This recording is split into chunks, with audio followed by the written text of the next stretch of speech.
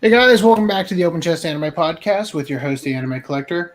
Joining me today, as always, we've got Reese2753. I have pandas in my mouth. They're pretty tasty. All right. And also, hey, my friend Dan is back from Kuwait, and he's going to be joining us today, and perhaps in the foreseeable future. We'll see. So, all right, guys. This is going to be a weird podcast, I think. Lots to go over. And whether or not it will be interesting is up to whether or not Lance is in the chat, I think. So, getting started. If you guys would like to support the Open Chest Anime Podcast, by the way, at the end, will be here. He is... How did he describe it? My mom needs me. he's not getting swole, he's getting cut. Turbo cucked. Okay, so if you guys would like to support the OCA podcast, you can do so through the Open Chest Anime Podcast Patreon.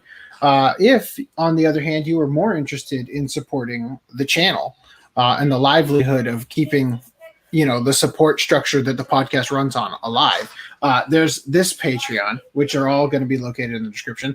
Also, I finally got around to changing the using the proper colors for the neck gaiters. Yeah. So that's been updated. So that means that if you buy them, you will hopefully not get the mint and chip weird colors that Reese got. So that's been updated. I have a lot more designs ready. Oh, by the way, this one's not actually here. This one is. Oh yeah, you take that one down. Yeah, I'm logged in, so you can see the back end. Yeah. So anyway, but yeah, I've got some more ideas. I just don't know when I'm going to have time to work on them. I organized about 1,000 screenshots from different animes into folders so that I could keep track of everything and when I jump into this. But yeah, so I got more stuff planned there. Now, I want to bring you up to speed on the Vic Mignogna court case. However, it is a slow news couple months regarding that. I did notice. That's a good thing I didn't close any of these tabs, or I'd have upped my cuck meter.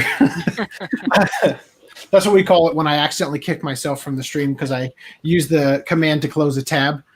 There I'm getting doxxed. That's great. Thanks, guys. So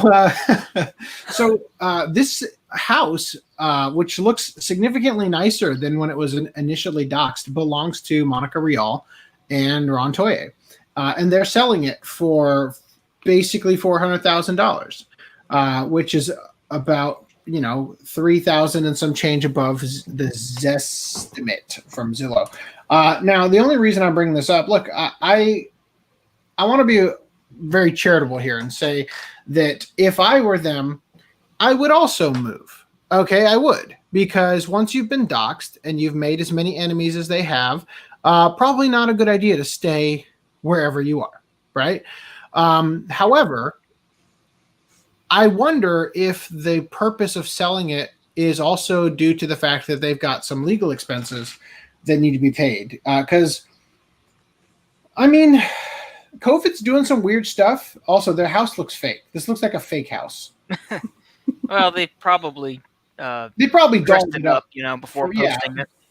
I don't understand the design choice of this one room here. Which one was it? I think it was. Where is it? Did they change it? Those bastards. I think they did change it. One of the rooms was like, what? No fuck. Where'd it go? Is it this one? It's this one. Nope. Yep. There's your dog. This little TV right here. What? She's about to be put on notice. So yeah, we've got our room here, and a little tiny TV's tucked over in the corner here. I don't know what that's all about. Anyway, that's enough stalling on that. Yeah, there's no news there that I can muster. So hopefully they find a new place and have lots of money left over to pay those legal expenses that'll probably continue to accrue. So, coronavirus news. A face mask distributor was imprisoned in a sex shop by Yakuza for 11 hours. Okay. all in a day's work for a medical supply dealer. Although they come in a vast variety of shapes and colors now, it was only a few months ago that the lion's share of face masks in Japan were the plain old whitey tighties. Oh yeah, we called them panties in Kuwait. Oh really? Yeah. I don't want to know who calls it a thong. There was a guy when I used to work at the warehouse. There was a guy who made his own mask, and he made it, I think, out of some sweatpants. Like cut a couple holes and stuck it over his face, but it looked like he was wearing his girlfriend's underwear on his face. Like it looked so bad, and I don't know if that was intentional or not, because I'm pretty sure it was legitimately sweatpants, but boy, did they fit weird. Anyway, so regarding the whitey tighties, they certainly got the job done, but you'd have to imagine that anyone in the business of making and selling those things was well accustomed to the mundane. At least that was the case until about 9 months ago, when demand for masks rose so sharply, people were getting into fist fights in the street. Sorry, fist fights. I like the mental image I got from fish fights better.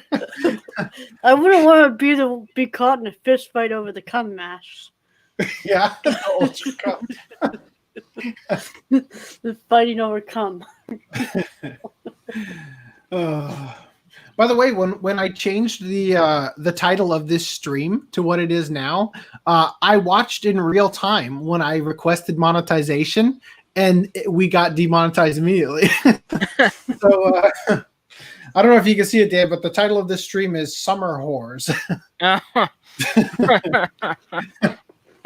So almost overnight, face masks replaced bubble tea as the hottest commodity in Japan. And when it came, okay, that's a weird way to phrase it. And when it came, the resellers, I think they mean when it came to the resellers. What? Oh, and with it, oh god. Almost overnight, face masks replaced bubble tea as the hottest commodity in Japan, and with it came the resellers, and with them came the gangsters.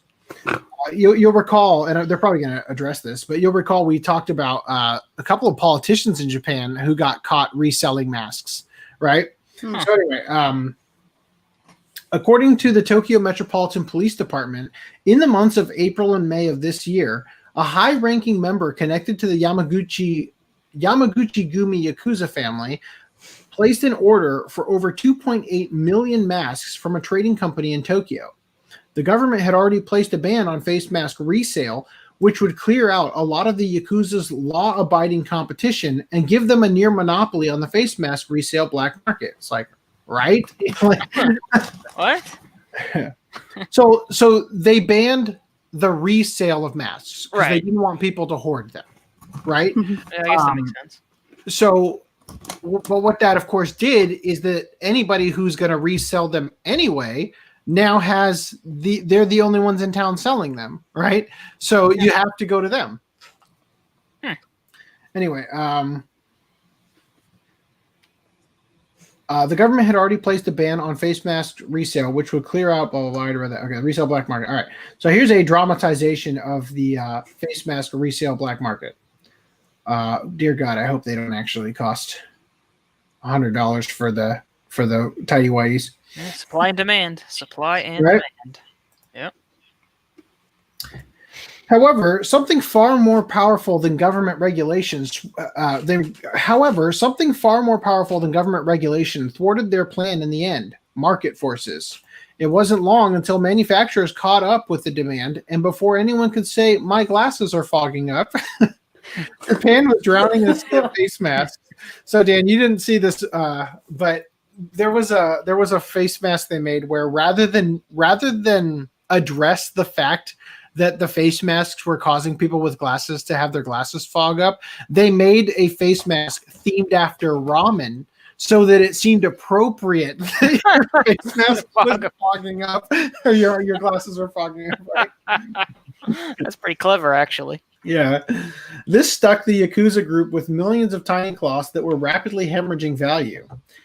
So they did what any fan of Scorsese movies would expect. Movies would expect an organized crime group would do in this situation, and allegedly began threatening an executive of the trading company to take them all back. The executive, who was in his 20s, must have been a hard nut to crack, because when regular threats didn't work, they allegedly held him against his will inside a sex shop for 11 hours. I mean, the type of torture that you expect to happen when you're in there and like, wait a minute. Like, Not the dragon dildo. Not the dragon dildo. Anything but the dragon dildo. Wise guy, eh? I'd smack that smug look off your face if I wasn't social. After the suspects relentlessly insisted that the 70 million yen, or 670,000 US dollars in masks that he sold them were defective for hours on end, the young exec somehow found a way to escape his sex dungeon. Oh, God. And went straight to the police. The cops then swooped in and arrested the boss and 2 other Yakuza members. The suspects all denied the charges against them, and the police are currently investigating all the details of the case. Meanwhile, many readers of the news were glad to have confirmation on something they've long suspected. Buying resold masks is supporting the Yakuza. So this is what resellers are like. Scary. This is like something out of the 1970s. I wonder if these guys are really Yakuza. It's not a good look for them. They were just trying to make money like anyone else. Nothing wrong with that. Yakuza apologists over here. The Yakuza are probably sitting on a bunch of PlayStation 5s right now then. The company is a little suspect too, I think. How did they have so many masks at that time? Haha, the Yakuza tried to cash in on the face mask boom but got burnt. And last one, I always knew the Yakuza were involved in all of this resale garbage. And so ends another tragic tale of face mask retail. What's up? Were you saying something, Reese? No. Okay. And so ends another tragic tale of face mask retail. To any youngsters out there dreaming of a life in the medical supply distribution trade and all the fast cars and sexy adventures it entails, please stop and consider a more stable line of work like test pilot or bomb disposal technician. And to the makers of the Yakuza game series, please consider basing a mission on this incident in the next game you release, if you haven't already, that is. I only got through 2 of those. That'd be hilarious. Like your mission, get Fat Tony to the sex shop. All right. So we've got some I'll throw this one out there quickly about the Olympics. The Tokyo Olympic chairman Super Mario reference isn't as heartwarming as he thought it would be. So basically, do you guys remember after the Olympics last time they had Shinzo Abe come up through a blue, green pipe wearing the Mario hat? Yeah. Right? To like announce that it was going to be in Japan. Well, Shinzo Abe has since stepped down as prime minister due to health reasons. And the new guy, was it the new guy or was it the committee chairman? So his name is Yoshiro Mori.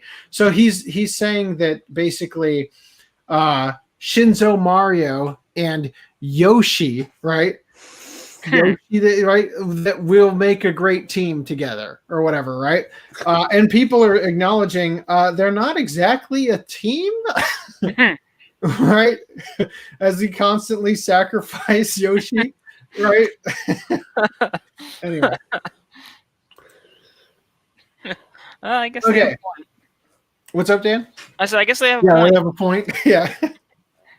Okay, so voice actor Kirby Morrow passed away at age 47. Very sad news here because, I mean, not that the Ocean Group was still, putting out amazing life-altering dubs, but he was the original Ocean Group Goku. He was Moroku in Inuyasha and Troa Barton in Gundam Wing, and he was the original Vaughn in Escaflowne. He also reprised his role as Moroku in the currently airing Yashahime Princess Half Demon anime and voiced the character in an appearance in the first episode. Now, it's too bad that FDM's not here right now because he's actually watching the show as it's coming out, and he mentioned that Moroku in particular didn't sound the same. Well, they had to recast him. Well, it's not that they had to recast him. I think it's that Kirby Morrow was probably sick, Yeah. on his deathbed, basically. He also played Cyclops in X-Men Evolution. Oh, yeah, I remember that show. Yeah. So then we've also got Burn the Witch and Sailor Moon Crystal voice actress Hikari Yono passed away as well of an unknown illness. Now... not to diminish her work or anything. I don't even know if they tell us her age. She appears young, but you know how Asians are. Young until they're 100. She died on my birthday, so thank you for that. Thanks for besmirching it, lady. She played a bunch of bit parts. She was the narrator of Burn the Witch, which is the Bleach spinoff. The voice of Samui in Naruto. Samui means cold. That's probably a cold ninja. And the voice of Kaolinite in the third season of Sailor Moon Crystal. And then they go on to say that she's done work as notable as the Funimation guy who was sending dick pics around. So she will be missed, but not by me in particular, because I was going to watch all those shows in English, except for Naruto. This is great. It's great that my highlights are totally working out like I planned. All right, so the Comic Cat 99 event is slated for May 2nd through 5th, rather, with attendance restrictions as planned. So, at least it's not having Green Light 743 regarding the Yakuza thing. There's nothing you can do to me. Get the dildo. The what? What now? Oh, okay. What do you want? Why is Ron Jeremy here? I'll take back all the masks and where do I sign? Yeah, so so due to new capacity restrictions, it is extremely likely that I'm going to have to just read this because I think this actually goes up here. That's why these are backwards now. So although past Comic Cats gathered 200,000 attendees per day, the upcoming event will be limited to tens of thousands of participants per day, and they're going to be utilizing a lottery system, right? So due to new capacity restrictions, it is extremely likely that a lottery will determine those chosen to participate. So, I mean, I guess I still think it's weird that people are this freaked out over a 99% survival rate virus. Because like we could have been done with this already if we didn't pretend like it was the end of the world. People would have died, but also, I mean, if you're going to die from something that 99% of the world can survive, then I think you weren't long for the world anyway. Survival of the fittest, bitch. Yeah. So, not to put a knock on anybody who has lost a loved one. Yeah, but you should have trained harder. Should have trained harder. All right, so it's amazing how you should have skipped that training arc. Yeah. So I love how anytime death or anything wildly inappropriate of that nature comes up on this podcast, we can't help but make it as awkward as possible. All right, so there's a Yu Yu Hakusho stage play, and we're just going to acknowledge how well Japan captures the spirit of most of the characters. Yeah, freaking Kuwabara looks spot on. Right? I'm not buying Kurama or Hiei personally. Yeah, same. I'll take Koenma looks weird. Not really digging Botan either. Genkai's all right, I guess. Yeah. Keiko, it's not bad. And she just looks like any random Japanese schoolgirl. Like when I look at her, I don't think of Keiko. But then again, Keiko wasn't like, there wasn't anything special about her, really. And I'm kind of bummed they're not showing Kuwabara's sister, who's best girl in the series. Right. They chose instead to show Hiei's sister, Yukina. Yes. Also, Taguro looks pretty good, except he's about 100 pounds too light in muscle. Anyway, yeah. So that's cool. It's probably better than anything Hollywood could do. Yeah. Well, I mean, it is a stage play instead of like a movie. No, I know that. I'm just saying, like, if it was like somebody from the West putting it on, it'd be. I mean. Well, yeah, we'll save that for our next topic here. Well, actually, it's the one after this one. Well, I guess this kind of counts too.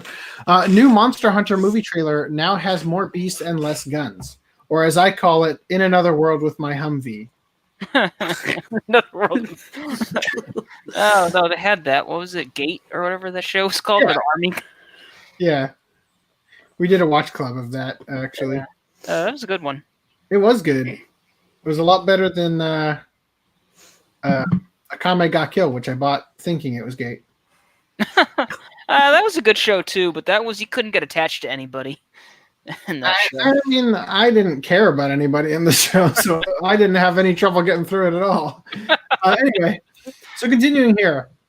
Netflix's live-action Cowboy Bebop show adds 6 more cast members. So,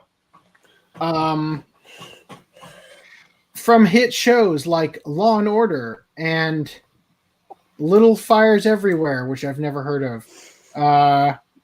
Oh yeah. Do you know who Mao Yenrai is in Cowboy Bebop? Is that the? Oh hey, Footnum's here. Silent Footnum. In episode 5, the Yakuza boss who got killed. He was an old dude. What? I don't remember him. What about him? Scroll down. The chick next to Jeff Goldblum. They gender swapped as the character. Oh, did they? Yeah, the cunning capo of the Syndicate's White Tigers family. So, yes. All right. So they gender swapped Mao Yenrai, even though he was only in there for like maybe 3 minutes. Oh, and they're making another character significantly a larger role, which we'll get into in the next article here. So yeah, like, let's be real. I wasn't actually expecting this to be good to begin with. Certainly not now. Well, I mean, let me just say that this isn't the straw that broke the camel's back. That straw was a couple hay bales ago,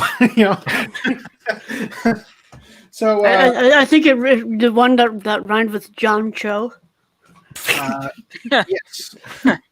I mean, so am I wrong? Did he or did he not have an actual perm furrow in a picture that we saw? I don't know. Because like I tried to look him up later, and his hair looks significantly more spike-like than I remember us dogging him for before. But we've got the live-action Cowboy Bebop film is going to change a minor character's gender to, quote, non-binary.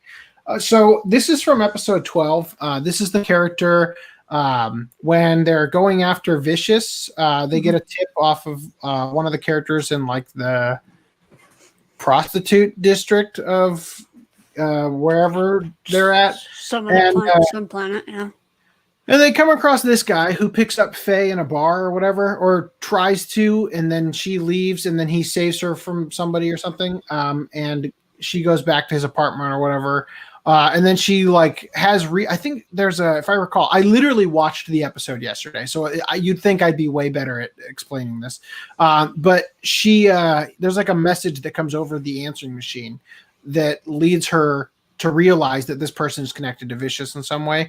So she pulls her gun and draws the shower curtain, only to find that this character has breasts, right? And she's like, what are you, right? So they're making that character quote unquote non-binary. Which I'll just say, look, I really don't care at all, because as they kind of describe here, the terminology didn't exist when Cowboy Bebop was made, but this is probably the terminology that a character would use if it was modern day time, right?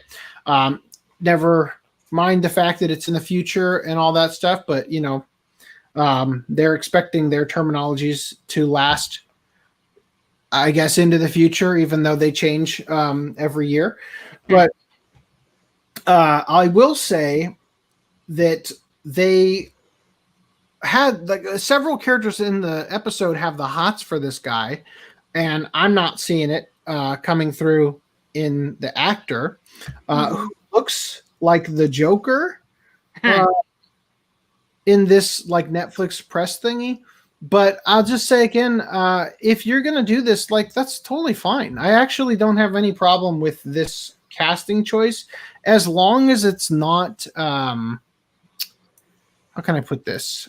As long as it's not hashtag trans rights right in the middle of the episode. You know what I mean? Right. Like if you're gonna make the character like this, if you're gonna basically make the character just like this character, then I'm totally behind it.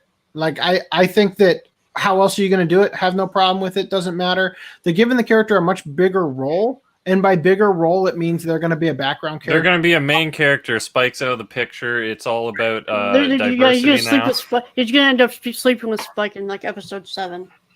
Yeah, just like freaking Alucard, right? Oh god. So the thing about this is the fact they went out of their way to like say they are non-binary.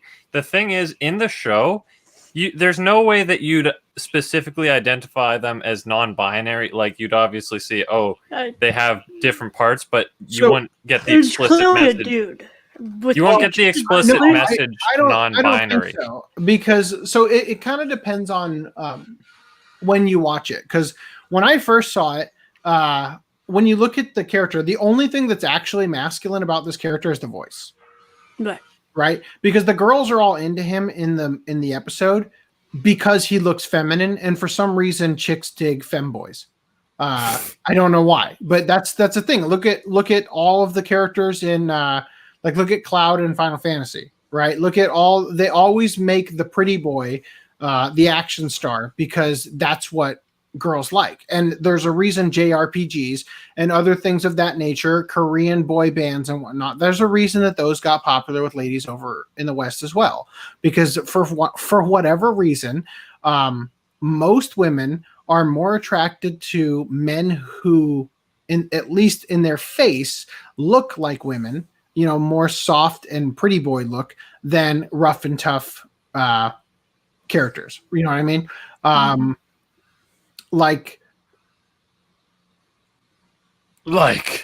was gonna say I'm trying to come up with an example, and the rough and tough thing, I'm like, no, not Hellboy. You know, like that's a bad example. Because I'm just saying, like most women are more interested in the feminine looking guy. That's why your wife chose you, right? Yes, absolutely. No, my wife is not most women. Well, I don't know. Maybe she is most women. No. Let's get her in here and ask her. So Brad, what I'm trying to say is, in the show, you don't get any, like, either it's clearly obvious that they're non-binary and you don't have to go out of your way to disclose that on an article, or they're going to have to say, I specifically am non-binary in the show, which would be kind of weird. Well, this is how I see it. Netflix is using because it's clearly they're using it for press at the moment, but I feel it's unnecessary to even draw attention to it. Yeah, but the thing is that so this is why let me reset my point here and say I don't have a problem with this. I don't have a problem with them using a transsexual or whatever the appropriate term is these days actor for this character. Character. I think that makes sense. I do think that for the fantasy aspect of what they're doing for a movie, like, you know, they always get mad at like who was it, Scarlett Johansson or whoever was playing a trans character, and they're like, you should have given that to a trans actress, right? Well, the thing is that, and I'm gonna get a lot of hate from non-existent viewers for this. Most trans actors are not good looking to anybody. Okay. Exposed, AC exposed. He's right? phobic. so just, you know, when you look at the actor here, especially this terrible frame that they start with, boy, on the video, you could have done anything else. It's like when it's, you know, so you see something like this in motion, it's not so bad, but the focal length on this camera is terrible for this person's face. I'm legitimately sympathizing with them right here because of how, I mean, am I wrong? Is that hair green? Is that face white as can be? Are those lips wearing lipstick? It's the Joker, right? Like, as much as you can see, freaking what's his name? The Romero Joker, right? Yeah. From the Adam West Batman, right? Anyway, so what I'm getting at here, though, is, again, I would have no issue with the casting choice. I think it is actually a betrayal to the character from the show, in the sense that I don't think they'll pull it off. However, I also didn't think that Lakeith Stanfield would pull off L. And other than the cringe, like, I'm quirky moments, I thought he was a damn good actor in their live action Death Note. I really did. Okay. I hated the, like, oh, tap the microphone, you know, like cringe shit like that and all that. But when he was himself, you know, being the character that he was making versus pretending to be the character from the show, thought he was great. Maybe this character can do that too. Right. And like I said, I don't have a problem with the casting choice. What I do have a problem with is Netflix is clearly seeing this, if you watch the video, as we are putting representation in here. So I feel like it's going to be a cram it down your throat kind of. Yeah. Oh yeah, it's right now. It's all just marketing. Like, more than likely, he'll have a very small role, or she. But I don't know what you call it. But then again, at this point, it's probably the appropriate marketing, because after Cuties, none of the people who would have had a problem with this even still have a Netflix account, right? Yeah, no, I'm not even. I'm just saying, like, yeah. The marketing is going to give this person more exposure than the actual show will. Actually, the show will give them only one scene of Nip if they're true to the source material. Yeah, right. Yeah, I remember that scene. So E. Castro says, regarding to the Mao casting, to their credit, she looks a lot like the character, referring to the mob boss guy. So I'll say this. I actually don't have a problem with casting changes into live action. Like when they made Michael Clark Duncan Kingpin in the live action Daredevil with Ben Affleck. Great casting choice, honestly. Yeah, it's a fantastic actor. Great job. They didn't make some huge press release about how he's black, right? And I think that that's where the victory comes from, in when you can actually let the performance of the actor speak for itself. The character over I was hired because I'm trans, which is what I think they did here. And what's funny about that is he probably was the best part of that movie. I thought so.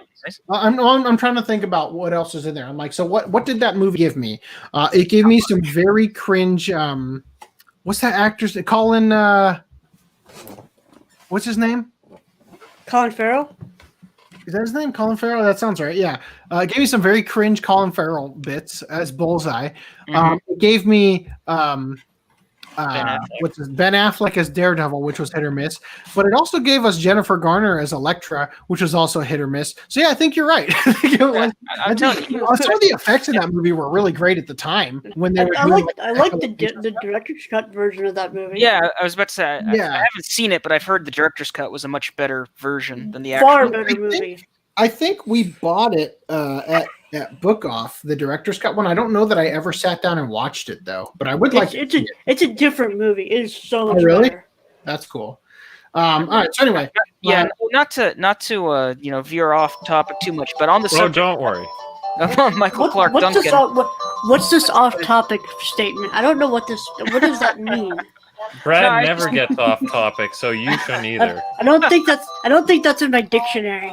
No, I was just gonna say, like, it's really too bad that Michael Clark Duncan, passed away. May he rest in peace.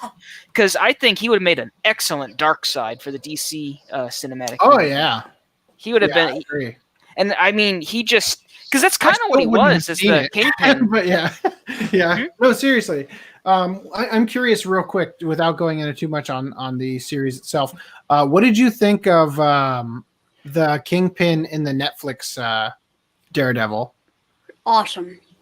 What was that actor's name? He's Vincent D'Onofrio or something like that. Yeah. He was the roach-skinned guy at the beginning of Men in Black. Yeah, he also I think was in one of the Law and Order shows. Yeah, he's in Law and Order: Criminal Intent. I think he was also. Wasn't he briefly in like one of the new Jurassic Park movies too? I think he might have been. I don't know. I want to say I've never seen him. So anyway, I didn't read any of the thing that says, "Hey, Kaguya fans, just a friendly reminder that your transphobic reaction / tweets about Gren saying we are changing the character for some woke culture isn't in line with the original. Gren self-described as both at once and neither one in the anime, so sorry about it." Is this a straw man or straw them? Straw them. Straw Z. Yeah, Z. Straw Z. Yeah. So, sure. I actually agree with this. I think that they don't give you so the fact that Faye freaks out. When I was a kid, I thought she was freaking out because she legitimately thought he was a guy from the neck up, right? Yeah. But as an adult, I'm guessing he was a Fuda, right? And that's where the freak out came from, right? So anyway, I don't know. I'm indifferent and don't care. Yeah. Although I never had any hope, yet I'm still somehow disappointed. Well done, Netflix. Yeah. Well, correct me if I'm wrong. It's been a long time, but he wasn't like born that way, quote unquote. Wasn't he like wounded, or they gave him some drugs? They were pepping him up on drugs and stuff. Yeah, I'm pretty sure. So, okay. Let me. Like, I don't think he would. It's not something. This was basically a choice. Okay, guys. I'm just not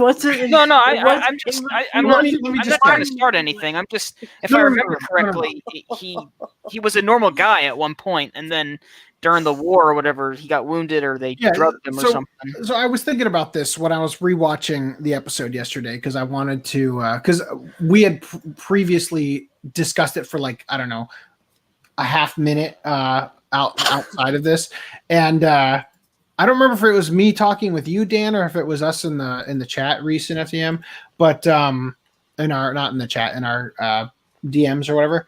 But I feel like somebody had brought up that we don't actually learn that the character was female or something, and I looked up, I'm like, oh yeah, there's actually breasts. Like it's you can't mistake it, right?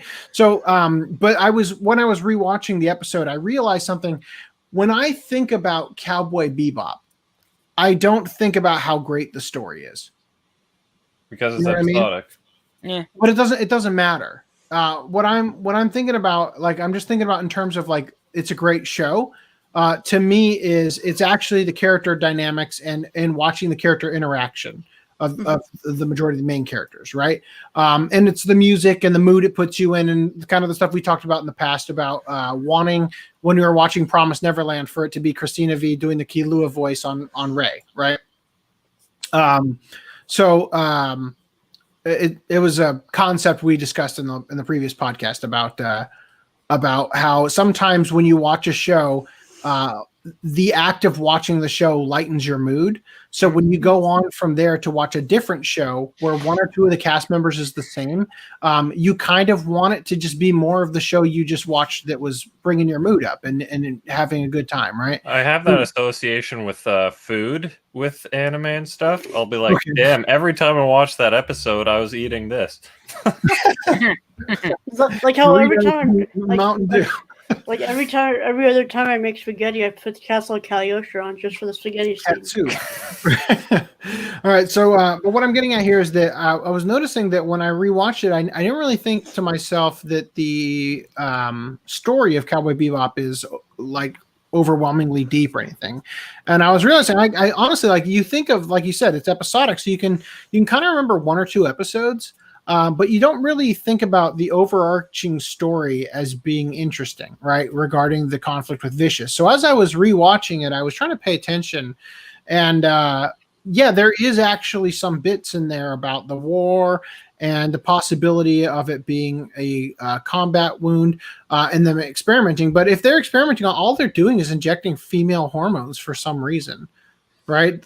I know that if you take steroids in a certain way, like this one guy, he started developing breasts or whatever.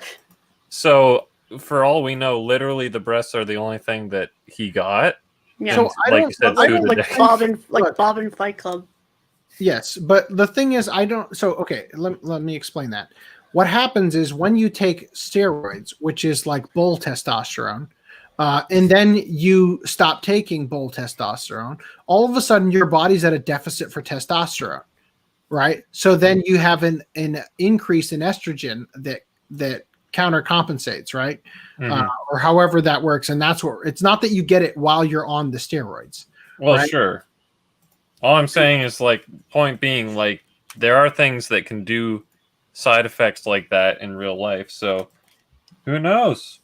Yeah. So anyway, it's kind of a weird thing. I did hear a story. Dan, you probably know at least a little bit about this, about the very real plan to poison Hitler's food with estrogen to make him give up on the war. You know about that? Have you ever heard of that? No. I forget the name of the operation. I'll have to look it up for you and give you the actual name.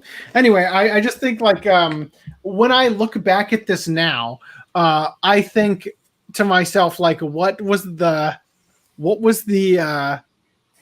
experiment to see if we could, right? like the honey pot, like, he's behind enemy lines. Oh, quick! Or it could. Hey, let me tell you. When I was going through basic training in 2013, they were just handing us pills and be like, "Take it." Well, what is it? Just take it. So soldiers are guinea pigs.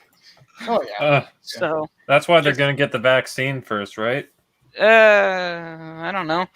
Well, they gave us when we were coming back from Kuwait and we were stuck in Fort Hood in Texas for a while. They gave us the flu shot, and I mean, the joke was that it really wasn't the flu shot; it was the COVID vaccine, just to see what would happen. No, it's just the COVID itself. It's raw COVID. Yeah. If it makes you feel any better, Could be. The vaccine that they claim for COVID, they're claiming is 90 to 95% effective, and the flu shot at best has been like 30%. So, yeah, I'm not calling bullshit or anything, but yeah. All right. Anyway, so moving on from here, I think actually I'll address some of the chat here. I thought it was a chemical weapons from the war, or was that the movie guy? I think you're right, E. Castro. That's something to. It's so unimportant. Yeah. This is a character that I had completely forgotten about until the article popped up. Yeah, that's why I don't. But he's going to be the main character in the series of Netflix. Yeah. No, I don't think he will be. I think he's going to be He's going to be in the. Look, I half see this as Netflix saying, like, all right, all of our 90 billion trans subscribers to Netflix, get ready for your representation. And then the character's just going to be like in the background, and he's going to make out with a girl, and then he's going to make out with a guy, and then he's going to play the saxophone, and then next episode he's going to have a line, and then after that he's just going to he's in the background again, and then he's gone. I don't know what they're going to do with the character. The character seemed completely inconsequential to the story at all from episode 12, other than a shocking moment, right? Let's turn this person's deformed body, quote unquote, into a horror element for Faye. You only watched episode 12. You didn't watch episode 13, which is the second half of the story. I didn't. Is he in episode 13 as well? Well, yeah, that's a 2-part story. I don't remember. I only watched episode 12. I got to the part that I remembered, which was the shower scene when Faye's like, "What are you?" Right. In the next episode, they say, "I am non-binary." All right, I'll move on from here. Okay, so 11 arts. Actually, we can. If you guys want to do pickups, let's do pickups. Do you guys have anything you want to share? I do. I have some pickups. I'll go first if you'd like. Sorry, it's my box of stuff that I put. Okay. So did I show? I might have shown this one. Did I show Demon Slayer Part 2? Well, you did now. Now. Are those 14 millimeter cases on the inside? Just they actually seem. They look like standard size cases. Yeah, so 14 millimeter. No, I think they're 16, actually. They're larger? Yeah. Ew. Ugh, I feel dirty looking at them. Yeah, look, I can show you because I've got a Blu-ray in here. Is it too big for your taste, SDM? Yeah, it reminds me of... Yeah. Oh, No, the kite one, that's not a regular, that's a... Okay, well then look. Give it a 3-disc is 12 millimeter. Yeah. Oh, here's Belladonna of Sadness, which is also clear. That's still the same size as the kite one. God damn it! It's a normal sized case. They're all about that. No, the 4-disc case. The 4-disc one is a DVD thickness. So you want me to grab a 4-disc case? I'm sorry, I can't. No, just grab a DVD it's just a regular 4-disc. A 14 millimeter DVD case. Look, okay. Look, it's actually slightly thicker. Yeah, it looks about the same to me. Actually, no, it's slightly thicker. It's about a millimeter or 2 thicker. Okay, that's why I said 16 rather than 14. Anyway, so all right, and then also I picked up JoJo Part 5. 9 billion or whatever it was, and then One Punch Man Season 2. Because at this point, I'm just trying to make sure I don't get too far behind on certain things. Also, what did we cover earlier? Oh, Moroku. Yeah, that was, you weren't here for that. The Kirby Morrow Moroku's voice actor passing away. Yeah, I tried to give an explanation as to what you described about him being in Yashahime. About how he sounded really off, and it was probably because he was sick or something. Yeah. Yeah, that was unfortunate. So there's my pickups. Would anybody like to? Would you like to? All right, we got Cautious Hero. When I saw this airing, I thought that sounds really dumb and boring because it will be like, what is it? Oh, we should not get into battles. That would be reckless. That's what I thought it was, but turns out it was he is skeptical about literally everything and is overly precautious about literally everything to the finest detail. And that actually made it really entertaining. Hold on. Show that again. Dan, you remember this show at Anime Expo? I'll take a suit of armor and another one as a backup and another one in case I lose the backup. Right? Yeah, I remember. That's literally what he does. Yeah. And then I remember the trailer, and they had like advertisements for it and stuff. He literally incinerated a slime like 50 times in the first episode to make sure it was dead. So then we got the obligatory Weathering with You, which is literally the worst limited edition art box I've ever bared witness to. it's got like void on 90% of its surface, and the spine is whatever. It's let me blank ask you. Spine looks Would good. you- I like that. well, would you have it looks preferred- adequate, but I mean, Would it's you like have preferred it was just all clouds? I mean, almost, honestly. But the thing is, the spine looks good normally, but when you have void on 90% of the thing, it looks bad. That's all I'm saying. Otherwise, it could look good theoretically. And then we're changing things up here. I actually got a figure because behind the scenes, me and Lance are working on that waifu video, and you know, he's a figure guy, and I'm like, oh, I wonder if there's any figures of my top waifu. And, well, any new figures, because I knew there were figures before, but there weren't many, and some of them were variable in quality, or they're way really too expensive. If you're holding up a figure that I specifically put in the doc to show you. No. This one's like from 2011 or something. Okay. But so anyway, so this was for bids on eBay for like 15 euros, and I'm like, that's really cheap. I should just bid on it, see what happens, and I won it, obviously. It had really expensive shipping, but it was way cheaper than all of the others. So we got Subaru from Mayochiki. Unfortunately, I don't know what to do about displaying this, because when I took it out, I found out you could remove the top. So I'm like, just get a okay, little gum and stick it to it. Take a little gum. A gum. Well, it stays on okay, but it kind of looks like it's falling off. Do you have a black light? Yeah, I was gonna You say just some check body that. cement. Yeah, after I found that out, I'm like, oh no, maybe I should give this a thorough clean. Yeah, when you said the only problem is, I thought you were gonna say she's not in butler clothes. Dude, I wanted the one where she was in like butler clothes and stuff, but the thing is, like, those ones were expensive. I wasn't really interested in getting this one because it made her look I don't know, more slutty or whatever in that pose. But she's a thought. but because it was so cheap, I'm like, whatever, man. I can get a figure of my top Paint the waifu. clothes on. It doesn't matter to me. But now it kind of does. I'm like, damn it, what do I do? What do I do? Paint the clothes on. So yeah, that's my pickups. All right, Dan, you got any? You wanna? Well, yeah, but they're kind of Got a not picture like of the most Trump behind you. yeah. They're kind of. Yeah, I there's kind a of ordered pickup. some stuff over the course of the past year, so it's nothing super recent. But I'll show what I got. All right. So this is the. How do I do this? There we go. Oh, perfect. The place promised in Neverland. Some of the guys I was with, they were watching this show, and so I watched it with them. And I'm like, oh, you know what? I gotta get this. He was a week late. That was our watch Fucking club last week late, podcast.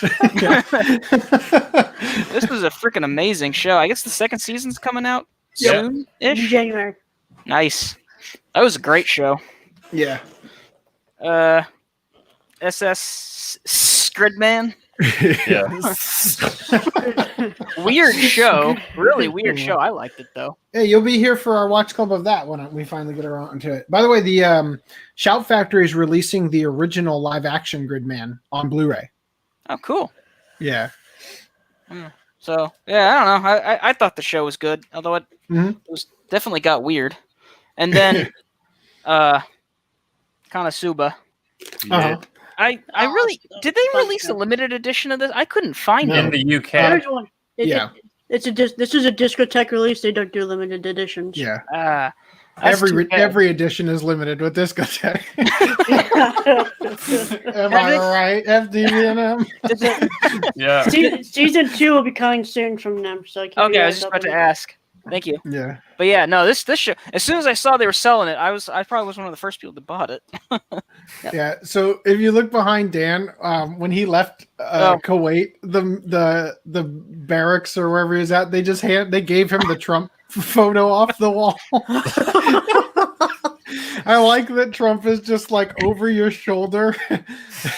That's awesome. Yeah, this was hanging in my boss's office, and when our replacements got there, they were like, "Yeah, we can't have that." Yeah. So I was like, "Hey, I figured you'd want this." I was like, yeah, I'll take it, sir." It's just, now in its place, it's a picture of Biden sniffing an anime girl.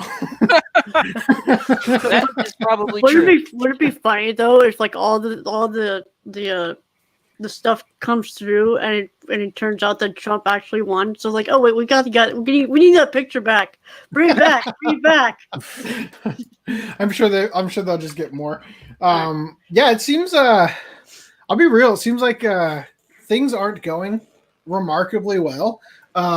Trump's legal team keeps acting like, oh, this works for us because our end game is to get to the Supreme Court. And that might be true, but I got to tell you, like, that might be the strategy that ends up winning. And like, again, at the end of the day, that's all Trump is interested in, you know? I don't know if I've ever mentioned this like on the podcast, but I read The Art of the Deal in 2016. An interesting book and not at all what you think. But one of the things Trump talks about in there is whenever somebody screws you over, you hit them back twice as hard. So if he does win, I think it's going to be real interesting. But I've got to say, though, that for the sake of the country, the further away it gets from the base state court into the Supreme Court, the worse I think it is for the country. Because sure, he may win. And overall, I think that's better for the country because, all the China stuff we've already discussed with the selling out the country and all that stuff. But at the end of the day, what it ends up doing is it puts strain on the fact that Trump put 3 of those justices in, and it looks like he only wins because of partisanship or favor returns or whatever, to the point where honestly they should recuse themselves, right, as appointees. But I mean, so anyway, like I said, he may actually very well win if they get it to Supreme Court. And he's not the only one issuing lawsuits right now. There's like dozens of groups issuing different lawsuits in different places. But it'll be interesting to see. Dan got kicked out somehow.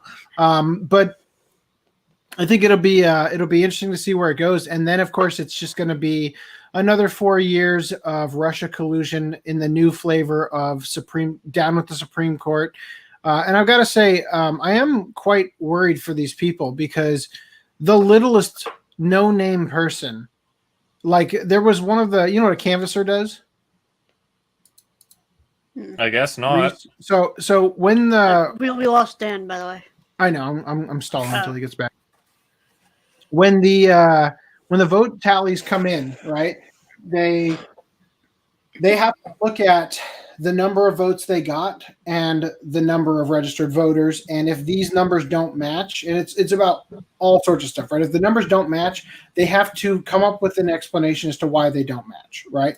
Oh, okay, so this person sent in a ballot, and this ballot they marked Trump and Biden, right?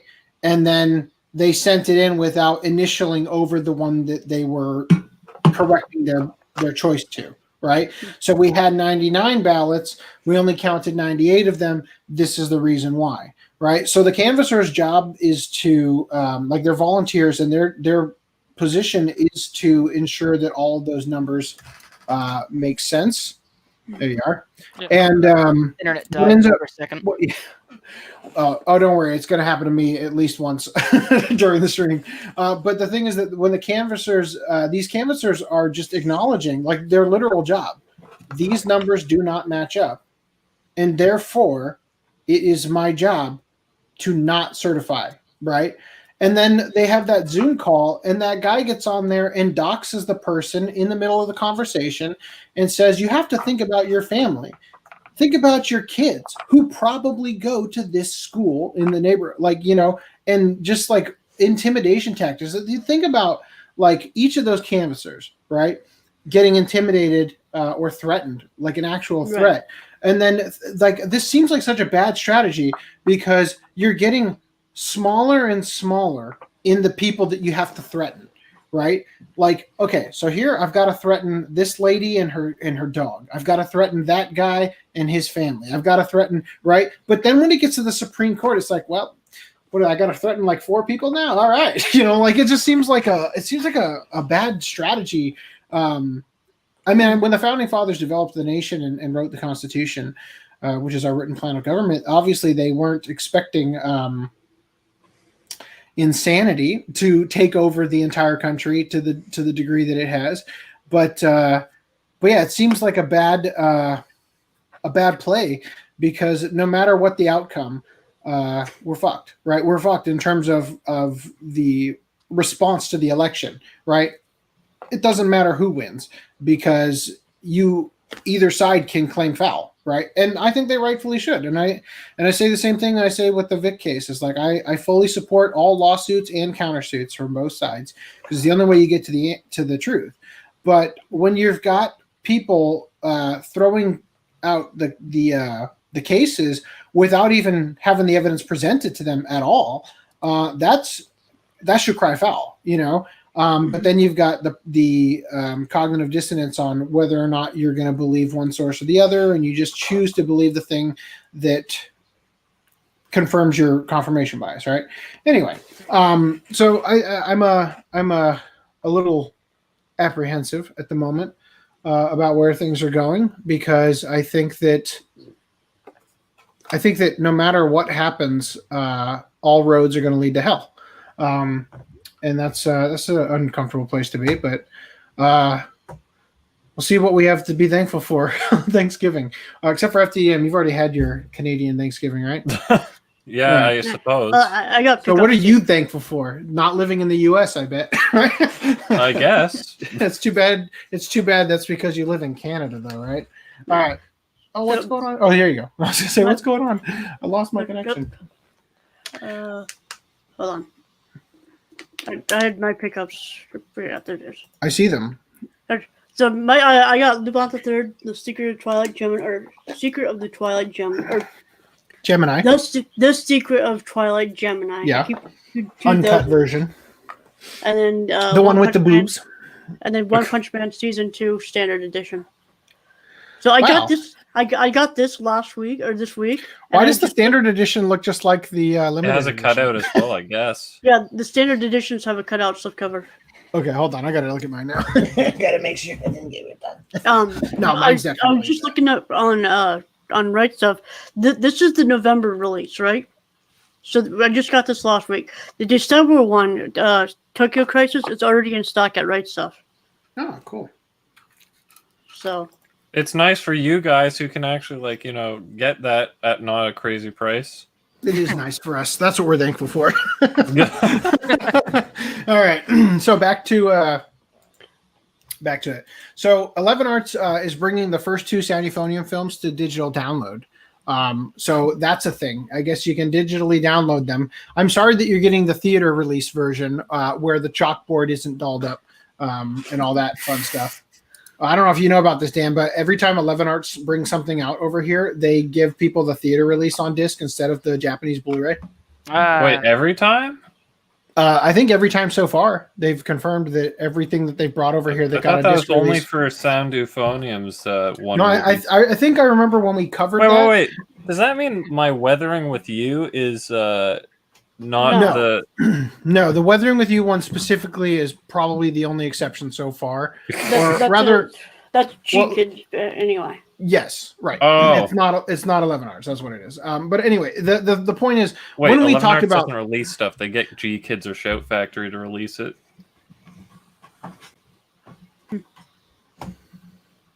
You're right. Shout Factory released this, right? Yes. SK Shout Kids. Yeah. So G Kids released Weathering with You. G Kid discs are better than Shout discs, to quote Professor Who. So when we covered the Sound Euphonium stuff, the comments in that Blu-ray forum thread said that this is just like what they did with such and such release, right? So anyway, all right. I love how this tangent didn't need to happen, but it did. I don't think anybody cares about this. We're moving on. Funimation streams Attack on Titan Chronicle recap film. So it's a recap of the first 3 seasons, which I'll tell you this. I saw Roar of the Awakening. Is that what it's called? which is the recap of the second season. Yeah, yep. And that was way too rushed, right? That was only 12 episodes and not 59 episodes. Right. So, like, I'm not sure how this is gonna go. I will tell you if we end the podcast like maybe in 3 hours, I will have that answer for you in about 2 hours after that.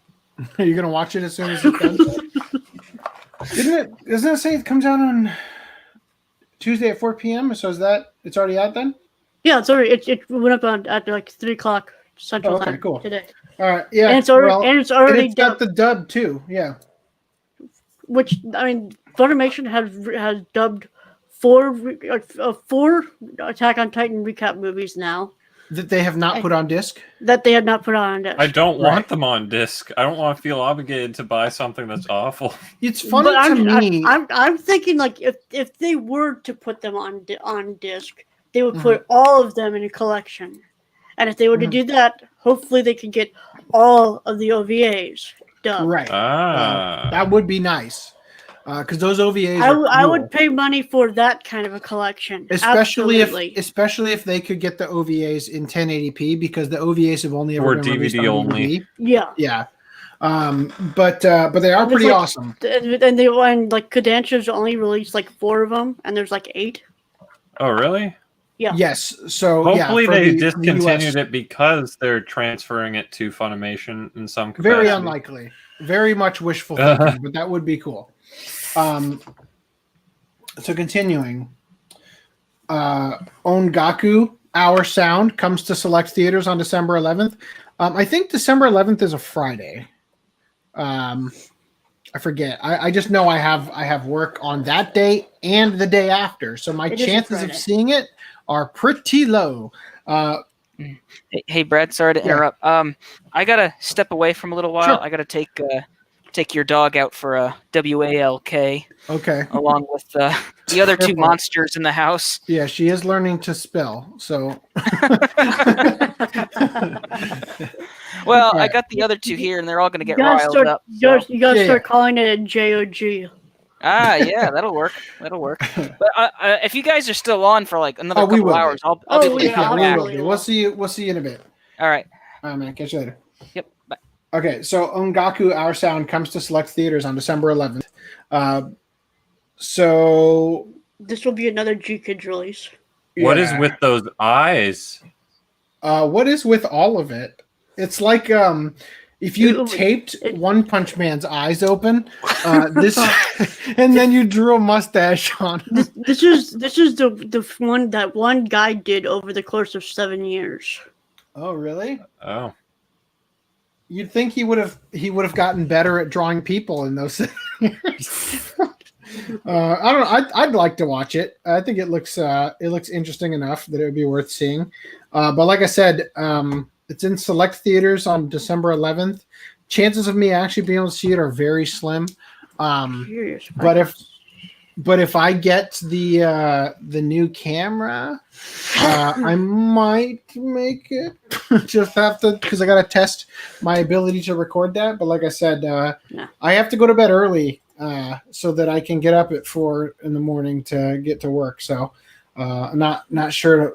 Some days we get off work at 3. I don't know if I make it to a movie, especially if I'm covered in water and all sorts of gross stuff. But that'd be a fun theater to sit in, sopping wet. Oh shit! I'm just looking at the local times for what they have posted so far, and for that Friday, all my theater has is the Private Watch Party and Kinky Boots the musical. Oh. And then the next day, it's got the Crouching Tiger, Hidden Dragon 20th anniversary. I was like, fuck yeah, I'll watch that. 20th anniversary. Ang Lee. I don't think I want to see it again. Maybe not. It's $11, and it's in a tiny theater, and it's in one of the smaller auditoriums. Never mind. And it wasn't good the first time. What? Demon Slayer film becomes #1 all-time IMAX film in Japan. Okay, so this is you're getting some flashbacks to. Yes. So I'm actually really intrigued. Like I'm going to be really disappointed if this movie isn't legitimately better than Your Name. I mean, I'm pretty sure that the only reason it's getting all the sales is because of the series, right? Yeah. But and it's ufotable, and ufotable movies look awesome. Your mileage may vary with fate, but come on. Say what? Yeah, mileage may vary. I was gonna say, I may have discredited that theory when I saw Heaven's Feel Part 2, but I also was in like the third row for that, so maybe it wasn't the best viewing. Anyway, so it made $14.2 million in 30 days. The earnings outperformed the previous IMAX #1, Bohemian Rhapsody, which took 135 days to reach 13 million in Japan. Dear God, why do the highlights look this bad? The film was already the highest earning film worldwide in 2020. Which, let's be real, isn't that hard to do in 2020. The further you get into 2020 as the lockdowns lift, the more likely you're going to be the highest grossing film. When Japan's box office totals are combined with Taiwan's film box office totals, boy, I can't read this at all. Let me delete this. I'm just now realizing that there's the ad banner's just fake Grand Order, because I've seen Gilgamesh and Shiki. So the film was already the 7th highest grossing film worldwide in 2020. When Japan's box office totals are combined with Taiwan's, the film was also the 5th highest earning film outside the United States and the 2nd highest earning animated film of the year worldwide. The only 2020 animated film to earn more so far is the Chinese film Legend of Deification, with the equivalent of $240 million. Based on how quickly you pronounced that, it sounded like a film I would be terrified to see. Well, 14.2 million in 30 days. The That's Legend for just of the IMAX, right? Yeah. Just deification. I do not want to see that movie.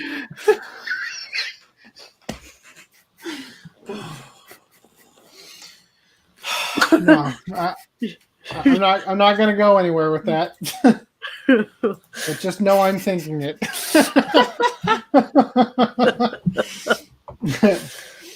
So the $14.2 million must be that must just be the IMAX, right? Just the IMAX. Yeah. So continuing here, the Kimetsu no Yaiba / Demon Slayer film is now the top grossing anime film of all time in Taiwan, right? It raked in $12 million, toppling Disney's Frozen 2. And then, breaking news, Demon Slayer tops Your Name and Frozen to become the #3 all-time film in Japan. So it's made $247 million in 39 days. Okay, so that's the number that we're actually looking at now, not just the IMAX, number. Right? Yep, the big number. And it's kind of cheating because IMAX costs more anyway, right? So, thus earning more than Makoto Shinkai's Your Name, which only made, so this is 25 billion yen versus 23 billion. Okay, almost 26 billion. So that's a lot. Mm-hmm. Disney's Frozen, and it became the 3rd highest grossing all time. Only Titanic, which made 26.2 billion yen, and Spirited Away 30.8 billion yen. Yeah, I was gonna say we're at 25.9, right? Yeah. So it's almost to 26. Like it'll get there, right? It's going to beat out Titanic. Thank God, because I don't see what anybody sees in that movie. Like, did people really go to see it more than once, or was it just because at the time the movie was like groundbreaking or whatever? Holy crap! A 3-hour movie. Yeah. How is Titanic beat out Lord of the Rings? Right. Anyway, it's because of all the old timers going to see it, and the old timers don't go to see my Lord teacher of the in Rings. school, and I've already said this, but my teacher in school, his theory was that it was a chick flick and a dick flick. meaning that girls went to see it for the romance and guys went to see it to watch the horrible catastrophe at the end of the movie. and see Kate Winslet's tits. I mean, all right. See, when I think of that, it's like, yeah, just like I think of. Do you remember the movie Wanted with James McAvoy? Yeah. And Angelina Jolie. Yeah. I saw that in theaters with some buddies from college. And as we were leaving the theaters, one of my friends worked at the theater, right? But he was off that night, right? So one of his coworkers was talking to him, was like, "Oh, what movie did you guys go see?" And we're like, "Oh, we just saw Wanted." He's like, "Oh, nice. I hear Angelina Jolie's naked in it." And I'm like, "Yeah, I guess if you want to see a naked 50-year-old woman, like." Anyway, so the Kate Winslet's like, "Yeah, what a catch!" Right? Like, anime studio TMS Entertainment teases Lupin III 50th anniversary project. So, how many weeks do you think the cafe will be open? all I can say is, please, for the love of God, if Kiyoshi Kobayashi can last until this is done, let this be his last, and let him retire. Jigen's voice actor. Yeah. It's like, please, don't die before this comes out. Well, I mean, as long as Richard Epcar makes it, I think I'll be okay. Yeah. Have you seen every single Lupin thing in Japanese first? Mm-hmm. Like he is. I mean, I don't fuck Richard Epcar and on Jigen. I don't care. Kiyoshi Kobayashi. Fucking, I don't know who could replace him, really. You know. But wait, why does he specifically have to make it through this project? Have you already seen it? No. I'm talking. Of course not. If you'd already seen it, he'd already have done it. I know, that's the joke. I'm not time travel, but Kiyoshi Kobayashi has been voicing Jigen since the day 70s. one, right? He has been doing it since the beginning. Yeah. He's the only one who's still doing it. So you just think he needs to hit the milestone and then he can die? Well, I just don't want him to die yet. You have Reese's permission as soon as this is over. No, though. To be fair, we don't even know if it's an animation. We're hoping it is, and considering TMS themselves, it's going to be a Tenga line. I mean, they did a freaking 30th anniversary, did a 40th anniversary. Right. Of course, they're going to do a 50th anniversary. I mean, like freaking. And they're bringing back. What did they say? They said the first Lupin III anime aired in 1971 and has since stolen the hearts and minds of people all around the world with its witty banter, fun sidekicks, and kick-ass action romps. Yesterday, the Twitter account for the anime studio TMS Entertainment, who animated the first Lupin III Part 1 TV anime back then under the name Tokyo Move, announced that they will be spearheading the 50th anniversary special project for The Gentleman Thief, with more information coming soon. So it sounds like it's going to be a yearly special type thing. Yeah, so I'm gonna guess that it will be animated because of this thing where they say it's just like.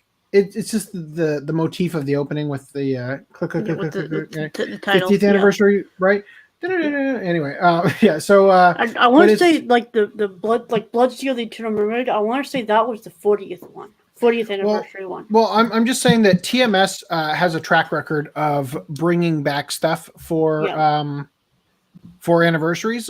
Case closed, continuing. Do the year one or what was it called? Episode one. Anyway. Yeah. So anyway, I'm sure it'll actually be something better than a cafe. That was a joke earlier, but I hope it's better than Goodbye Partner. At least I watched that last week. Oh fuck, garbage. New Code Geass project. I'm sorry, Code Geass project announcement slated for early December. What do you mean? They still have 2 more movies for the resurrection, don't they? December 5th is when the stream is going to take place on YouTube, basically for the announcement. Continuing here, Act Age manga writer Tatsuya Matsuki admits to indecent act charge in court. Because when he first said, how was it phrased? He said, it's definitely me or whatever the hell it was. Yeah, there's no doubt it's me in the video. You? Oh, What? I said, here's the video and clicked on it, and then he said, here's the video, clicked on it, disabling it. We both clicked on the same thing. You clicked on it, fucker. Okay, here, guys. It's definitely me in the video. Here's the video. Hey, come on! Okay. Yep. God damn it. All right. I ruined the punchline. Yeah, I was gonna say it worked almost as good as if we had planned it, which we didn't. Okay. The defendant faces 18 months in prison, but seeks suspended sentence. In a hearing before the Tokyo District Court on Tuesday, Act Age manga writer Tatsuya Matsuki admitted to the charge of committing an indecent act with a female middle school student. So it's funny that you bring that up because you're right. He did say, "Yeah, there's no doubt it's me." So he didn't exactly say that on Tuesday. He said that like months ago when we first covered this. That was all the way back in like July, right? The prosecution is seeking a prison sentence of 1 year and 6 months, but the defense is asking for a suspended sentence, arguing that the defendant had received punishment in society already, such as the cancellation of his manga series. Don't you think I've suffered enough for nobody's slapping gonna that want to girl's work with butt him. while driving by? Go ahead, Reese. What? And like nobody's gonna want to work with him now anyway.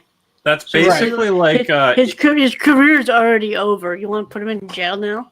that's basically like EA saying, what is it?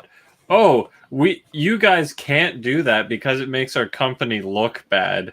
If this got out for all these microtransactions or whatever, all the scummy things are doing, it would make our company look bad if you disclosed this all to the public. So he's basically saying like, tough titties. Basically. Yeah. So I'll also say that sadly, Volume 3, Amazon canceled my order. At least you got Volume 2, you lucky son of a.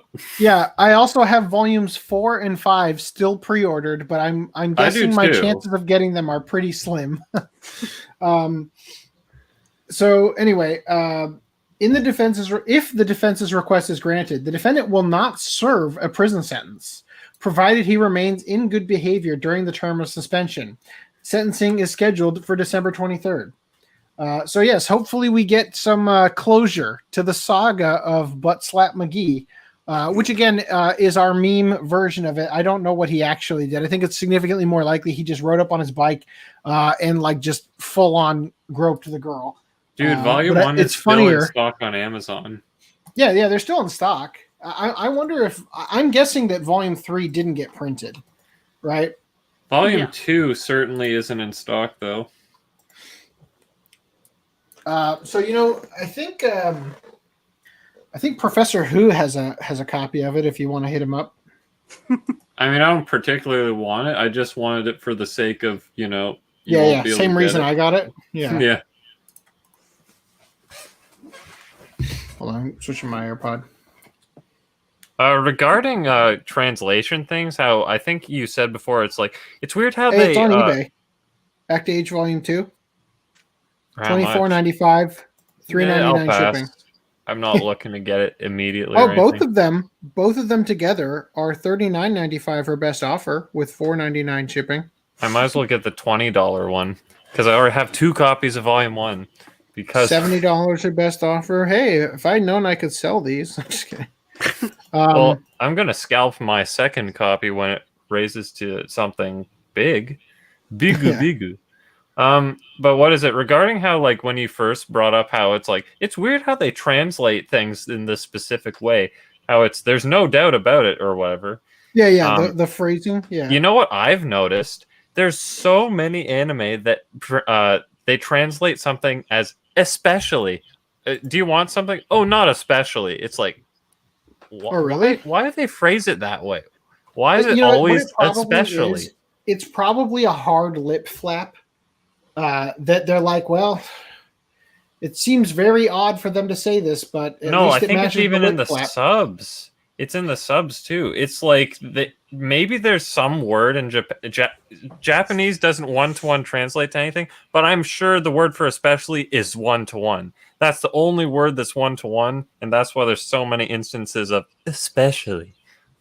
Well, I've never noticed it before, but now I'm sure I'm going to not be able to not notice it. So thanks for that. You're welcome. So one of my favorite things about this is that he's charged with committing indecent act with a female middle school student. Indecent act age. You.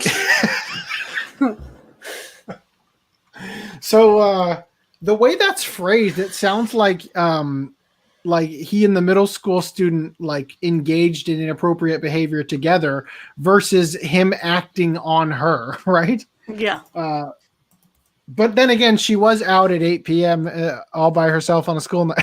Standing on a street corner. Yeah. The defendant said in court that he harbored many worries and anxieties, but could not talk about them and became desperate. He added that he also has a complex towards women and acted it out on a stranger.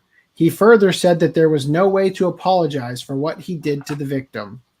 Matsuki was indicted for the second of two incidents that he allegedly committed on June 18th. Wow, June, not July. The prosecutor's office did not indict Matsuki for the first incident, which reportedly occurred on June 18th at around 8 p.m., an hour before the second incident. Anyway, so we'll see if anything else comes of this. Masashi Kishimoto takes over writing the Boruto Naruto Next Generation. I wonder manga. if he's going to retcon how everyone dies except for Boruto and Bad Guy.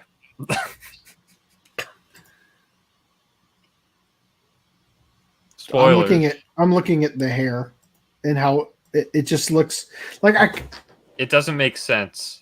I just kind of want to Photoshop it. Like if I just erased the spiky bits in the back, how derp he'd look like an eggplant head. Anyway, yeah. So, Reese, you shared this. Do you have anything interesting to say about it? Or? I think it's. I don't. In fact, he must not have liked whoever was doing the writing before. So, and also his series Samurai 8 got canceled. I think. Oh, really? So he's got to do something now. It's like, oh, I might as well just write some more. I might as well jump back on the money train. I guess. Guess I didn't have any other good idea. What if he takes over Boruto and the main character from Samurai 8 shows up and then becomes the new main character? He just kills off Boruto. It's like, yeah, right. He's the bad guy, and then it becomes Samurai 8. He's like, look at me, I'm the main character now. Yeah. So what basically this looks like to me is, granted it's the manga versus a show, but this looks like to me when Akira Toriyama decided to step in during Dragon Ball GT, right? So the question is, how much can you actually salvage it, right? We're just gonna have to wait and see. How long is Boruto now? How long is it? Over 100, maybe 50 episodes. Because like freaking Shippuden's like 500 something, and it's like Shippuden was 500 even. Oof. Anyway, so continuing. PS5 overheating issue resurfaces. Console halves its memory and no expansion support at launch. Yeah. So Boruto is at 175 right now. Which is over the count of the original, or is the original like 230? Original is 220. Okay. 175. What's that divided by 13? So I'm gonna have to buy roughly 13 collections of the half sets that I'm gonna call them. Just to get where it's at right now. That's great. Good luck. Yep. So here you can see your PS5 is too hot. Turn off your PS5 and wait until the temperature goes down. So it's nice. Is that from the display in the store, or is that in people's homes? This is in a person's home. You can see the PS5 right here, I guess, on a box. I don't know. I thought this was at a store.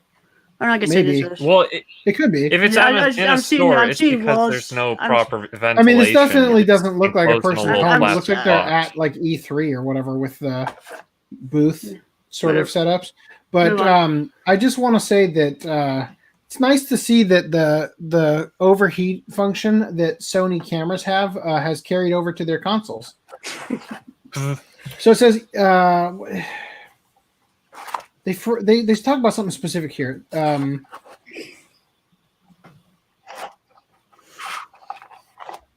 They said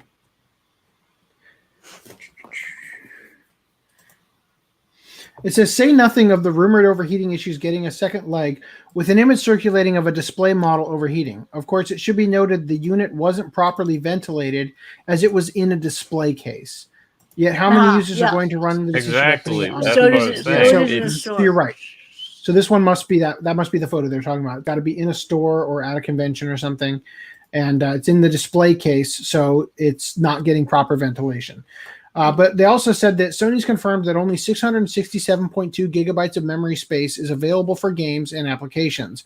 With many consumers switching to all digital or a mixture of physical and digital, this is a shockingly small amount of space that will fill up fast. Naturally, the solution is to just suck it up and purchase an expansion. But Sony has stated that their solid-state drive expansions will not be available at launch. The expansion shot will be disabled at launch, according to The Verge. The PS5 will also not support players' ability to move games onto an external hard drive and back Right, the again to Xbox save on Series space. X has support for at least moving it onto an external drive. Yeah, I believe even though it has the Xbox Series X right here. It says on the opposing side of the console board, the Xbox Series X offers 802 gigabytes and will support expensive expansions at launch. Additionally, players can forego buying a costly expansion and use an external hard drive to help manage space. All this leaves me with the impression that we are watching the launch of the last generation playing out in reverse, meaning that now it's not PlayStation 4 that's taking the lead, it's the Xbox that's taking over. Now, with that in mind, functionally speaking, yeah, the Xbox is winning, but right now people are like, oh, Xbox has no games. But the thing is, PS5, like Demon's Souls Remake, is a game that already existed. It's not like a new game. Right. Granted, the experience is probably great, but the thing is, it's not a new game. And then you have Spider-Man Miles Morales. That is basically a DLC. People talk about how it's really short, and like, you know, I barely consider that a brand new experience. It's this doesn't feel like it has anything that would Bozeman compel me to Way. buy the console.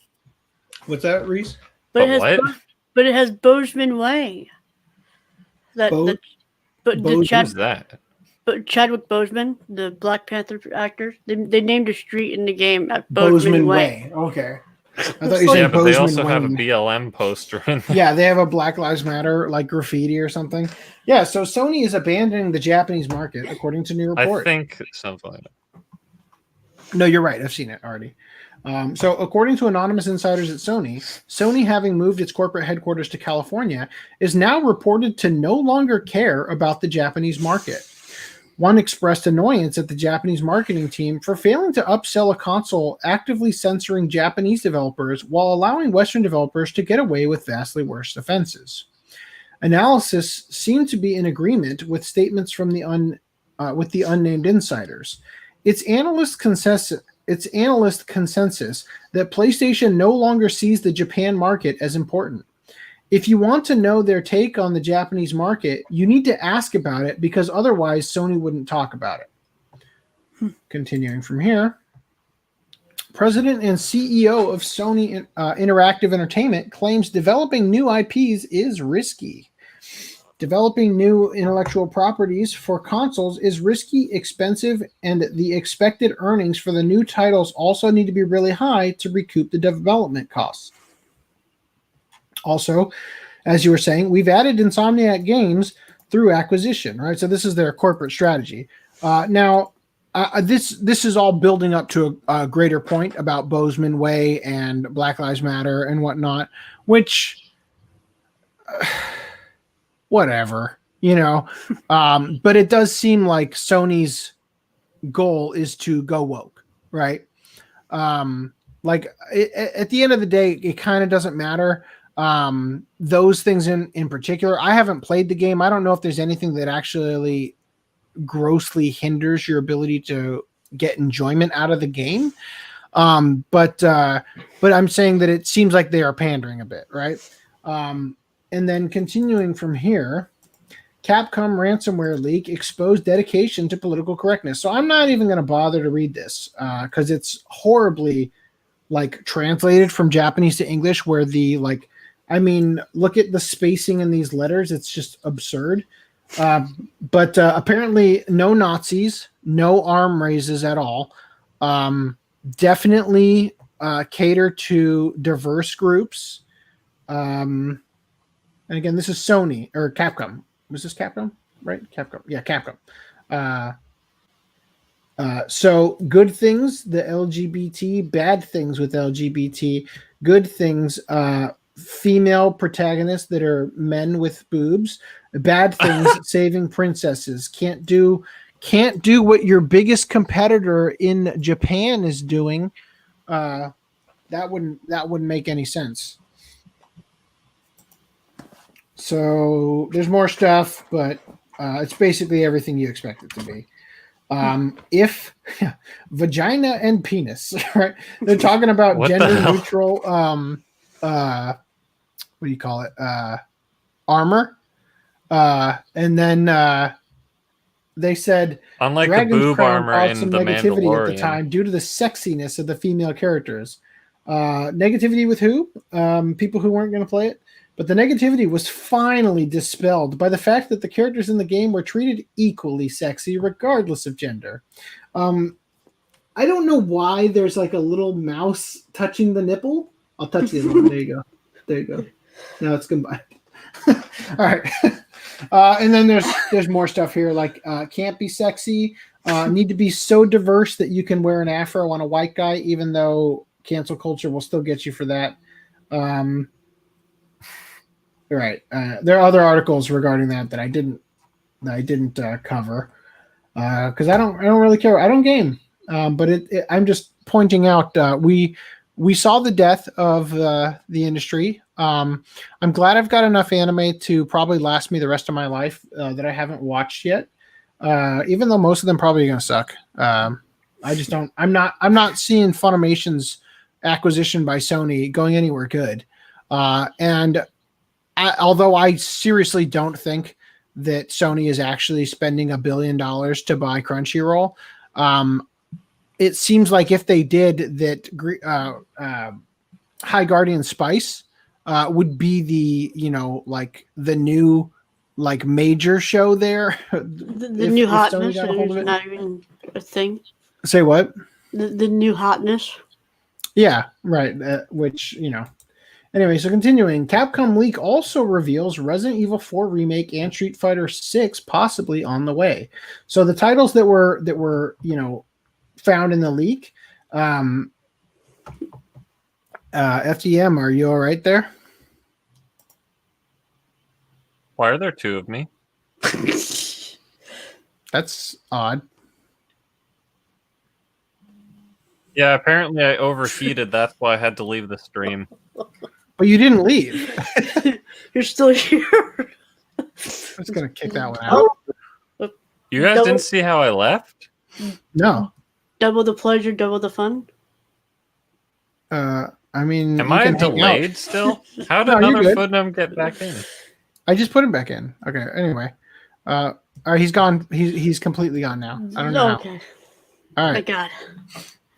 What? I'm right here. I kicked him out too. All right. Anyway, so note the times on these though. This says quarter 4 fiscal year 2021. Right.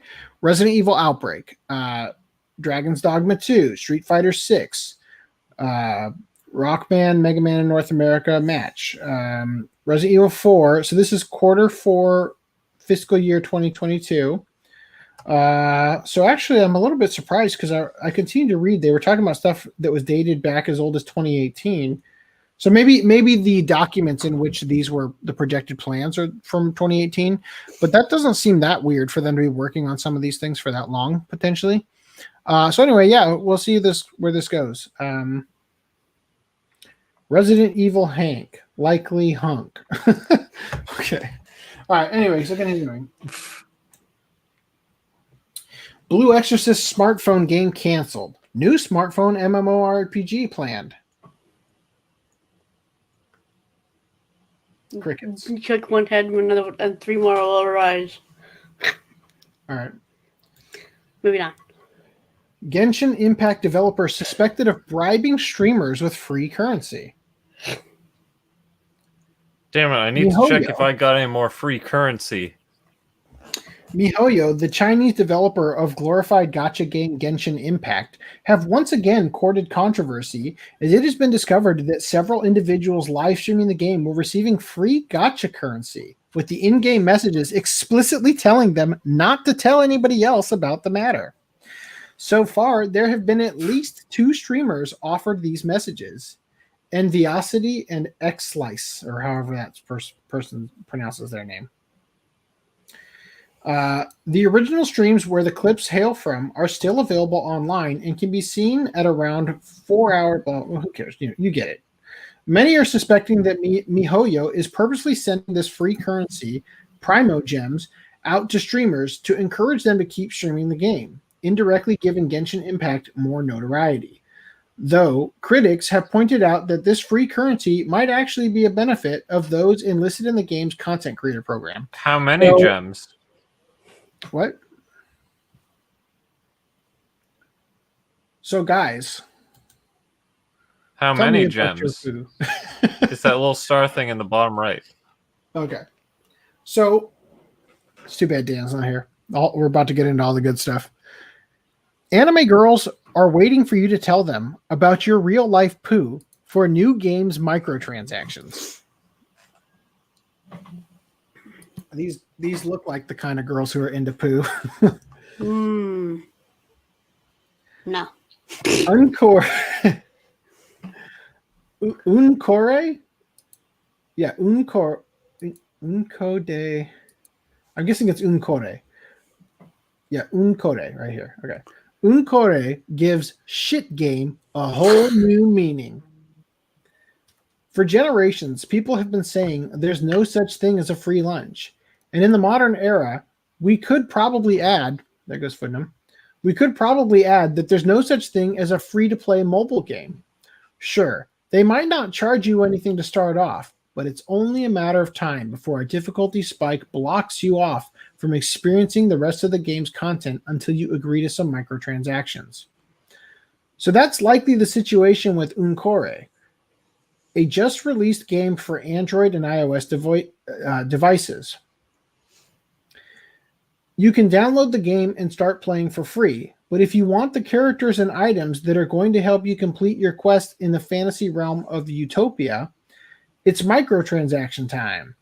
The twist, though, is that Uncore isn't interested in the money you make, but the stool.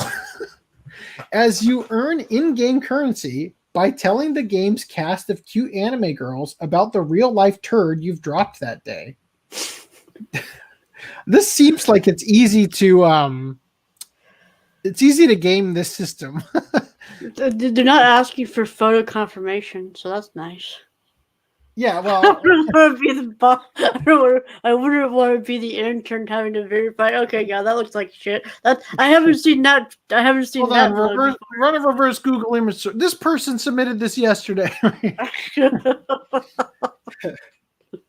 Details asked for include color ranging from ochre to ashen white. What are you, a dog? Who's got ashen white poo? Back. So details. You guys hear me? Yes. Loud and clear. Okay. Can you hear us? Because I don't think you guys heard me the last. Yeah, I can hear you guys. It's just you guys couldn't hear me when I was doubled in the stream. I could hear. We could hear you. Well, you weren't responding. When you were doubled on the screen, we were hearing you the whole time. I must have been really delayed as well, though, because I remember you guys took like 6 years to respond earlier during the censorship thing or whatever it was. The Sony. Yeah, so I don't think you're delayed to us, but I think we're delayed to you. But by nature, that should mean that it wouldn't matter because you would still come back delayed. But you seem to respond as soon as I'm done talking. But then you like respond to something else I just said, like that I thought you were already responding to, like halfway into your sentence. Maybe, yeah. But then you start talking as soon as I'm done talking. It's weird. I don't think you're delayed. All right. Okay. Yeah, so details asked for include color, ranging from ochre to ashen white, and consistency, with response options such as muddy and banana-like. Oh, no. Is there an option for corn?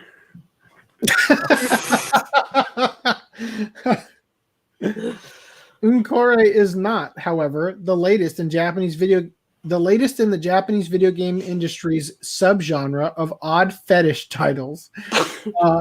I mean, I think by nature it is. Instead, it's an educational and wellness effort from the Japan Unko Society. If you haven't deduced it yet, Unko is the Japanese word for poo. They have a society for that? Apparently.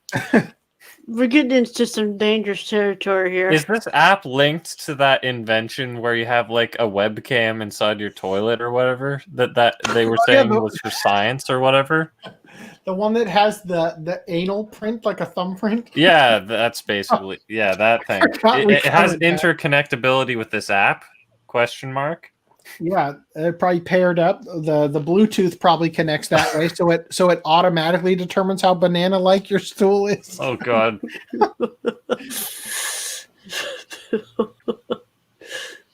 Yeah, like every time you flush, that's when it finalizes the transactional.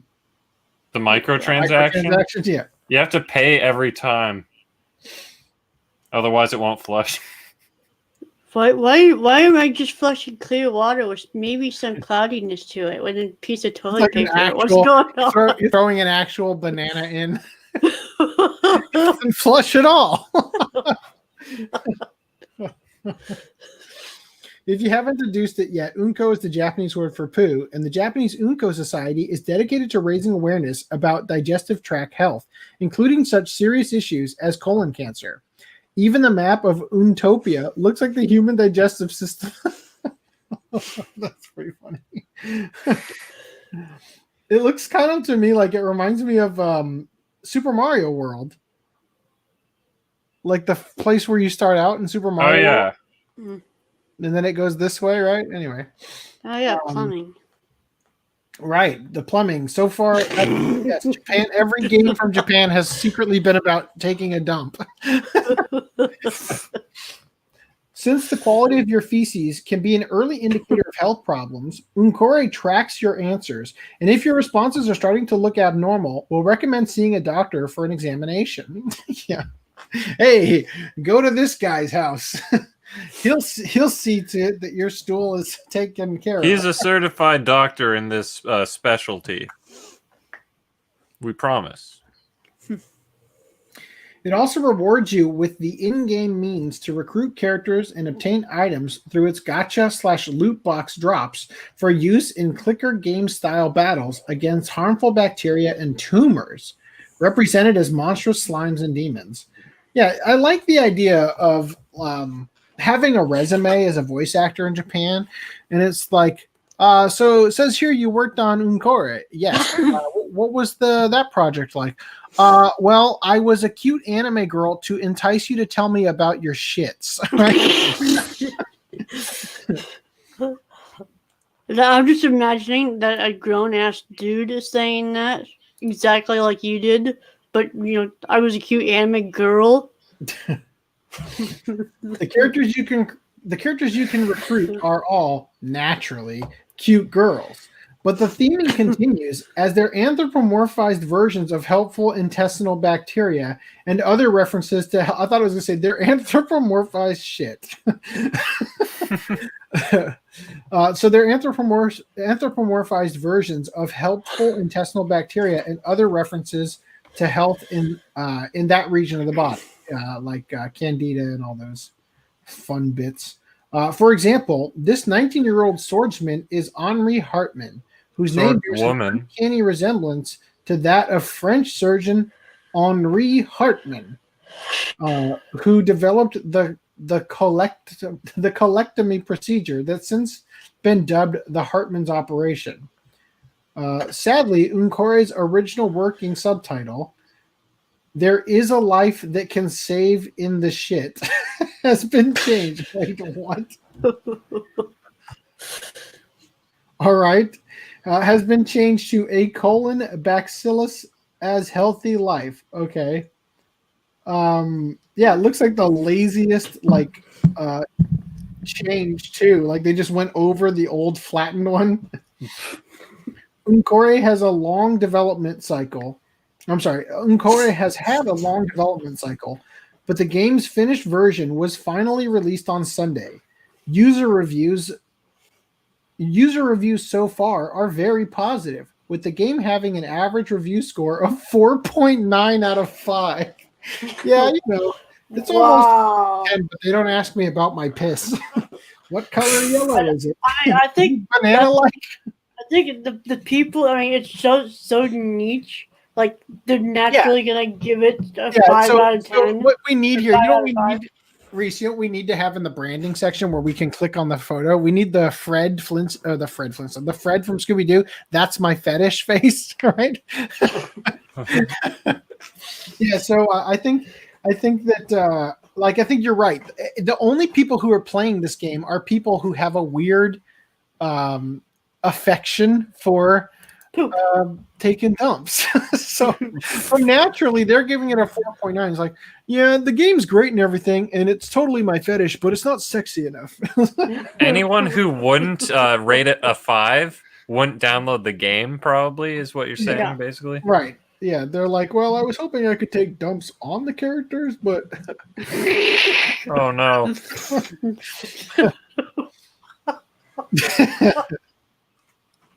They're not actually 3D, they're just 2D. Or like having the characters dump on each other. So about that demonetization, I'm not getting back. Review score 4.9 out of 5 on the App Store and 4.3 on Google Play. Wow, the Android crowd is a lot more picky about their poop games. And the game can be downloaded here and here if you're ready to take up arms for this quest by dropping a deuce. Okay. So, here's the Gundam Seed Collector's Edition Ultra Blu-ray update. Immediate release. Recently, Right Stuff released the Gundam Seed Ultra Edition, which includes an HD remaster version of the program. This remastering, as part of an update done by Sunrise, adds additional footage and effects to the show. Sunrise also commissioned a new dub of the episodes, which is included on this release. Sunrise provided masters to us and the dubbing studio for the creation of this new release. It has now been confirmed that inadvertently, the masters provided were the broadcast version of the program, and unbeknownst to both of us, further changes have been made to the footage and effects after the broadcast of the Japanese home video release. After the broadcast. To which I ask why. What's up? To which I ask why, because they made an HD remaster or whatever for it, and then they broadcast it on TV in some sort of edited state. Like, if you remastered it, why won't you just put it in I think what they're saying is that it was still a work in progress when it got previewed on TV, right, or whatever, and then they had finished it for the disc authoring, right? So, like, kind of like how Shinkai the cloud layer was turned off in that one shot for the theatrical release of Weathering It sounds like when they say HD remaster of it, that it's been like fully completed by the time they air it. So I just find that really weird that they I think that what it is that probably, like, think about it this way. So let's say that you have the stuff that you need. So you've got the drawings of the mechs, right? The actual drawings, right? That's on film, let's say. just for the sake of argument. So you scan the drawings at 1080p quality resolution now instead of whatever, right? But what you did back then when you first did it is you had a couple of computer effects, right? And those computer effects are still in the After Effects document or whatever, but the resolution was only 480p because you're thinking, well, it doesn't need to be more than that because when it's on screen, the screen resolution is only going to go to 480p or whatever. So as long as it's that size, it's going to be smaller on screen, right? Or something, Okay. right? So then you upscale all that stuff, but once it gets to 1080p, that stuff's blurry, right? So maybe that's what got on. Like, this is all hypothetical, like the way I could see this happening. That goes onto the broadcast, but they're actually recreating those assets for those effects to also be remastered by the time it goes to disc. Well, right? they have additional dialogue that's missing between versions. It sounds like. Right, because they're claiming that the dub is also not, like, it's needing to be redone or whatever. Yeah. But it's also possible. I don't know. Like, again, I actually don't know. I'm just saying that hypothetically, I can see that this would get remastered for a TV broadcast, right? But then there's still some stuff that gets changed. Like, for instance, I'd have to sit down and watch it again, but I believe they fixed it for the extended release of Lord of the Rings.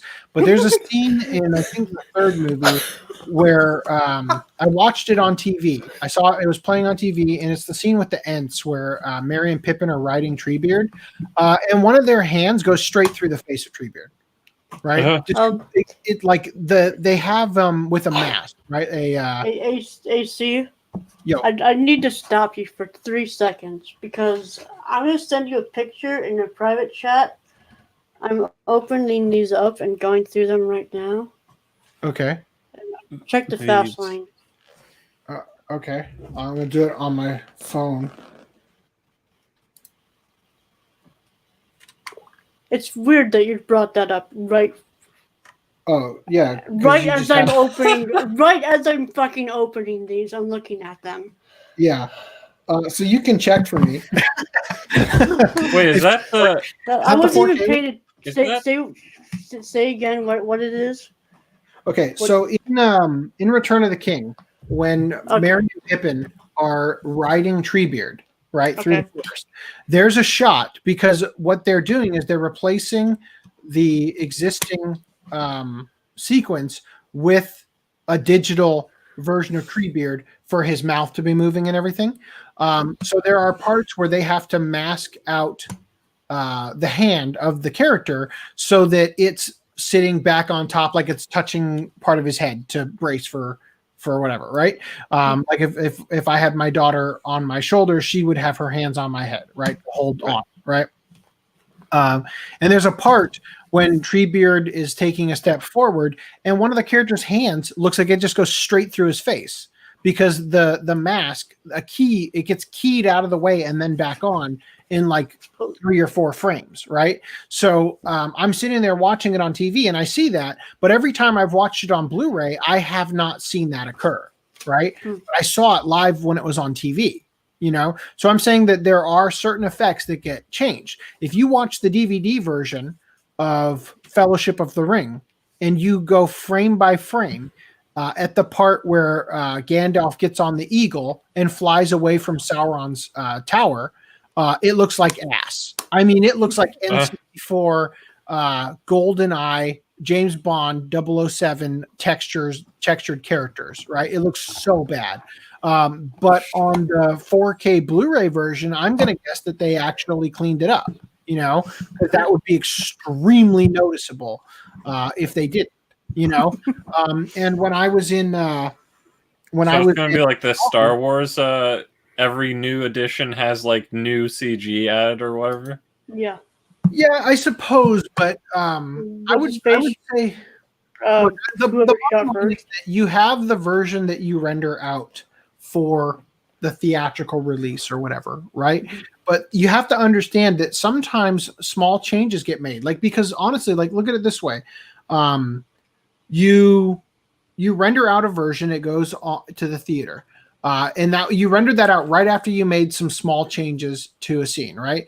But then it turns out that you saved it, and then I'm going to tweak it. It's going to be 50% opacity instead of 60 or something like that, right? In your edit, right? And then that looks better. Then you render that, and this is common for 3D programs, especially like in Maya. Once you hit render, that program is locked up, right? You're not getting back into that program for hours, right?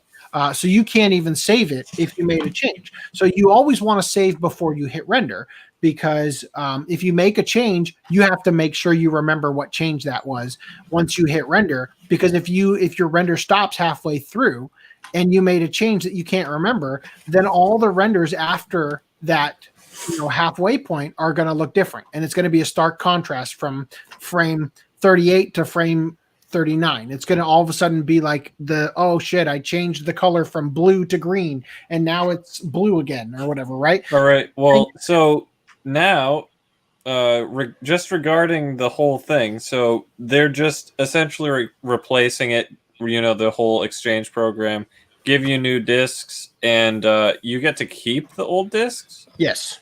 So you technically have like 3 versions. Yeah. Right. Now, I am so conflicted with this because I want to get the UK version. I can't find any images of what their box actually looks like in person, but I'm assuming it's a real, like, the regular height box. So I want to get that, but the thing is, I don't think the UK is going to send replacement discs to me. I'm assuming they're not going to. Did you see Professor Who was tweeting about he's seen this trend where people are buying like the Region B Blu-ray for the box art and sticking the Region A Blu-ray disc in there and then selling the Region A disc box art with the Region B disc in it on eBay? I mean, I wouldn't doubt it, but I'm technically mildly doing that. I did that with Hyoka, except I didn't sell it. Yeah, that's what I'm saying. Anyway, so I'm just saying I'm just saying that I think that there are situations that would result in the remastered broadcast version looking different, especially in the case of the Lord of the Rings thing. If you submit that to be shown on TV, and then you sit there and watch it on TV with your family, and you're like, oh crap, I didn't notice. I get that. I'm more referring to, I think it's weird that Sunrise did it in this fashion. I presumed that they had because they have the finalized SD version from like 10 years ago already made. So that when they made the HD remastered version, presumably that would immediately be going to Blu-ray. It would be ready for Blu-ray state, is what I was imagining. But anyway, it also seems weird that because I kind of half expect that a lot of people in Japan have like a inferiority complex over World War II, right? So I kind of feel like the Japan, especially during World War II, believed in like cultural and racial superiority, right? Especially over other Asians. So it seems almost like there's people that work at these companies who are kind of like half getting off at the idea of sending an inferior version of the product to the it probably was intentional, and they were hoping people didn't notice, because it's all, Japan has their native HD, they have their good Blu-ray, so that they're incentivized to not import from the US. But then once they immediately found out that these were the inferior, Nozomi and Sunrise got called out, and it's like, well, crap, they found out, we kind of have to replace it now, which is a colossal mess up if it was accidental. But what was curious, what's that guy who works for Discotech on Twitter's name, like Shamulis or whatever? Logan. Yeah, so he made a really weird insider information type tweet. He's like, wow, the Gundam Blu-rays or Gundam Seed Blu-rays in Japan or whatever, hope we can get this over here someday. And I'm like, what? Like implying the HD, like full on, like the versions that are uncut and whatever. It's like, man, hope we can get these over here one day. And I'm like, What do you mean? I thought we were getting the SD Gundam Seed Blu-rays like literally in a week or so, and then it comes out that hey, these are the wrong masters. It's like, how'd this guy know? Did he work on the thing? Like, you should find that tweet and we can do like some deep dive. Yeah, deep dive Twitter where did I do off here?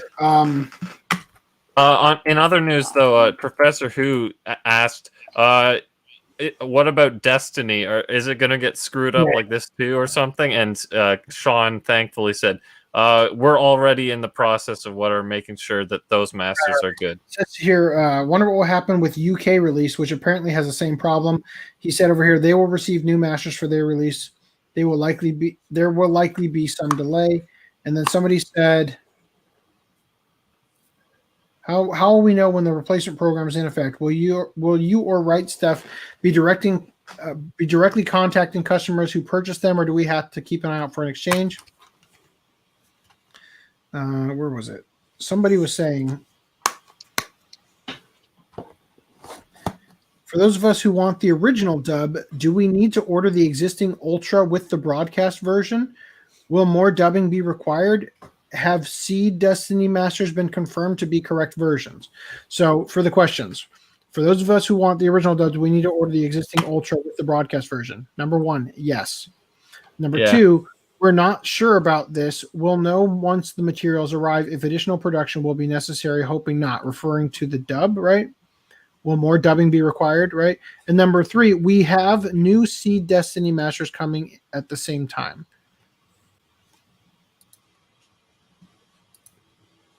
So the only problem with this, is that because it's a giant ass set, they probably don't have that many people to have to give them the refunds because nobody wants it, right? Zing. All right. Anyway, so it says Sunrise provided masters to us and the dubbing studio for creation for this new release. It has now been confirmed inadvertently that the masters provided with a broadcast version of the program, and unbeknownst to both of us, further changes have been made to the footage and effects after the broadcast of the Japanese home video release. So while there's nothing wrong with release itself, it does not use the ultimate final version created for the show. After spending so much time working on this project to bring this program to the fans, we were truly dismayed when this was brought to our attention. Right Stuff strives to make collector grade releases, and our staff have high standards for the products we make. With that in mind, I am going to be so pissed if Interspecies Reviewers is some giant ass set. It's not. It's not. It's just gonna be. I'm gonna say it right now. It'll just be a regular size set with a critical mass slipcover. You think it'll have a digipack? No, it's just gonna be a regular Blu-ray set. All right, we'll see. And maybe a slipcover, maybe probably not. So after consultation with Sunrise, it's weird. I feel like we already covered this, but because of the dates on it, it indicates we didn't, right? Because this is all the way back November 16th, so the day after the last podcast. But I feel weird because I feel like we already covered this. Anyway. Yeah. After consultation with Sunrise, we are pleased to confirm that replacement materials used for the Japanese Blu-ray release of the program are being dispatched to us and are expected later this month. Upon their receipt, we will create new Blu-rays using the home video masters. We expect, given a required time for production, quality checks, and manufacturing, that this will be finished after the holiday season. Once complete, anyone who ordered the Ultra Collector's Edition will be given the option to request updated discs at no charge. Will be given the option to request updated discs at no charge. So they're saying that you have to contact us. Yeah, and the thing is, the only place to the real get question is, can I get replacements for the UK version through Right Stuff? It says here, wonder what will happen with UK release, which apparently has the same problem. They will receive new masters for their release. There will likely be some delay. So I think the UK release, the only thing different about it is the packaging. It's probably the same. It's the disc, region B. Wait, what? But locked to a different region is what I'm saying. Like there's probably almost nothing different about it. Oh yeah, because that's why they have the same issues. Is because I'm just saying that what you're saying is that you want the region B one because again the set might not be AIDS sized, right? Oh yeah. What if it's a non-AIDS sized version, but it has a hard printed age restriction on the spine. I will put a white piece of paper over it and hope for the best. And call it a day. Basically, but I sent you. I think I found the tweet. Okay. I sent it in Doc's Yeah, I chat. see it. All right, let me copy. Doc's chat. Also, my connection died briefly in that time that I was looking up the tweets. I'm like, wow, Twitter's sure demanding, apparently. Oh, yeah, Twitter's the worst when all of a sudden you're like, you just click on the image, it's like, will not load. And watch this brown shaded, like blackish image that we sit here while we're waiting for you to actually have internet connection. You can see everything else, but images just won't load. All right, so once complete, anyone who ordered the Ultra Collector's Edition will be given the option to request updated discs at no charge. It will not be necessary to return the original product. So anyone who has this edition can have an even more complete set. Not only the standard def original version, but the HD remastered broadcast version and the HD double remastered home video release. Hold on. I have a question. What if you order the Gundam Seed whatever edition once the discs are available, but this is your first time ordering it? Will they just like tape the discs onto it? Because that would be more convenient, I guess. Legitimately, they probably will. Okay, I should do that with the UK version. I should wait till they have updated discs and then I'll place the order. So if the it's reason available, they'll probably do that is because the disc will have already been put in the cases, which are then shrink wrapped, and it's going to take a lot of labor for them to go and take out all unshrink those wrap discs. and reshrink Yeah. wrap. So it's very likely. When I bought Himagure Orange Road, it had a note inside of it that was printed from a computer that acknowledged an error in a certain disc. And for them to have that printout in there, it was from Animego, indicates to me that there was a disc replacement program that occurred at some point, and that's why the thing was in there, you know? Mm-hmm. So anyway, and honestly, the issue was that they mistranslated a word in a subtitle or something innocuous like that. Like it's supposed to be a question mark, put a period. Oops. It was a pronoun they got wrong. Oh no, we assumed the wrong gender. Anyway, so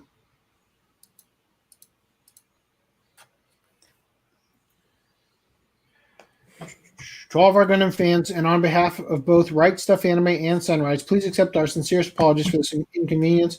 We appreciate your passion for the series, and we will make this right for you. Thank you for your patience and support. Okay, I like how it's what is it? They say Sunrise commissioned the dub, as in Nozomi isn't burdened by any of this Gundam stuff, I guess, all of the expenses. So that's cool. That means it's likely that we'll get dubs for the Gundams that never got cool. Dubs. Yeah, that'd be great. Okay, so here's Schmullis. So did they do an HD? So they did. Oh, so they did do. Thank you. So they did do an HD remaster for the Seed Special Editions. Wonder when those will get a Japanese home video release, and if we'll see them dubbed and released out. Now, this was October 28th, and when was this thing? Like, I'm sure that we knew of it, the Ultimate AIDS Edition being released by then. So what does this mean? Are the special editions different? So I think that this is probably. I think they just rushed out this set faster than you might have thought. Because if you look here, it says, are they rearranged like the TV series, or they're just a straight remaster? Shmola says, no, the post only talks about a screening for it and not the contents, since they were already compilations that altered certain things, which were in turn ported back to the series for the HD remaster. I assume this is probably further tweaked in some way or another. So it sounds like he doesn't actually have any inside information. Well, no. By inside information, I'm saying he's saying, I wonder when we'll get these and see them dubbed and released over here, as if like the things we're getting on disc aren't these. Yeah. Implying he already knows what's on the discs that we're getting. So what does that mean? I don't know. I'm guessing maybe the special editions are something like an OVA or something that we're actually not getting. Right. So let's move on for the time being because it's already 5 o'clock. Just in case more information comes out in the future that we can address things then, or you can just grill Schmollis. You can have him tied to a chair in the sex shop by your house and ask him on the next podcast. That's not a threat, Schmollis. Please watch the beginning. It's not a threat. It's just clip out of context. It's not a threat. It's a suggestion. It's okay. We'll just use the Zoom background of the Tenga thing. Yeah. Okay, so Sentai bets on Kaiji. Sentai announced today that it had acquired Kaiji, the amusingly sinister 52-episode survival series produced by Madhouse and based on the manga of the same name. Sentai previously licensed the Kaiji spin-off series Mr. Tonagawa Middle Management Blues. Sentai will distribute the series in the United States, Canada, the United Kingdom, Ireland, Australia, New Zealand, and the Netherlands, and Scandinavia, Central America, South Africa, Spain, and Portugal. Great job there with your consistency of Central America and South American. So anyway, yeah, I don't think there's anything really super important to say. I'm excited. I can't wait. I'm going to be abundantly clear. As soon as I saw that this was a thing, I got Mr. Tonagawa, which I'm going to bring up right now because there's currently a sale going on, and I wanted to acknowledge to you guys that for some reason, this innocuous-looking, very small, probably not long, like, what is it, 10 hours long, set of only 3 discs is for some reason, and granted, we know how Sentai is, $89.98. I think there's because it's a 24-episode series. You can look at other series that like it's a full 24 series. This is the initial. This is the initial release. This is not a re-release. Yeah. So anyway, I'm just pointing out here that that it is rather cheap. Yep. For what their normal claim to it is, and it's cheaper here than on Right Stuff right now. Mm-hmm. Also, there's an English dub, so hopefully they dub Kaiji as we were sort of talking about behind the scenes. Yep. Mm-hmm. So anyway, those are all things. Those are things. Those are all of the things. It would be awesome. 20. How long is the show? 24 episodes. Yep. Oh wait, so of which? 24 episodes. It has 6 different clean opening animations. Yep. Wow. Well, it's because it's a thing in the series. Yeah. So go back to the cover. See all the men in black behind them? Mm-hmm. They come and go. And they have a shot where they just do a Brady Bunch of the men in black, and then when one person gets fired, they get an X over their face, or when one gets promoted, it's like he's gone now, or that kind of thing. Gotcha. It's just a minor thing. It's not like different songs or anything. It's just change some touch up animation. It's supposed to be. Reese, have you seen Kaiji? Absolutely. And you've seen this? I watched this as it aired. So, question: is there any best way to watch it, like Tonagawa before or after Kaiji? You watch Tonagawa afterwards. Even Tonagawa is this is technically a prequel series, but you don't watch this before. You watch this afterwards. Okay. So is it me? Stuff in this series will have no meaning to you unless you've seen Kaiji. Okay. Let me ask you this. Is the logo for Mr. Tonagawa Ace Attorney Right font? It looks like a Snickers bar to me. Oh. I don't know why. That's not the color of Snickers, isn't it? Snickers green? No, Snickers is brown with the blue text. Is it blue text? Oh, it is blue text, yeah. Anyway, it reminds me of a Snickers bar for some reason. It looks like Ace Attorney's logo to me, almost. Kind of, yeah. And it seems like they're meeting Ace Attorney because they've got the I'm loving it, but in the objection kind of way. Anyway, but continuing here. 11 Arts licenses Shirobako, the movie anime. And to our dismay, as pointed out here by Professor Who, F in the chat for Sentai boys means it won't be as good of a release as if Sentai got it. What does that mean? Hold on. Potential discrepancy in the dub. He says, "Oh yeah, and in 11 Arts tradition, if it does get dubbed, the cast will be different than an existing one. Sentai recently dubbed the TV series, so yeah." Now hold on. What does it mean by won't be as good a release as if Sentai got it? Because he hates G Kids and this is 11 Arts. They're the same ones who 11 Arts. 11 Arts is the company. Wait, the sound Euphonium movies. We're talking about them. Yeah. Yes, but they go on disc for Shout Factory. Yeah. Right, and he hates Shout discs. 11 Arts is the company that brings it over for theatrical distribution usually, right? Oh, so it's going to be the non-broad, or it's going to be the broadcast version essentially. The non-home video, really. Potentially, but the issue here he's bringing up is that he thinks the discs will be less well encoded because he has a thing against Shout Factory. Really? Because I thought Sentai had really poorly encoded. Yeah, and I was going to say myself, like, yeah, well, every time I need to grab a screenshot from Tamako Market for a stealth weeb thing, like, you just use a Crunchyroll rip instead. It's bad. It's like a blocky, pixely. It has an effect. It'll take too long to explain. But speaking of Shout Factory stuff, I keep thinking of this every time I keep talking about it. FDM, you watched the Millennium Actress Blu-ray, right? Yeah. What did you think of that? That was also Shout Factory. The disc looked good. I thought it was good too. I think what is it? So the thing is, Venus Wars has a spoilers, but so I was like, well, do I want the discotheque disc though? But the thing is, Sentai does. You're gonna want the Sentai one if you don't have it already. And I know why. I know why too.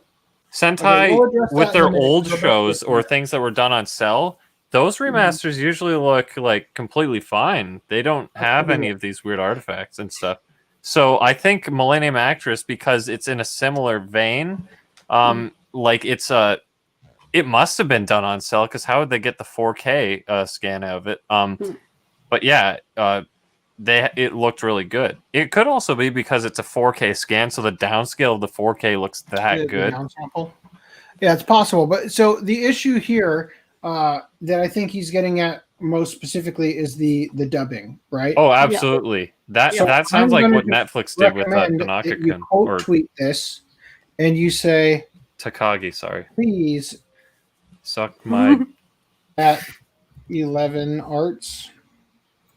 Why do they have a maple leaf next to them? I don't have an N key. Bear with me. Reunite. Past. Reunite / utilize the existing Sentai cast. Whatever. I don't have the luxury of typing out a long, well thought out thing here, but I would recommend you guys, if you're interested in us getting that cast back or whatever. Probably not. And then of course, like who we got, Scavenger. Watch them use the Cinema Master for the home video release. Yeah. All right.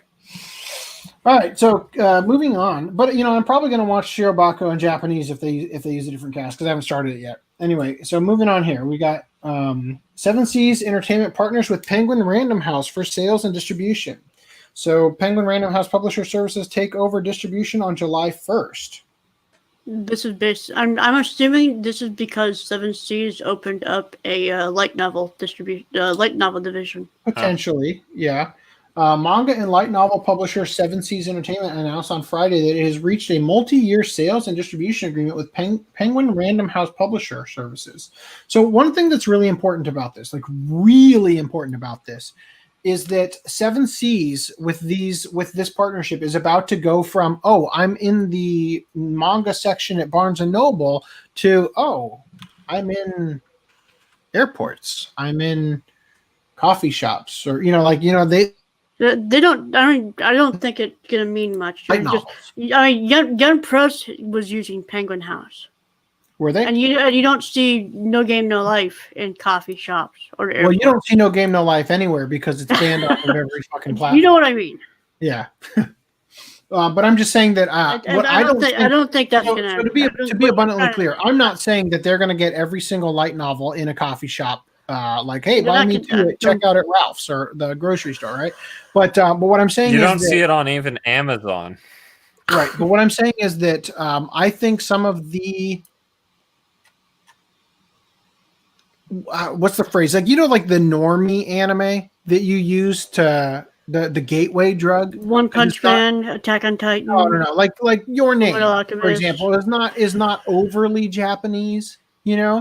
I mean, Your Name actually kind of is, but you get what I mean. Like, there's the anime. Like, you don't start your friends with cat soup, right? I would. You don't start your friends. Yeah, you can start your friends with Cowboy Bebop, but you're not going to start them with something really out there and very, very Japanese. So what I'm saying is the stuff that is going to fall into that sort of category. It's not stuff that 7Seas is going to have, because Young Press is going to have that. Okay, well, regardless, what I'm saying is that Penguin House, Random House Publishers is more likely to put those things out in there. Like, if they see something as a potential hit, they might push it out more, right, as a distributor, because they distribute already to that little weird section of a grocery store where they sell Hillary Clinton's book and nobody buys it, right? So what I'm saying is that you might actually walk down your grocery store someday and look over and see a really long light novel title. Danny sent one to me, actually. He sent one to me. He was concerned that it wouldn't fit on a Blu-ray spine. Hold on, let me pull it up. Shout out to Danny. It was titled, "I was kicked out of the hero's party because I wasn't a true companion, so I decided to have a slow life at the frontier." That's getting an anime. Yep, that's the news he was sending me, which I probably should have covered, but yeah, I think I was delayed in saying the exact same joke of, you won't see No Game No Life anywhere because it's not even on Amazon. Yeah. Yes. Okay. So anyway, I don't think we have anything more to say about this. I think that series you just brought up has a shorter, official title. Oh, does it? Yeah. Well, they all do. Every light novel with an absurdly long title. I mean, it's still absurdly long, but it's a lot shorter than what you just said. Give me 1 second. I'm looking up the Japan anime music video project.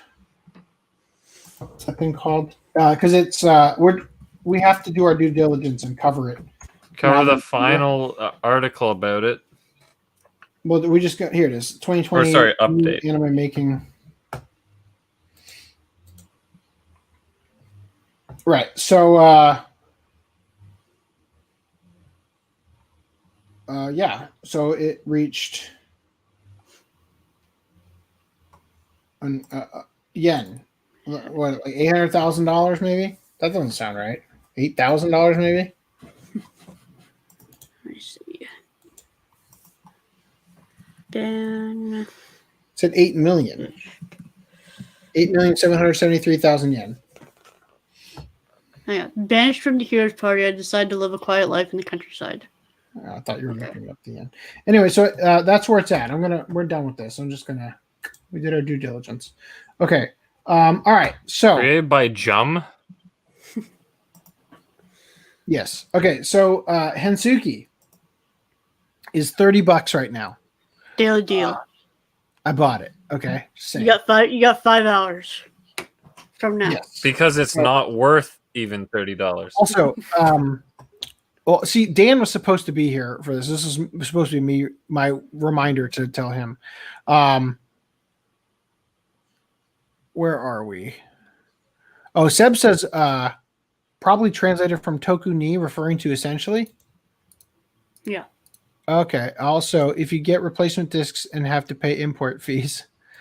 Scandinavia, yes, they're bringing it Scandinavia. And Everything Anime says any good anime this season. Golden Kamuy is good. What else am I watching? Akudama Drive is alright. Fire Force is good. Iwakakiru is your typical, trash girls climbing stuff after the is gone again. Well, this isn't a disaster or anything. It's a good thing. It's a good thing my old pal Reese has good internet. By the way, let me tell you guys a little bit about my escapades with getting better internet here. So you guys know Verizon Fios, right? Yep. I've heard the name. Gigabit internet, right? So Fios got bought by Frontier. So now it's Frontier Fios. And I'm just going to pull up real quick Frontier on Yelp, so I can show you something.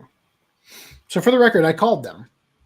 And you know how like a salesperson keeps you on the phone for an absurdly long time. They get you like really far through the process so that it's harder to back out, right? Yeah. Like the car salesman just keeps going. They keep you talking, and it's a technique so that it gets more and more awkward to back out of the sale, right? Right. Like I think I talked about this when I got CenturyLink internet, when I was having troubles with the internet and the podcast in Arizona, and then that guy showed up to my door, and I legitimately wanted the service, and it's just like, stop pitching it to me, let me sign the damn dotted line, right?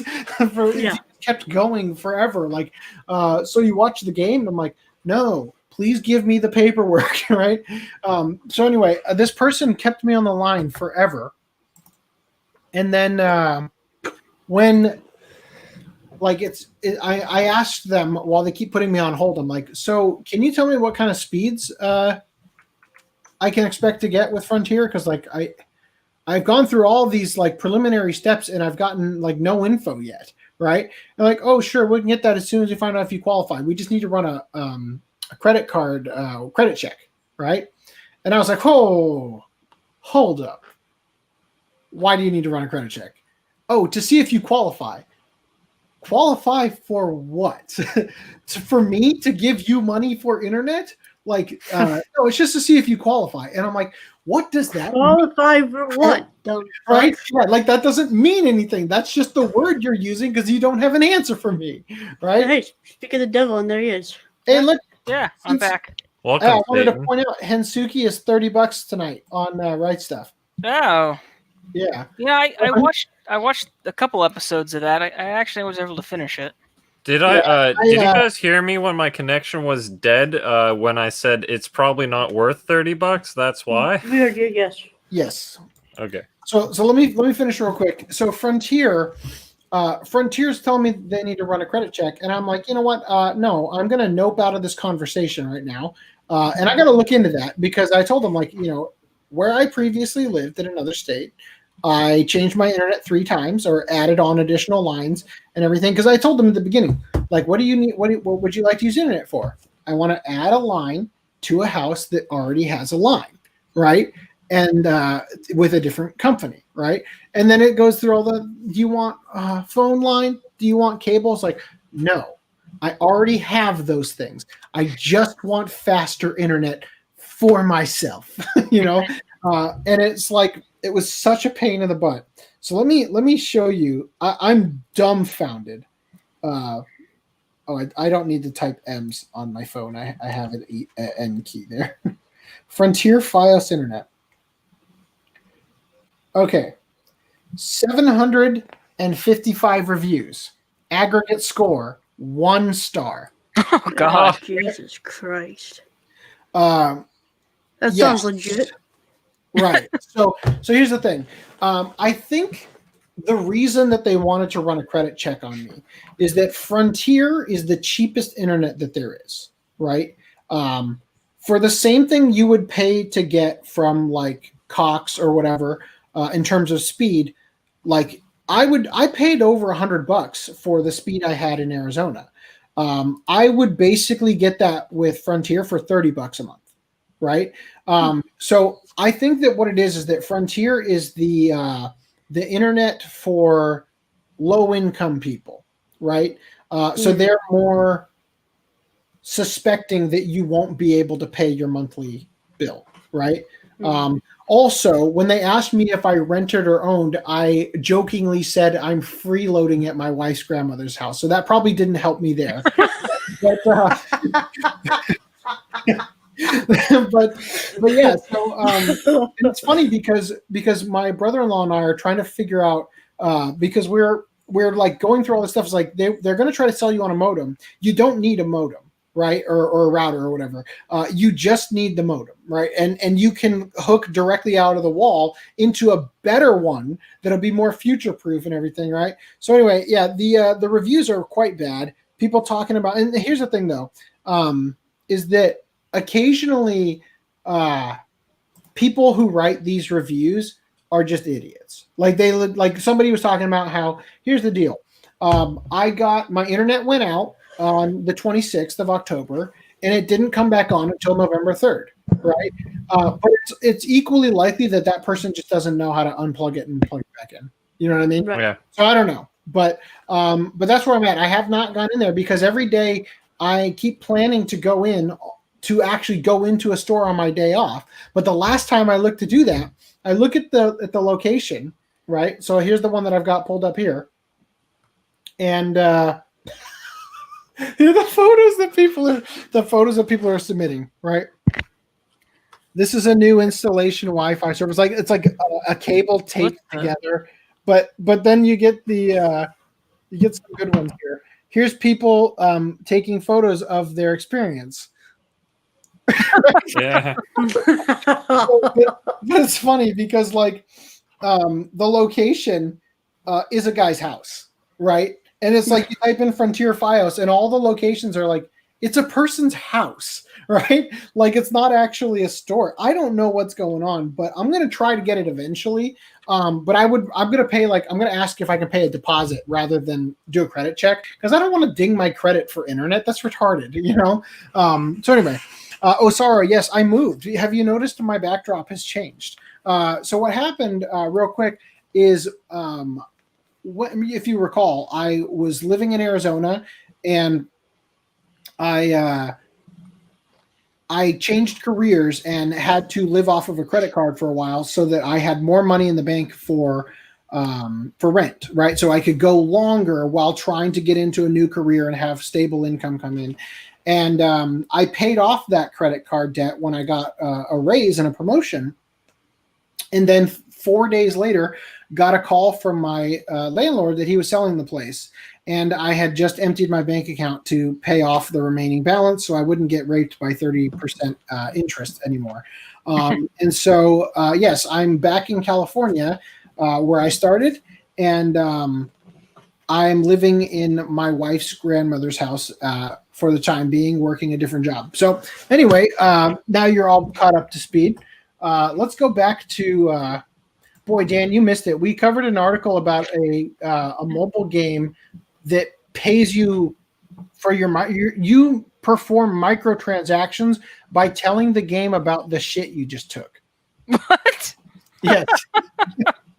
I wish you Wow. had been here for that. And not figuratively speaking, we're actually talking fecal matter. Yes, we're talking about that you could tell them the color between ochre and ashy white, and the consistency using terms like banana-like. Oh God! Brave new world, I say. I guess. Yeah. So moving on here. So when's that asteroid supposed to be hitting? And wiping out? Yeah. So the purpose of the game obviously was that it tracks your stool to determine whether or not you're healthy. And then it recommends a doctor visit if you're not. If it seems like your stools are getting irregular and if your diet didn't change or whatever. If you're constantly getting bloody and clotty stools, you might need to go see somebody. Yeah, so it was basically like a Japanese public health developed thing. Yeah. So anyway, tell me about this Venus Wars Blu-ray, Reese. Okay, so this is going to go to the next thing. This is an art box. Go to the next picture. Next picture. There we go. So it's going to have like a 90-some page booklet with it. It's going to have a new transfer and a new dub. Is it going to have the old dub in addition? No, it's not. No, not the old. Will not have the old dub. It's going to have a brand new dub, and that's it. Will it still say Ishtar must die the death? I'm assuming it will. Okay. Uh. Yeah, I'm guessing they're not going to change the background painted. The actual animation, yeah. Yeah. All right. Well, I mean, it looks cool. I honestly, I own too many copies of this movie and don't think it's spectacular. I didn't think it was that great. I would be tempted to rebuy it, just not for this price. It kind of looks like a steelbook when you first look at it, but it's not. You said it's an art box, right? It's an art box. It's an art box with the. What do you want paid for that price? $25. You know, props to Sentai. I think this is actually a photo instead of a 3D render because they've got it actually like the slip or whatever going. Yeah, I saw that. I saw that too. Anyway, yeah. Again, I don't think this movie is worth the amount of releases it has, but hey, it's cool. I mean, it's got some cool like animation sequences in it, but like the story itself is completely forgettable to me. And I just remember that Ishtar must die the death. Anyway, I just remembered the one thing I seeing my birthday like the date or like the month and day of my birthday in an anime. Yeah. That was the only thing. That was the only thing that I remember out of this thing. What? Okay. Why does this guy have a motorcycle around his dick? His monster dong. I was like, it looks like a chainsaw with like a skull on top. I'm like, no, that's a guy. Oh, and there's his. That is why it's called Penis Wars. That makes sense. All right, Food Wars, the fourth plate. I have not bought. That is Penis Wars season 5. I would like to watch it, but as you can see in the red text, go down. It says there will be a collector's edition. Yeah, but I don't need a collector's edition. How many bentos can they make, month. though? I want them to just break the cycle and burn the fans of the bento boxes and just make a regular size art box, Blu-ray height, too. Once the show ends or whatever, and they feel like, okay, we've got the whole... Yeah, once the fifth plate comes out, it would be like a 12-disc ultimate edition. No. They're going to make steelbooks of it, obviously. No, that seems to be the thing lately, steelbooks. I've noticed. They're re-releasing everything they release as collector's editions and steelbooks, so Food Wars is obviously going to come next. What if the 5th season is one of those, like, lift-off tray things, and that's the... it's just the discs in it. A close one instead of just loose discs and empty space. That's it. And then the 6th season is just okay. So I am gonna make a quick diversion from the new releases to show you this. Okay. And the reason I'm doing that is because I didn't feel comfortable showing the To Love Ru Blu-ray that's coming out on YouTube. Here's a To Love Ru character to remind me to talk about the Blu-ray you should be. Yeah, Rito's sister. Motto To Love Ru, which is To Love Ru Season 2. And it's having a new dub release. Great. On Blu-ray. When it gets a release dubbed, I'm going to buy that. So do you think those flowers weigh a lot to keep it balanced with the umbrella, and that's why those flowers are there, or are those plot crucial? Like, so this is the sluttiest little skirt I've ever seen in my life. Moving on. We lost 15 again. Well, Gourmet Girl Graffiti. So I think this is their like in a bento box. They are the bento. It looks like. That's a kink I didn't need, but okay. Yeah. Can't say I've ever heard of this one. Yeah, I haven't either. And it's more expensive than I'm going to pay for a show that I know is going to be $5.99 in a couple of years. Is this sub only too? I believe it is. Yes, spoken English. 12 episodes, sub only. Okay. All right, continuing. Majestic Prince Genetic Awakening. All right. This set, or this is actually, it's not a set, but this has episode 25 and the movie. Okay. So what they've released before is only 24 and Gundam episodes. Seed. Yeah, what they've released before is only 24 episodes. So this has the final episode and the movie. I keep cutting out. I think I Also, saw that show. The Lover is coming out. That's all I missed. I remember. Movie collection. So yeah, no, but tell me, isn't this a character in both Fafnir and Gundam Seed? It's the same character designer. Yeah, he can't design characters apparently. He's also the Line Barrels of Iron Yeah. character designer. Wait, what is this? Did they get a new season? I thought that was Fafnir that got a new season. This is a movie. Maybe Came out Fafnir. It says anime episode 25 plus the movie. I thought I said 25 episodes plus the movie. I'm like, this wow. is just Yeah, episode 25 and the movie. So Fafnir must translate from Norwegian or whatever into Genetic Awakening or Majestic Friend. Anyway. Okay. Twittering birds never fly. The clouds gather. Terrible. I'll pass on that one. Thank you very much. Terrible. The name sounds awful anyway. Right? Like Twittering birds. This is a trilogy. more of a mouthful than these guys get in the series. Okay. Fate Grand Order Absolute Demonic Front Babylonia box set Blu-ray. AIDS Now this- Box set edition. 1. Box set 1. Box set 1. I'm sorry. Did you need me to talk about box set 2? Yes. Double AIDS? Oh wow, that looks so innovative. The design, like if you flip back and forth, it's almost like an animation between the box set 1 and 2. Yeah. Hold on. Whoa, man. Fancy. Walk cycle. Whoa. So, Reese, you're like the Aniplex simp of the group. So, how do you feel about? I'm not buying it. I didn't watch any of Fate Grand Order. I sunk like $150 for both the Fate Apocrypha box sets. So I bought all 4 of these by the way. jokers a copy of Promised Neverland. Yep. Yeah. Remember I told you, Dan, he sunk about $1,000 into that podcast? Oh wow. Yeah. Well, it was only like 130 times 3. That's not $1,000. That's like $500. Darwin's Game. Beretta 92. I've never seen this one.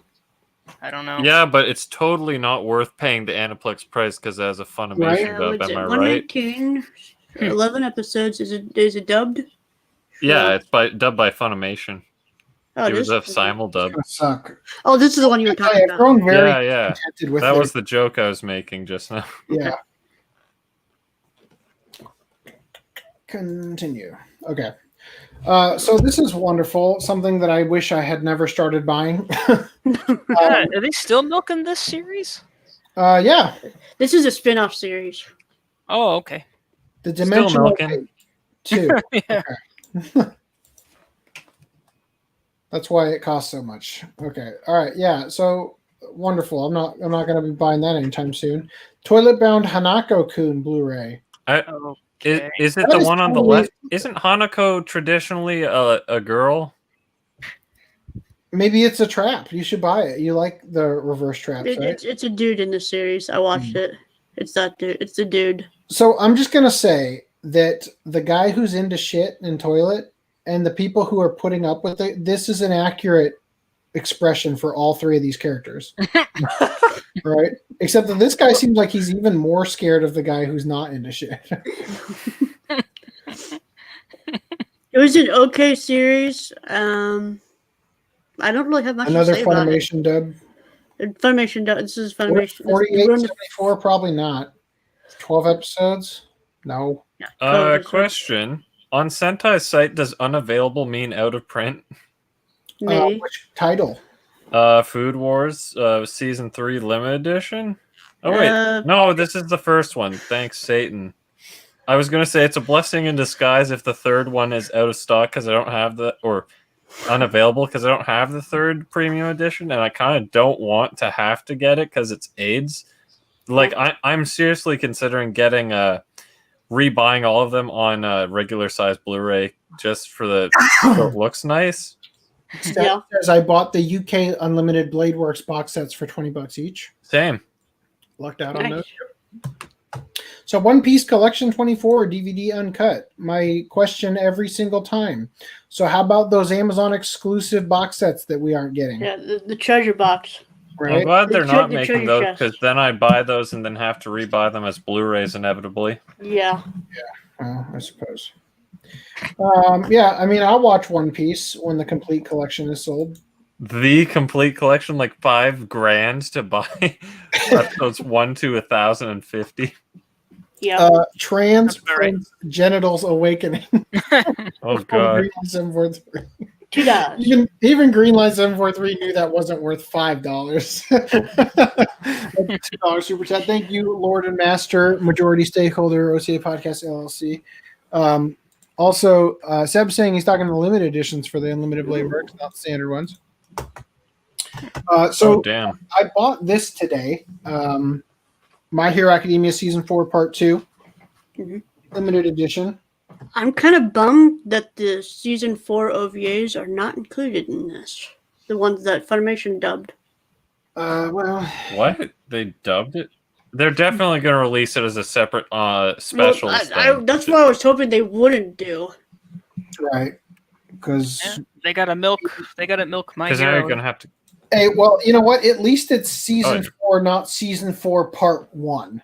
You know, like on the Yeah. limited edition art Because box. it just holds the whole season, just like season 3. This show is such a great show and such a terrible release from Funimation with all the I bought all the standard editions. good for you. All you have is like these things flipping, right? The logo flipping up and down. The thing is, this one's going to be larger than set 3. Just watch the art box for number 3, season 3. Because it comes with things that should definitely warrant it, like this book, art book for some reason. What? This other book. And Yeah, I totally want that keychain. and stickers. Don't forget stickers. Where are those guitar are those picks? guitar picks? Nice. Yeah, you're gonna pay Yeah, premium picks price. that you don't want to use because it'll grind down the picks. Yeah. Hmm.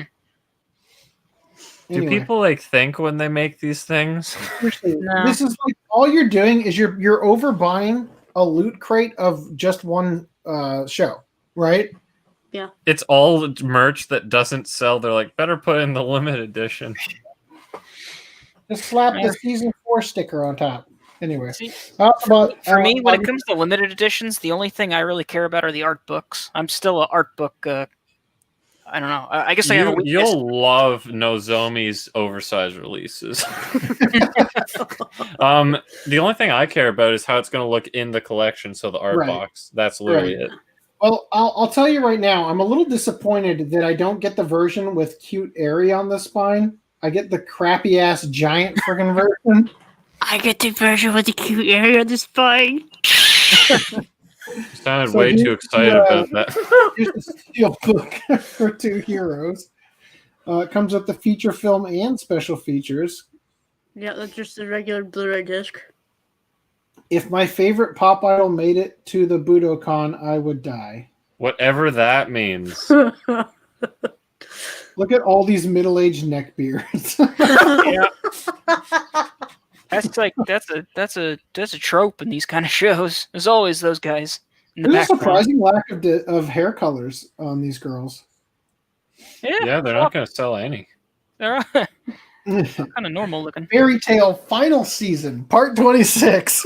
God bless. Is it the final part of the final season? This is the final set, yes. Yeah, what Oh, if wow. it was actually like, we're just talking about season 1, part 2 of My Hero Academia. Yeah, the final season, part 26. This is going to be another one. If they release a complete collection, it's going to be like you're going to have to mortgage your house to try to buy it. Oh, yeah. Yeah, it'd be like Yeah, what is seems it, like it would be worth it though, 13 because- collections. because their stupid ass releases so far have been very inconsistent and annoying. Yeah, I mean, I haven't bought any of them, so if they do, and it's not, Yeah, Oh. yeah. Speaking of mortgaging your house, let's pay $50 for 8 episodes. Like, Oh, my God. 7. No, 8. You're right. 8.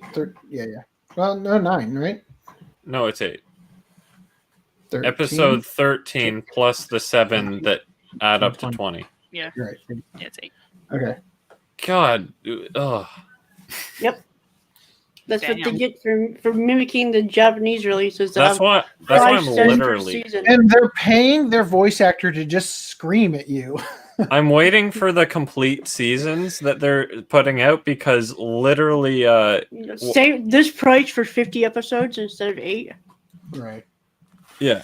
Taiwanese man is suing his girlfriend for throwing out a $3,400 Nezuko figurine. Fucking kill the girl. I won't even buy that figure. Yeah, I mean, it's so sad. At least he got it back out of the trash, and all that was on it was the pineapples from his pizza. Yeah, and not all the semen. Yeah. I only have Spiteful one girl. figure. What's up? I said I only have one figure. Yeah. I have What like did you buy again? I forget. Which one was it? It was the Mordred from Fate Apocrypha. Oh, right. We also have the Predator like art piece. Oh yeah, Made out of bolts and stuff. Yeah, that's true. I wouldn't really consider that to be like an anime figure, but Right. yeah, I guess I that's have true. 13. No, wait, no, crap. Hold on. 13, 14, So, 16, 17, 18. 18. all I right. mean, But yours are like Nendroids. They don't count. yeah, Alright. yeah. Like, I have 10 Nendoroids. Like Okay. So three a spite- Funko Pops. Oh no. Okay. A spiteful girlfriend who thinks she is allowed to control every aspect of her lover's life and their belongings is being sued after she hatefully threw out. Yes. Hello there, Tiny Pie. You brought a bunch of clothes for me to look at? That's so wonderful. She hatefully threw clothes at you. That's wonderful. They're so cute. I'm gonna put them on. Oh, I'm gonna put both of them on. I'm not gonna. Yeah, I'm not gonna be you. I'm gonna go inside and be. I'm gonna be his mom. You gonna be with Ma? Yeah. All right, go be with Ma. Meh. I'm not going on her bed, okay? Okay. I'm not going on her bed. All right, that sounds great. Just make sure you close my door. I have Teddy's here. Okay, baby. Sorry. All right. Okay. Bye. I don't speak fluent child, so I only understood every other word. Yeah, it's. I'm mastering that language. You should make like a dub for children or whatever using that language since you're mastering it. Just for every I anime. mean, I would just ask my daughter to. Now you be just every need character. your degree in master debating. Oh Yes. my. A spiteful girlfriend who thinks she is allowed to control every aspect of her lover's life and their belongings is being sued after she hatefully threw out her boyfriend's whatever. Is this Taiwan? What do they have there? It doesn't matter. Anyway, $3,400 figurine of Nezuko, a popular female character from the ravenously revered Demon Slayer. Ravenously revered. She's totally losing the little sister aesthetic with this version of her.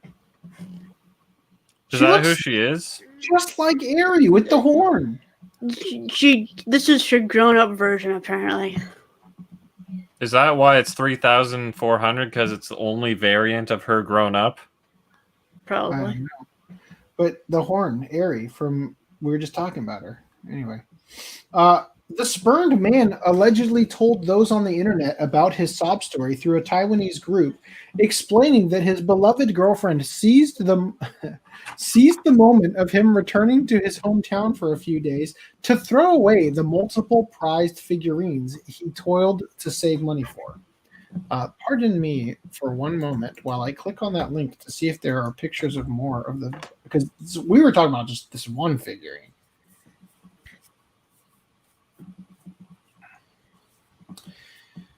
No, same image. Also read, Vietnamese teen gets girlfriend's name tattooed only to break up 1 week later. well, yeah, Simp. that's like, of course, that's gonna happen. Yeah. Okay, anyway, so to throw away the multiple prize figures he toiled to save money for. One of his treasured figures depicted Kimetsu no Yaiba's Nezuko, a $3,400 collectible that any individual would likely be enraged to learn had been thrown out like garbage. I mean, it costs the same to just throw the money out. Hopelessly contacting the garbage collection company to see if they managed to preserve the invaluable items, the man was overwhelmed to learn it was too late and they were incinerated. The man elaborated, what if she just sold it? Uh-huh. What if she just sold it and then said she threw it out? Yeah. That'd be a good way to get figure insurance. That'd be a fast turnaround for selling a secondhand figure, to be honest. If it was only like a couple days. You don't know if she sold it for that amount. She could have sold it for just 1,000. Well, dude, just get insurance on your figure. Tell them, oh no, it was thrown out and incinerated. Then you get the insurance money and sell it. I found out when I moved that my insurance policy on my collection only covered like 10 grand. I was so freaking pissed because I was paying. Like, I was supposed to have like 100 grand worth of coverage just in case of a fire or something. And then when I tell them, like, hey, I need, because I sold my car when I came back to California. And they're telling me, like, oh, yeah, let's take a look at the rest of your plans, make sure they're all up to date. And I'm like, you guys didn't mention the one I have for my collections. Like, oh, yeah, we only cover collectibles up to $10,000. And I'm like, that's not what I agreed for. Yeah, no, I was told.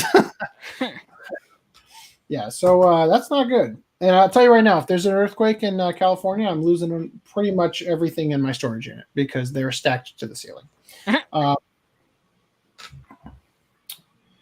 man elaborated on the matter further, saying that his so-called girlfriend didn't enjoy him watching anime, a hatred that was apparently so strong that it led to the victim not being able to go see the Kimetsu no Yaiba movie when it premiered in theaters.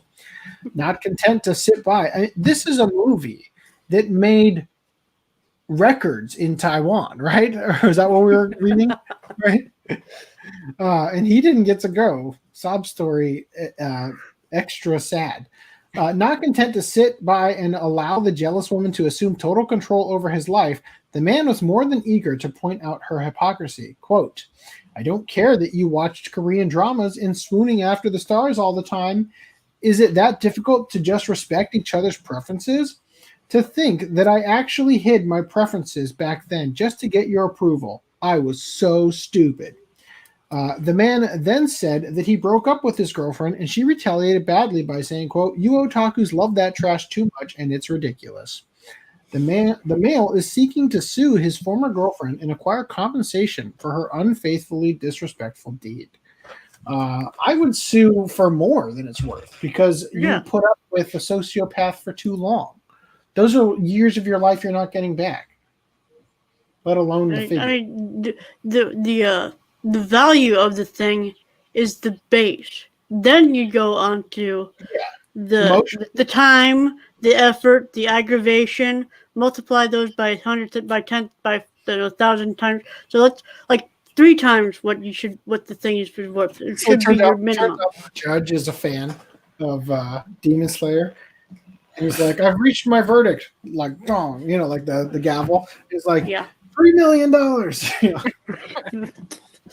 And be like, bitch, my cutie waifu won't betray me. You are sentenced to watch the series in theaters. No more Korean dramas for you. So Tanjiro sword from Demon Slayer gets forged in real life. So Reese, you shared this. Yeah. You know why I shared it. Why? You know why. I don't want to say it. Just because it's Demon Slayer shit. Oh, okay, we have to talk about it. Out of spite. That's right. We're doing it out of spite. I forgot. We're doing it out of spite for a viewer who's not even watching. Right. So I see your blacksmithing in action, and I raise you. Japan now has a banana made from a real banana that's not frozen. What? Why? I raise you. Banana.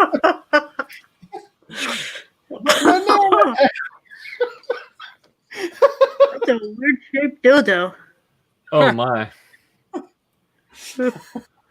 It really knows how to pound them in, doesn't it?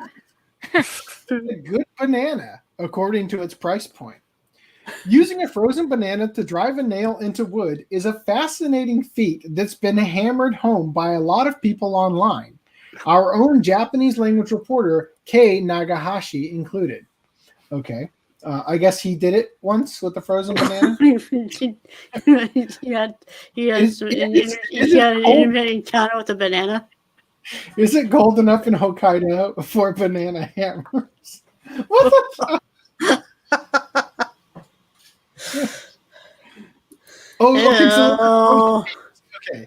Okay. So I'm gathering that the pants were wet and they froze in the snow or whatever because it's so cold. Okay.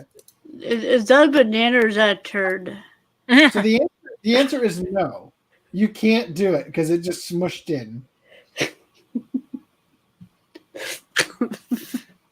Not like the great banana hammer.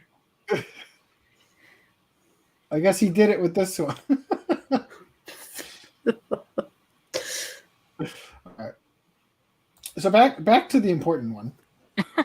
However, one Japanese company has sought to provide the banana-loving masses with a fruity hammer that doesn't require any freezing, and they've hit upon success with the Banana Hammer DX. Created by Hiroshima-based precision casting manufacturer Castum. I don't know why it's funny to me that this is coming out of Hiroshima. The banana Hiroshima knows how to take a pounding, so they made a hammer pound. Yeah. The Banana Hammer DX is actually a real banana that's been metallized using in-house technology. I picture the scene in X-Men where Wolverine gets injected with the adamantium, but it's a banana. Yeah.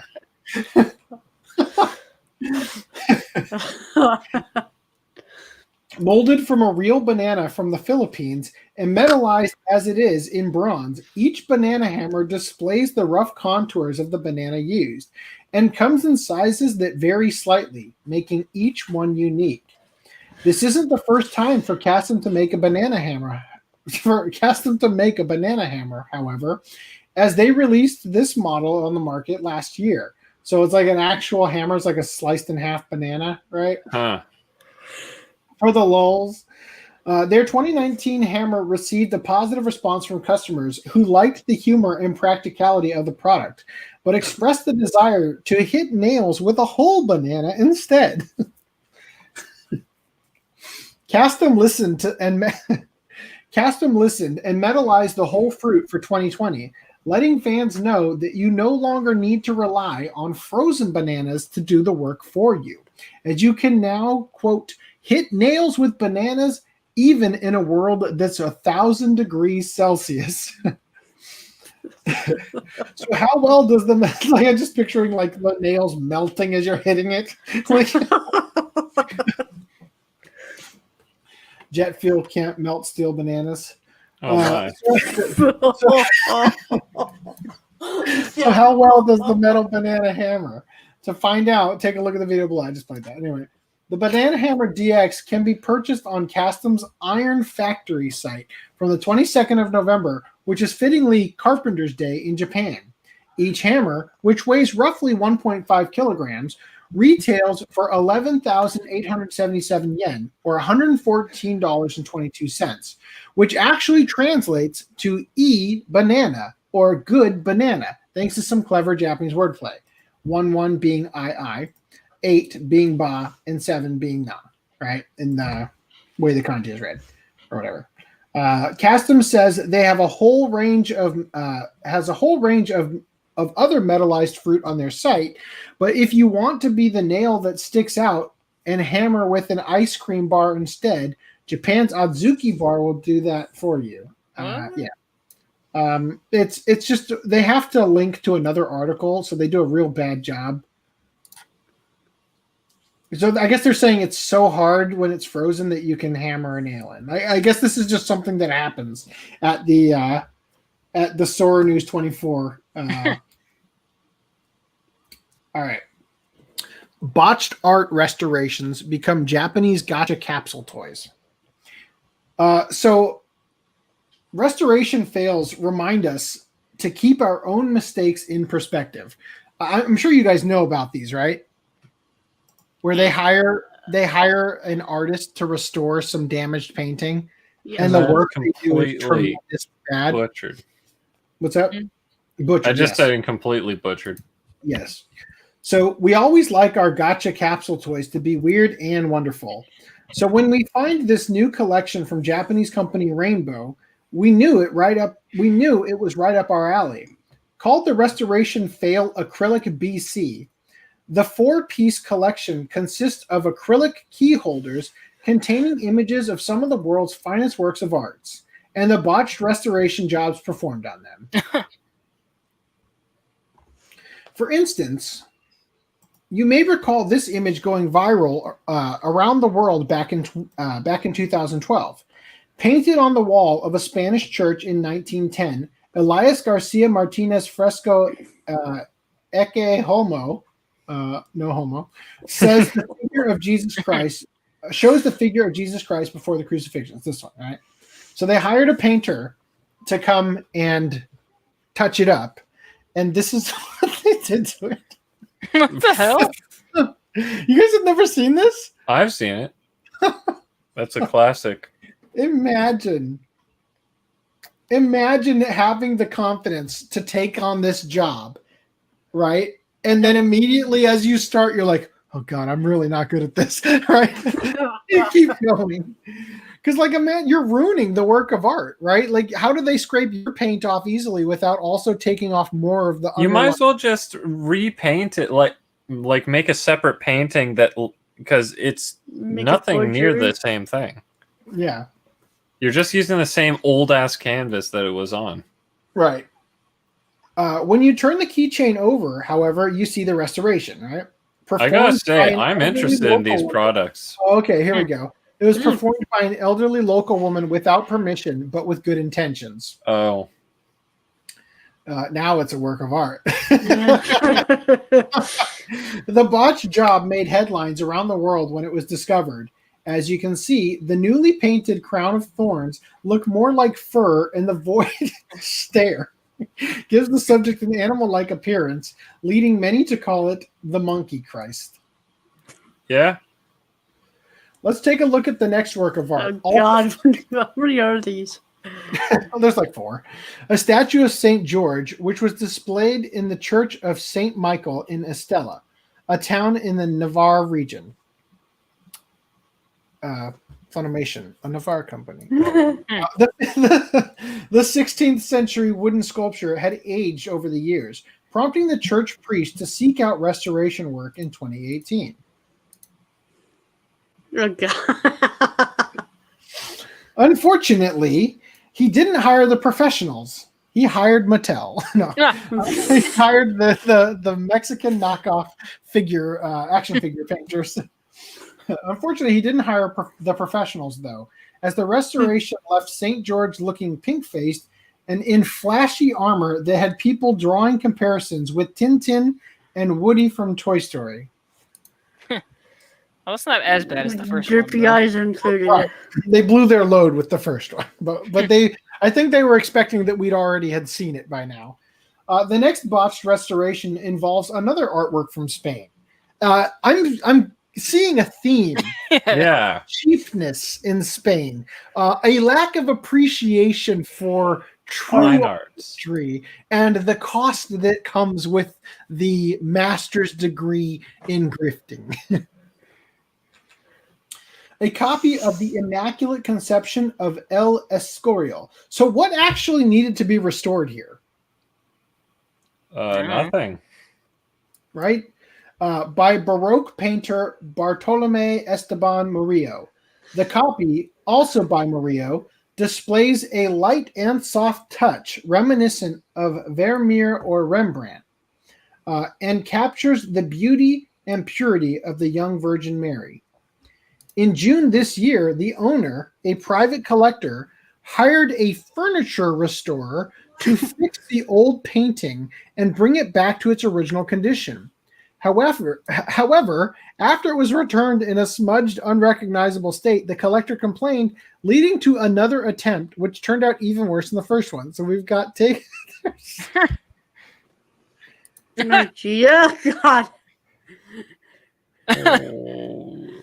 Well, that's a lesson, and if it ain't broke, don't fix it.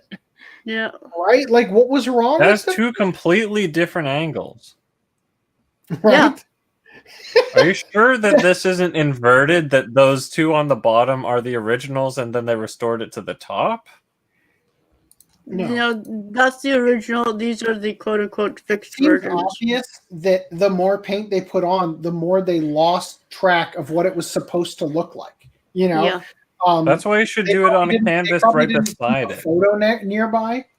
So as they started to keep going, they looked at the shape of the hair and mistook the neck Angle. here, right? The shadow behind the head is hair. Yeah. The final botched restoration in this capsule toy series looks at a 15th century statue from Spain. Also Spain, really. The Virgin and Child with Saint Anne. These three statues were originally uncolored, highlighting the beauty in the grain of the wood. However, after local residents worked on a restoration in 2018, with permission from the priest, the trio were totally transformed with dazzlingly colorful primary colors. Again, it's the Mexican knockoff action figures sold at Thanks, Jorge. wow, look how pretty you are. I got a bow. You do. I don't feel like that came with the outfit. It came as an outfit. It did? Because it looks like you just tied a bow around yourself. But it looks good. I like. It's Sorry, really sparkly. It is really sparkly. This is like a bow on me. Uh-huh. And it looks good on you. It's really clear. It's really. And this is really, really soft. Really soft on me. Okay. And I have a dress on. Yep, a beautiful dress. Okay, Coco, come on. Mwah. All right. You can kiss my You. Alright. Brad, you need to make the thumbnail you in that exact pose when you're looking up at your daughter and just put something in front of it. The paintings. Have one of the bad The paintings. restoration paintings. Maybe. All right. So, however, after local residents worked on a restoration in 2018, blah, blah, primary colors, you're right there. While these botched restorations are certainly unfortunate, having them on a keychain to look at every day is a reminder to put your own errors and shortcomings in perspective. No matter how bad we think our mistakes might be, at least we didn't botch up an irreplaceable century. At least I may have fucked up, but it wasn't this bad, right? At least we didn't botch up an irreplaceable centuries-old work of art. The Restoration Fail Gacha series went on sale at gacha vending machines around Japan from the 14th of November for 300 yen or $2.89 each. Those are great. I hope they do another series in the future reminiscent of it. Okay. Continuing. Reproduction Gundam Rucksack and Doll memorialize Amuro Ray's homecoming. Who do they think they are? Stealth Weeb? Gundam Rucksack? I mean, if it didn't have the word Gundam in it, you wouldn't even know. Right.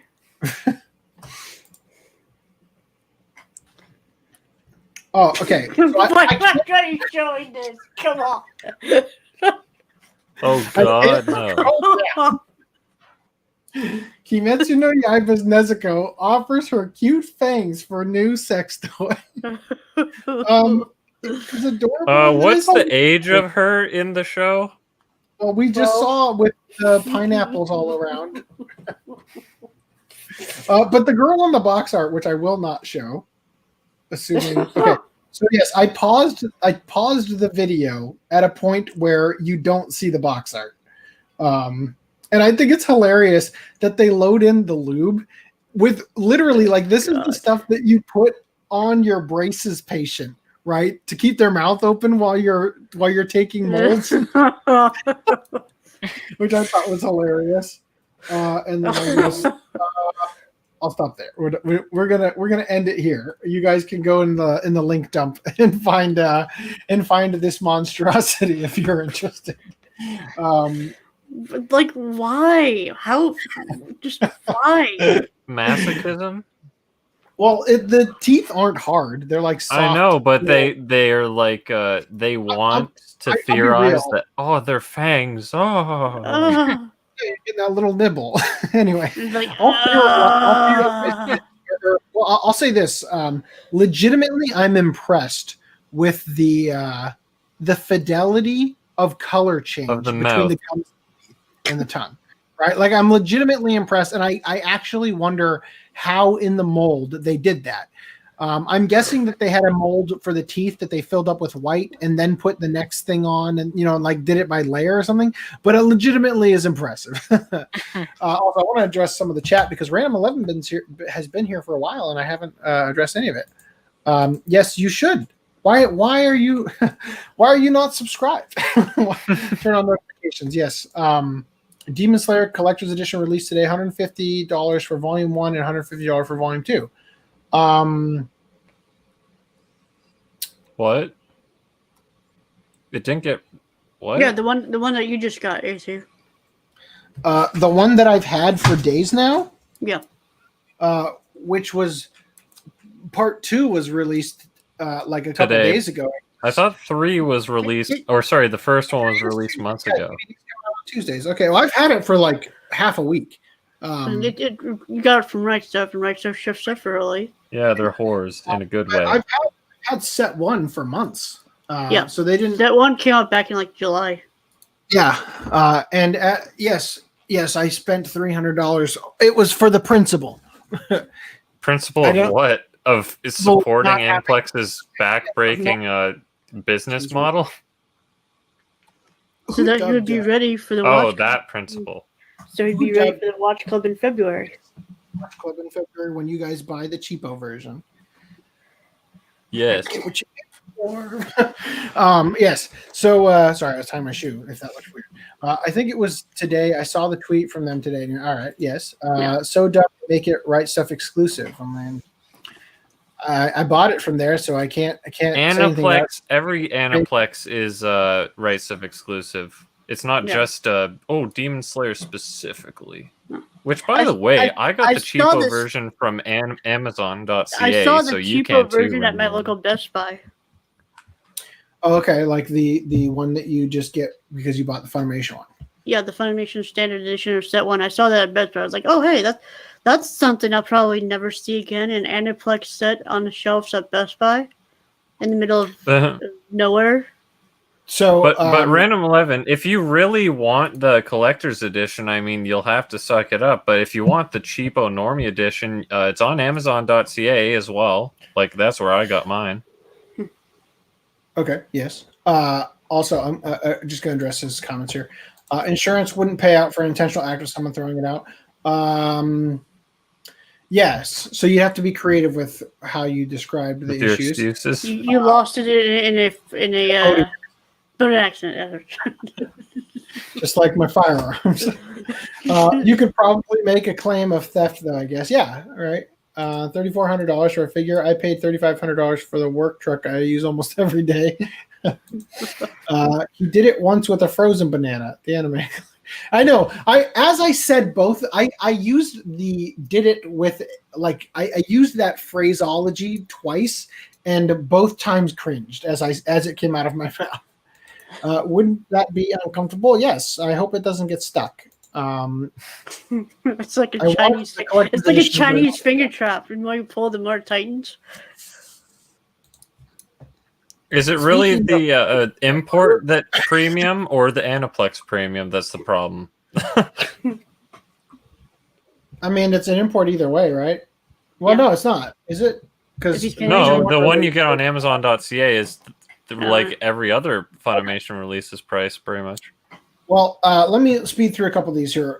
Can't make it to the Ghibli Museum? Then build your own with this awesome papercraft kit, which also has a mini Totoro working the ticket booth.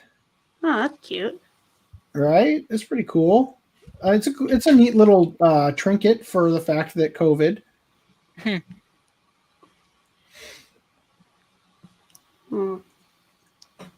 I mean, if it's already made for me, I'd buy it. I don't want to sit there and put this together. It wouldn't definitely not come out looking that good. Anyway, here we are, out of spite once again. Strike a pose with these new Demon Slayer Instax cameras. These are the Polaroids, right? We would have shared this regardless. Right. Okay. So I believe cameras. They print these, right? These little mini Polaroids. I think so. Yeah. Anyway, yeah. So I was thinking, like, while I was watching this or reading the article or whatever, I'm like, wow. Imagine being able to sell things for a premium using nothing but a green and black checkerboard pattern because you made the design that iconic, right? This is a little bit more intricate and everything, right? Mm-hmm.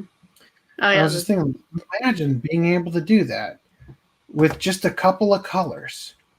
And then I saw the next article. Evangelion rolls out skateboards, sunglasses, and smartphone accessories. I have needs this.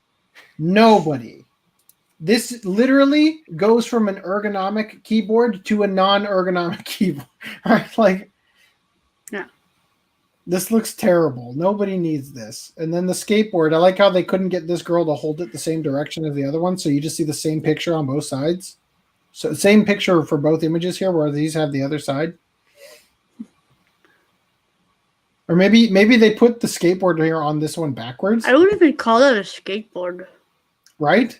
Well, it's like a big-ass roller skate with the straps have to go through here, right? Like the thing is that the you kids need two. You need one for each foot. When you were like in school, did they have those like square like little hand trolleys that for PE that you pushed around in the gym and and rode around on? Did you have any of those? I know what you're talking about. I don't think we had those. I mean, that looks like just like what I'm thinking. We had when I was in school. It'd be funny if they sold Ava themed, like the in anime, you always see them doing the gymnastics like stuff during their PE stuff. You know, like they raise up more and more of the things for the, what do you call that? A pole vault or whatever, right? Oh yeah, it'd be funny if they did Ava themed versions of those. Did you see that tweet from Dakota, by the way? No. Well, I can't bring it up, but it was a picture of Shinji, like you see the back of Asuka's legs, and Shinji's I remember that. I think. Oh yeah, you get what you fucking deserve. Yeah, like, and he put, and she it's like she's got supposedly has a dick, and he's like, his head is covered in jizz. I'm like, wait a minute, I recognize that jizz PNG. yeah, I've seen that one. Now. Yeah, you did shit. I didn't know who it was from, but yeah, I did see your comment on that one. Continuing, erotic Japanese woodblock print underwear makes a statement when you take off your pants. Huh? Hokusai and other ukiyo-e masters of the Edo period are here to help your crotch look its best. Earlier this year, Tokyo-based underwear maker Hip Shop released a collection of Pokemon underpants for grown-ups. The company's newest line celebrates an equally Japanese artistic style, but one that's much more adult, with the Shunga series. Shunga literally means spring pictures, but in Japan, spring is considered to be the season of not only new life and vitality, but sex as well. Shunga, therefore, are erotic ukiyo-e woodblock prints, showing lovers getting it on in Edo period aesthetics. Graphically provocative, shunga were purchased for use both as old-school pornography and as early how-to manuals for an era without formalized sex education classes. And they've since taken a historical significance, and they have since taken on historical significance as a snapshot of some of old Japan's attitudes about sex. And now you can wear those snapshots on your crotch.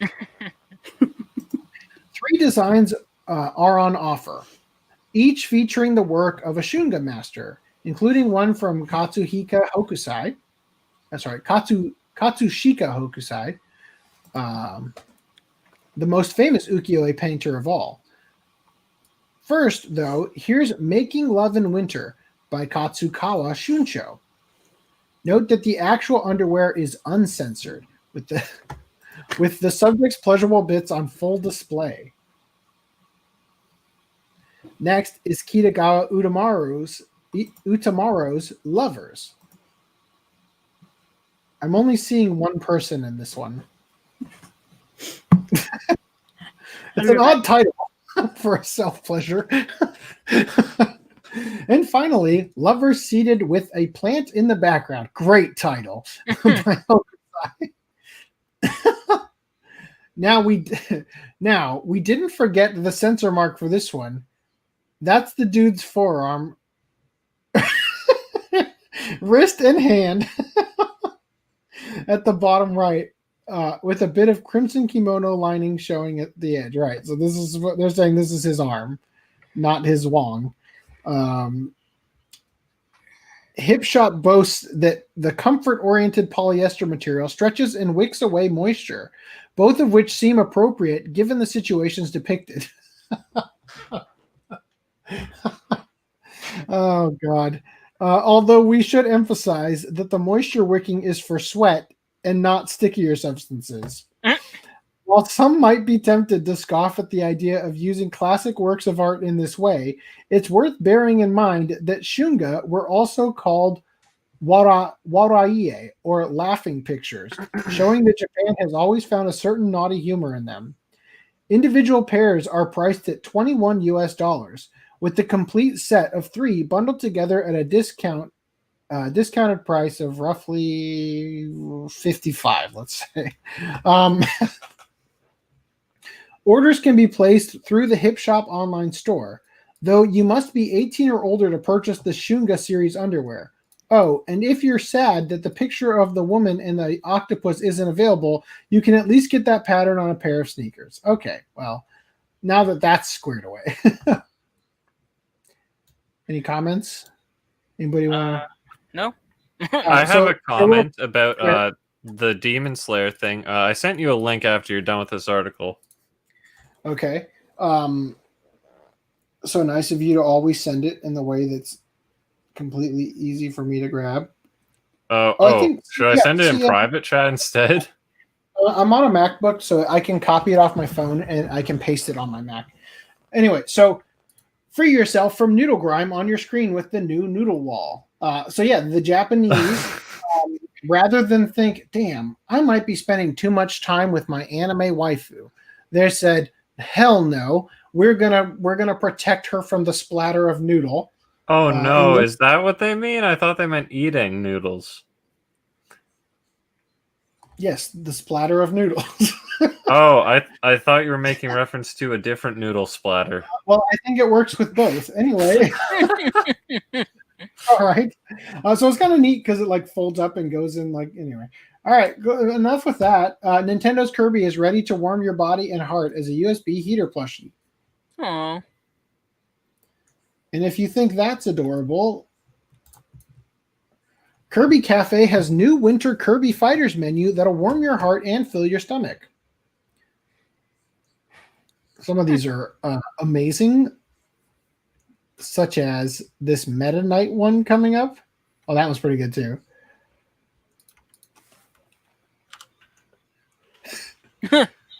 Burger. That's a freaking burger. Look at Meta Knight. Oh. That's pretty cool. Yeah. Mm-hmm. Probably not worth the inflated price, but why buy your cat a cat house when you can buy a cat shrine instead? Well, yeah, I mean, they were worshipped as gods once upon a time, so. And still by some.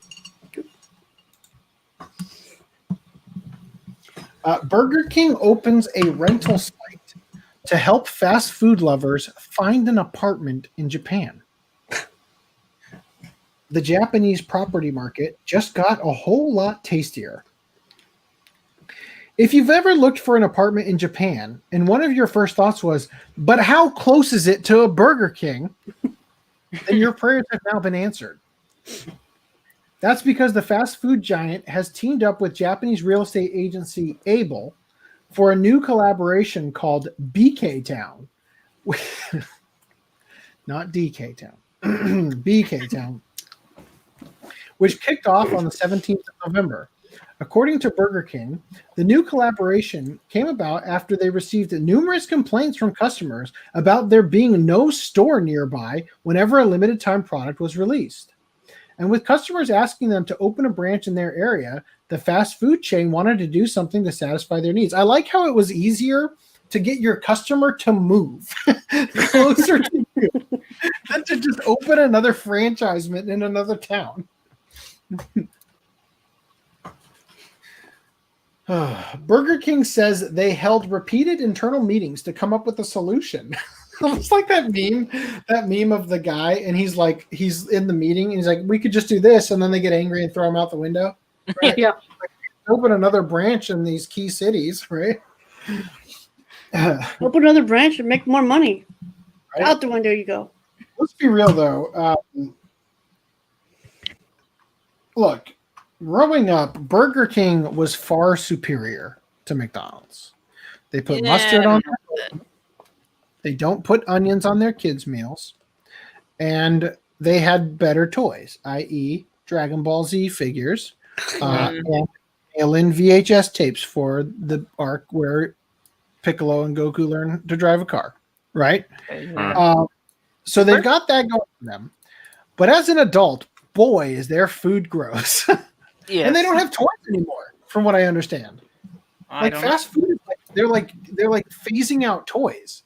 Well, to be fair, anyone who actually got those found out, yeah, these are like really bad quality. So, but I don't yes.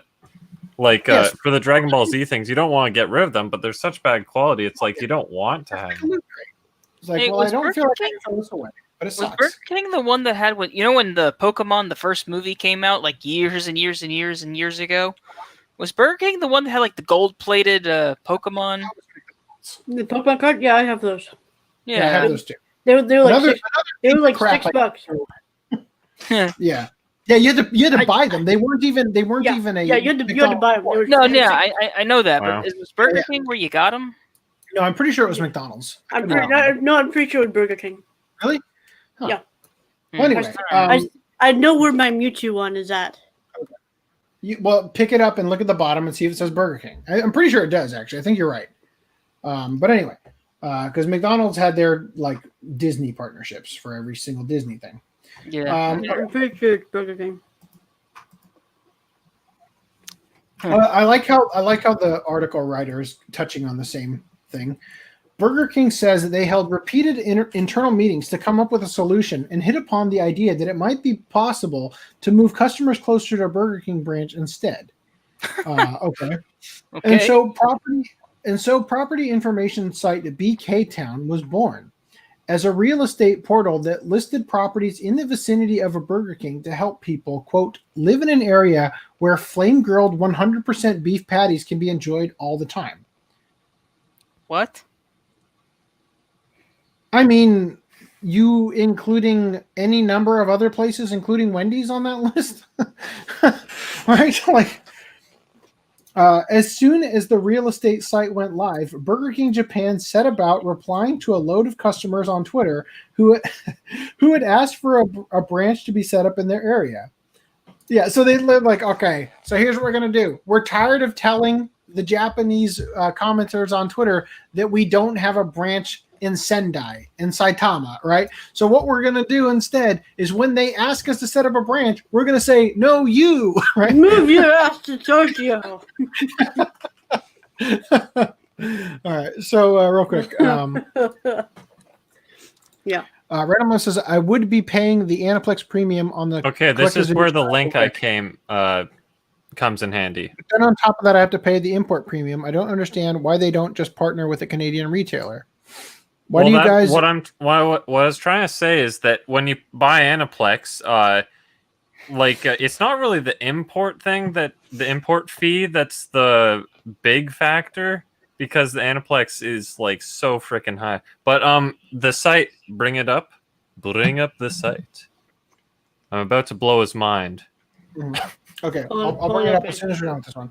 But he also said, why do I just happen to have a random Polaroid on my desk? It was here. It's one of the random assortment of things that's on this desk that I happened to know it was here, and it was from those cameras. Also, toys were incentivizing kids to want to go to fast food and is being blamed for obesity. That ain't the reason for obesity. Kids' meals still need to have toys, or still have toys, but they aren't usually advertised anymore. I mean, to be fair, it's probably good that they're not incentivizing kids to want fast food because of toys. Yeah, but the thing is that I've actually taken my kids to Burger King, and then when I didn't get a toy, I went into the Burger King and asked, like, hey, is there supposed to be toys in the kids' meals? Like, no, we don't do toys. Right? So I'm just saying, like, I don't know, maybe that's an Arizona thing, but anyway. All right, so as soon as the real estate site went live, Burger King Japan set about replying to a load of customers on Twitter who had asked for a branch to be set up in their area. In September, this customer said, damn it, I got the hiccups. In September, this customer said, we in Asa Ward, Kawasaki City, want you to open a store as soon as possible. This is a picture of Dr. Pepper. Like, right now. So their response... After closing 22 stores last year, Burger King now... so their response is just like, no you, right? With here's the link to the damn BK Town, right? After closing 22 stores last year, Burger King now has approximately 100 stores in Japan, mainly in the Kanto region, and plans to open 13 new stores in November and December. Okay. You closed 22 stores last year, but you're going to open 13 up just in November and December, with more new locations to come next year. Yeah, so I guess they're saying, like, well, this is expensive. Let's just get them to move to us, right? Because certainly they're going to do that, and this isn't a waste of our money. Currently, the BK Town site lists rentals near Burger King stores in Tokyo, Kanagawa, Chiba, Saitama, and Osaka prefectures. And as an added bonus, they'll be conducting a special campaign where 10 people who lease rooms through their site will be chosen by lottery to win 100 Whoppers each. And all of them are from rural towns that don't have a Burger King within distance. Right. With a room near Burger King and the chance to win 100 free Whoppers to feed you over the course of a year, that won't last you. This is an offer diehard fans won't want to miss out on. Yes, diehard Burger King fans. Entries will. Yes, I can't wait to meet the Burger King otaku. You know. Entries will be accepted until the 18th of January 2021, which is also the end date for the BK Town collaboration. Honestly, I think we should all enter, just because I think that there's a good chance we actually might win. Yes. I don't know. Probably not in the near future. Okay. All right. I am getting hungry reading about Burger King now. Hardee's is better. Oh, God, no. Oof. Hate Arby's. Does Burger King have curly fries? No,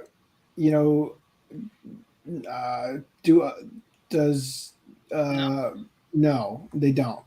So then Hardee's is better. Hardee's. I'm sorry. I thought you said Arby's. Yeah. Oh, yeah. Hardee's. That's what I'm thinking in my head. Does Arby's have curly fries? Hardee's. Yeah, Hardee's. Okay. I don't think I've ever gone to a Hardee's. I think they'd probably call it a Carl's Jr. Brett. Carl's Jr. has crisp cut fries, which are great. The curly fries are so good with barbecue sauce. Oh. Yeah. No, Carl's Jr., Hardee's, whatever you want to call it. They're that's like the best. That's my personal favorite. When it comes to exactly. So, all right. Well, to save the chat from this tangent, I'm not going to go. Of course, those who lease properties through the site will be able to stay put in their homes after the collaboration ends, according to their individual rental contracts, and continue to enjoy being in close vicinity of the chain, which is a bonus when they release mouth-watering limited-time specials like Ghost Whoppers, which has ghost peppers in it, fake burgers, okay, and sandwiches filled with blueberry sauce and mush and cheese. I should have linked to the Biden burger, that disgusting thing. I didn't include that, but that was gross. I think it was a Philly cheesesteak. Okay, so here's the thing, the CNL for you, Funimation, who's gone. Fucking worthless Canadians. All right, so you can buy Demon Slayer Volume 1, 2, 3, 4, 5, 6, 7, 8, 9, and 10. These are the Japanese releases? Viz Community. These must be the manga. That's not even what he's talking about. You fail.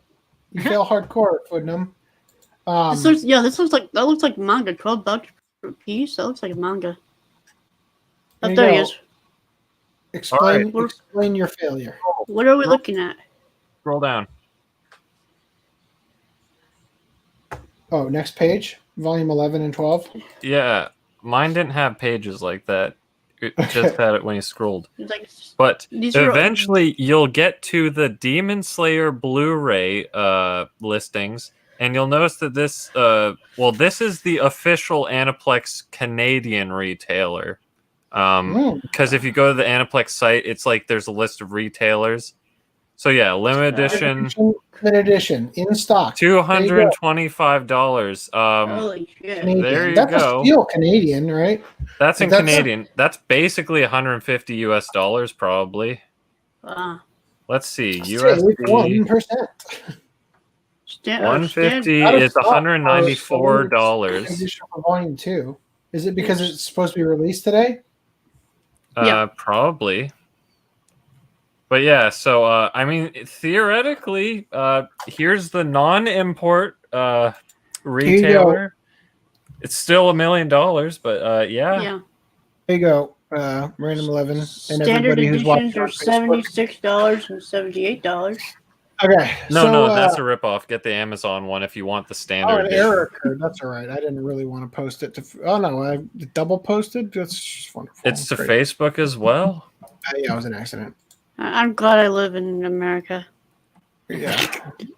At least I know I'm free. Okay, so where was I? Yeah, all right.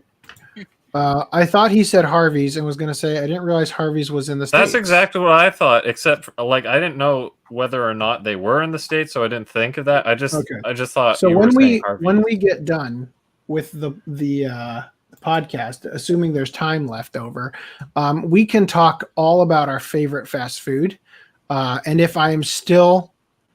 It doesn't even have SSL encryption. You're going to say Del Taco the entire time. I know it. Hey, man, beggars can't be choosers. Before I need to be already asleep, I'll go out and eat. I'll just join the call through my phone again.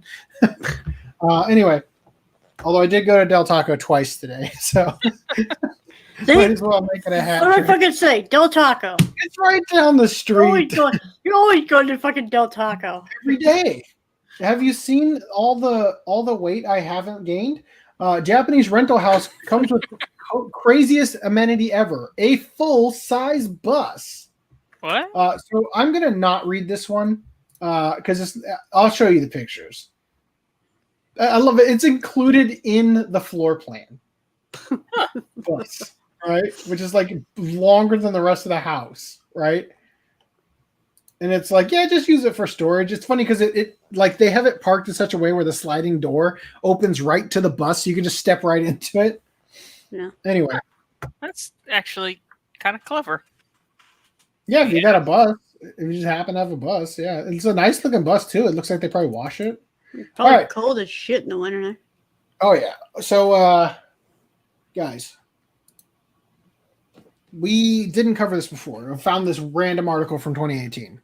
Fukuoka Sr. arrested for stealing a single grape. denies charges.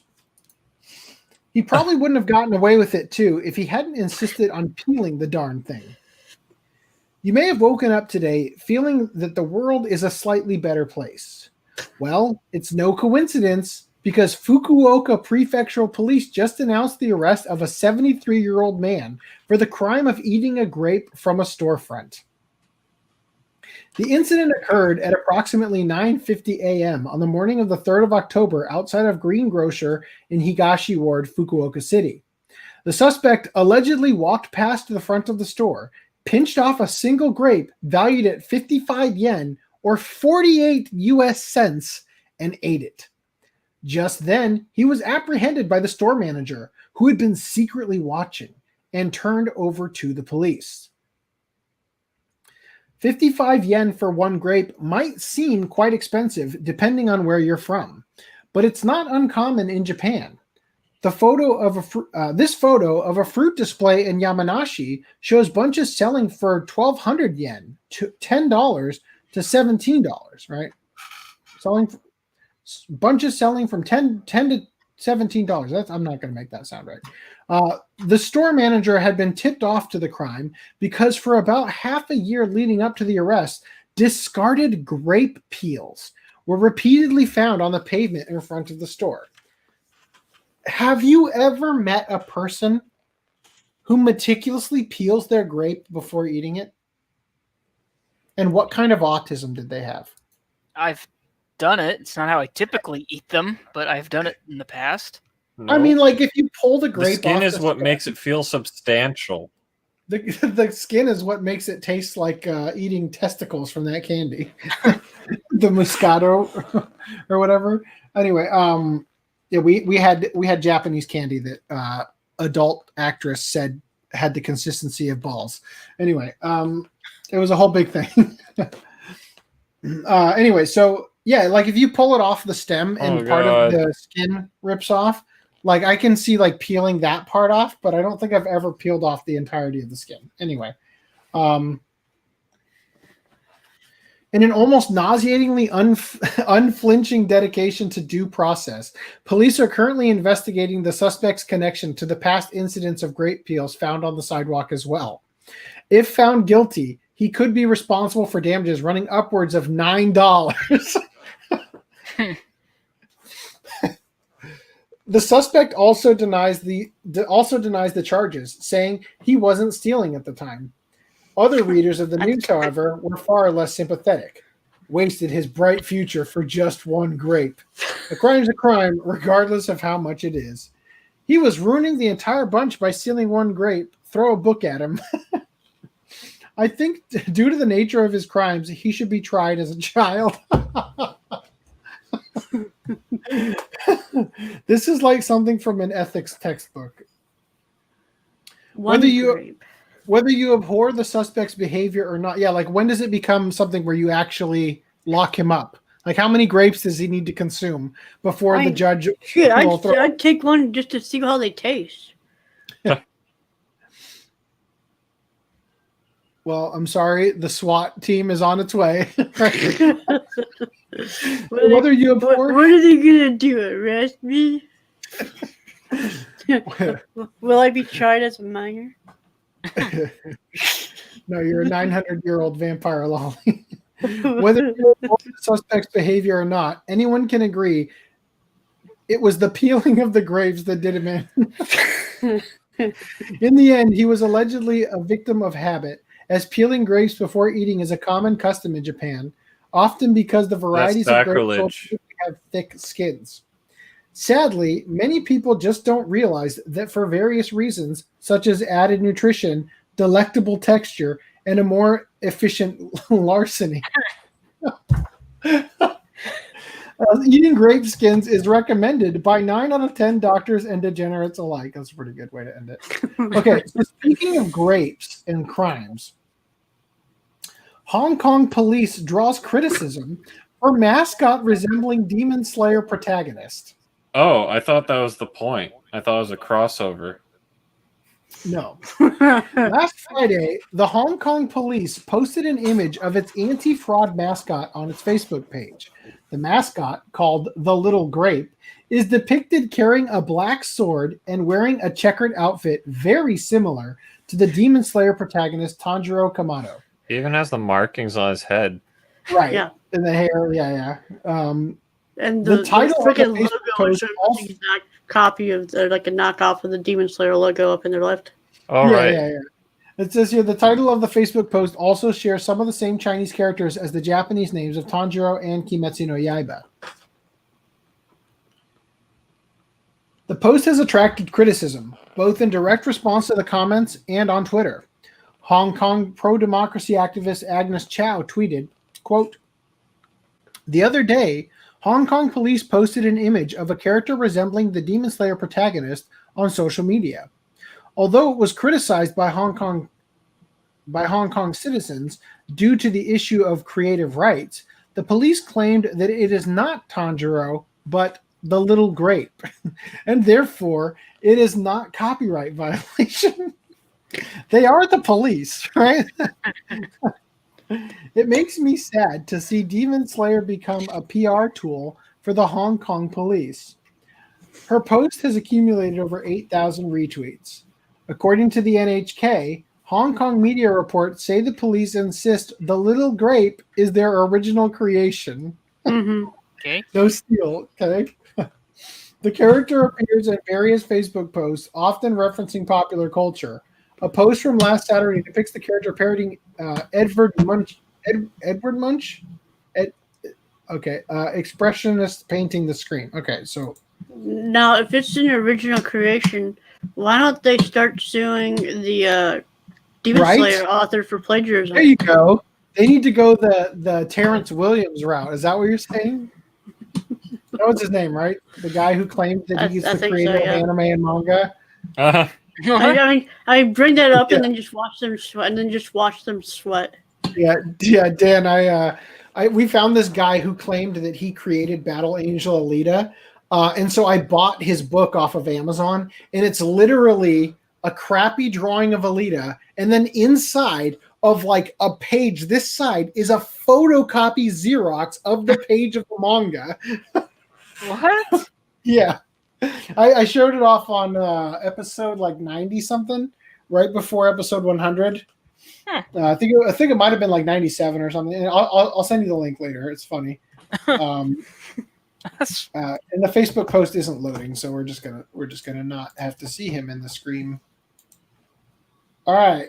Smugglers caught stuffing parrots into plastic bottles. I'm not gonna read this. This isn't even interesting. And where are they sticking the plastic bottles? See, that wasn't interesting.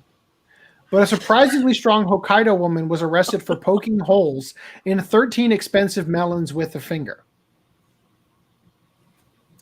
You are already unsellable. Yeah. I get the So joke. you know, like in the kung fu movies, when they stick their finger through the coconut, you know, Yeah. that's what they're talking about, right? So this week in inexplicable crimes, police in Kashiro City, Hokkaido Prefecture announced the arrest of a woman suspected of puncturing 13 melons with her finger. However, rather than the simple greed that compelled a man to damage several blah blah blah blah blah. Okay, so I'm gonna start over and not read that entire sentence. It's just a link. Puncturing 13 melons with her finger. Her motives remain a mystery. I told myself to highlight that in red so I wouldn't do that. Damn it. The crime occurred on the 28th of July when the 64-year-old suspect entered a supermarket and allegedly stabbed the baker's dozen of melons with her finger at approximately 1:30 in the afternoon. It's important to note that these aren't just ordinary melons, but the renowned Yubari King, which often make headlines for selling at exorbitant prices. The victimized melons had a combined worth of $135. They're roughly like $10 each. Interestingly enough, no security cameras caught her in the act, so it is unclear how the police managed to track down the culprit. The nature of their detective work and the suspect's motives have not been revealed, leaving it all open to wild speculation. So let's get wild, shall we? Occam's razor would suggest that she was simply checking to see which one was the freshest, albeit in the absolute grossest way possible.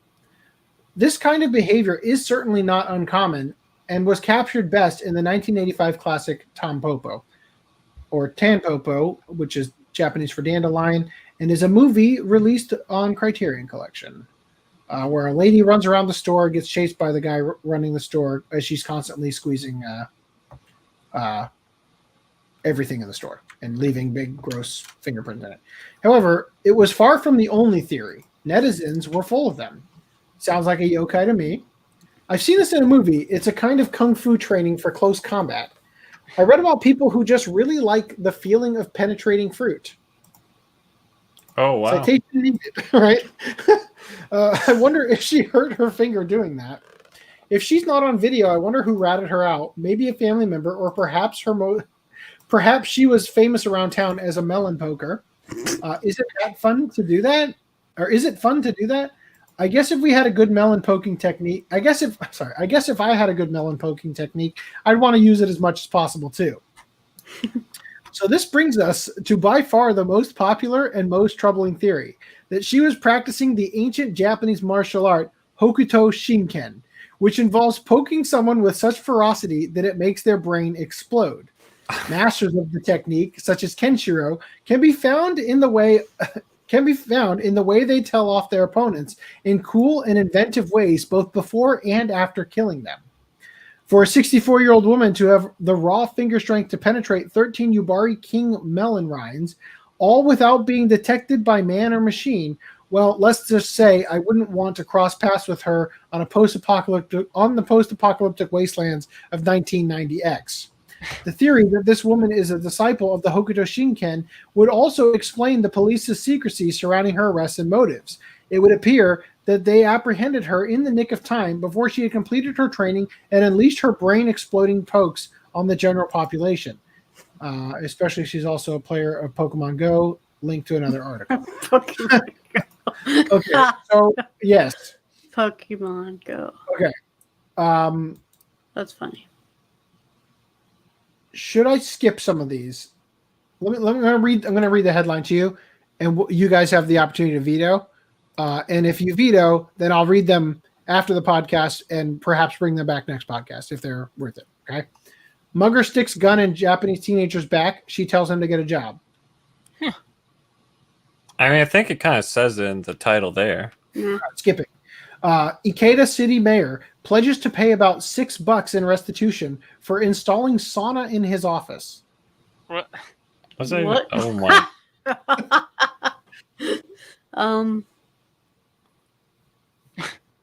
I feel any other podcast would be reading it by now. Yeah, okay. Fukuoka woman drives through front of convenience store because she really needed to pee. Japanese middle school criticized for pulling out girls' bra straps to check their color. Again, this is a middle school. Yeah. So it's already 6:50, and I'm going to need to go to bed in the near future. Japanese man dressed as woman arrested for public indecency. That kind of already says it. Yeah. We'll wrap it up with this one just because it's short. Another perverted exhibitionist has lived out his fantasy in reality, as a Japanese man was arrested after he ran around in a miniskirt flashing his lower region to nearby females. Perhaps an unhinged decision brought on by the lockdowns influenced by the Chinese plague. Kanagawa Prefectural Police of Kawasaki Station arrested a 57-year-old male office worker from Yokohama for public indecency after it was learned he ran around inside Japan Railway Kawasaki Station wearing a miniskirt and flashing every woman he saw. The fact that there's a link indicates to me that there may be photos, which I also don't really want to have to unmute on you guys, but also kind of want to see because they could be funny. No. Yeah, The sure, photo- because it would be funny. Yeah. Well, That's it's the definitely reason. better than the one that I'm having to look at here on Sanjaku Is Complex. it Stelfo? Yeah. It's like See, that's what I want to know. I want to know if it actually is a Stolfo, right? Police clarified that the mentally unstable man was dressed as a woman and pranced about a general store inside the station. The criminal admitted to performing the unsightly act and explained, "There's no mistake that I did it. I have no excuse." That is exactly the phrasing of Act Age Guy. There's no Yep. mistake that I did it. Right? I have no I excuse. have no excuse. Examination of the body fluids left on the floor of the scene of the crime led to the identification of the suspect, and police are investigating to see if the man committed other crimes. So they say body fluids, but I'm pretty sure the only body fluids that have DNA are saliva and jizz. I don't think sweat, because it's not a blood-based liquid, right? And urine, just because. Urine as well, for the same reason. Yeah. So, kind of interested in the rest of that story. I mean, kind of interested, but not. Well, I want to know, was he running around whacking it? Like, that's probably what he was doing when he was going up to the ladies. Just bleeding all over the place. It could be blood. Yeah, that's the other thing. That's the other fluid, right? Anyway, all right. So let's talk about Summer Horse. Summer Horse. Oh yeah, that thing. Yeah. Did you watch it? Did everybody watch Summer Horse? Assuming that Dan has seen it before and has a perfect memory. It was a while ago, but I've seen it. Yeah. So I have said in past on the podcast, in regards to Mamoru Hosoda, I remember enjoying his films, but then you forget it immediately after. Everything about them by the next day. Now, they're very forgettable, and I didn't really enjoy this one the second time around. My attention was divided because I was working on the articles while I did it. I did already get Ninja Scroll. I'm looking forward for that one, I mean, what I mean by the way I phrase that is I'm going to sit down and give that one a legit watch instead of a divided watch. Give it your full attention. My full attention. I might even make my wife watch it again, even though she's going to be giving it her divided attention. But I've got to say, I can't believe that I didn't remember anything from this movie, considering the movie starts with a girl and two simps that she convinces one of them to pretend to be her boyfriend so that she can please her grandmother, while secretly she wants to bang her uncle, and her cousin wants to bang her. Right? Like, how did I block that out of my memory? Also, I'll just say I didn't think the movie was that good. I did like the Hane Fuda thing. Like, that was a fun touch. That I like. That was almost kind of just fun because of the clicky noise that it makes. It was like way better now that I actually looked into how to play it. Right. Yeah. So it's kind of like when you don't know how to play poker and you're watching these really tense poker scenes and they're like a royal flush and you're like, what does that mean? Did he win? You know, like at the body language of everybody around, you know, which is something that I still don't know how to play poker. So that's me every time when I play poker. But yeah, so I'll say I liked that. The movie is absolutely Digimon, the movie, also by Mamoru Hosoda. Like, to a degree that is kind of like, how do you even get away with that? Like, see, here's how Hosoda gets away with that. Here's how he gets away with that. People like me immediately forget the movie. So when they see Summer Wars, they don't remember Digimon, right? Which was exactly me. Somebody else had to remind me of that, and I had to look into it and be like, oh, shit, yeah. The only thing I remember about the Digimon movie was that that line about Izzy's idea of a good night is upgrading his computer or something like that, right? And I remember the part that Hosoda didn't do with Kari communicating as a baby through the whistle, which was adorable. That's a different movie. Right, it's a different movie. So it's a part of the movie that was released over here that was a compilation. Over here was 3 different movies. Right. I'm more than aware of that. I'm just saying that you're like the part he didn't bring over. It's like, well, it wasn't the same. That he didn't do. He wasn't ripping off both movies. It was only one movie. Yeah, the one that he did. I'm saying the part that I remember from the Digimon movie. I think he directed both. He didn't do. No, he didn't do the Kari one. The one with them he did the first 3. Or sorry, the what first. What is the place Heights? What is? He did not direct the first part. The origin story. Also, I don't think you understood what I was saying in the chat when I was saying that. Why does all of Hosoda's films have the flat shading and janky line? I definitely didn't understand that. What do you mean? Like, I'd have to pull up screenshots. Like, just the characters are drawn in a way that feels like it lacks form, right? And it has a Yuasa style to it. Anyway, I like that. I liked it. Yeah, but I'm just curious as to why everything he directs seems to have that style. Like Yuasa's known for that style, and it's like, oh yeah, and there's that Hosada guy who uses the red outline instead of black, right? Anyway, so yeah, rewatching it, I mean, it's a fun ride in the sense that the escalation is fun, but also like there's not a lot of investment. Whereas I feel like the Digimon one is a better version of the story from the perspective of if you've already are invested in the show, right? So those are my mind you. Digimon movie was also focusing on basically, I don't know what would you say, like 3 characters more or less, rather than like, oh, we have this whole family we're gonna like touch upon. Yeah, that was well, actually no, I think in the Digimon movie, don't they go to one of the characters' houses to meet with their family or whatever too? No, are you talking about Matt and TK when they're at their grandma's house or something? Yeah. So they had something extended family. Yeah, but they didn't like take time to like info dump the grandma. True, but anyway, yes, you're right. There's way too many characters in Summer Wars that are completely inconsequential. They become in The Hobbit, where there's 3 hobbits and then the rest of the hobbits, right, are just like they're basically one person. They're as a thematic collective device. It's just the collective hobbits, right? Whereas like you've got a couple of characters that are like the standout hobbit, and then the rest of them are just the collective hobbits. That's kind of what their family was. There's the cousin who wants to bang his cousin, and then there's the uncle that the girl wants to bang, and then everybody else. And then there's the annoying girl who watches soccer or baseball or whatever, right? She was Monica Rial, which was so funny because it felt like that was I kept thinking of the her whale, deposition. the real life whale of what Monica basically is. I kept thinking about her deposition when she's like, I get to play what are known colloquially as best girls. The best girls. She was totally the best girl.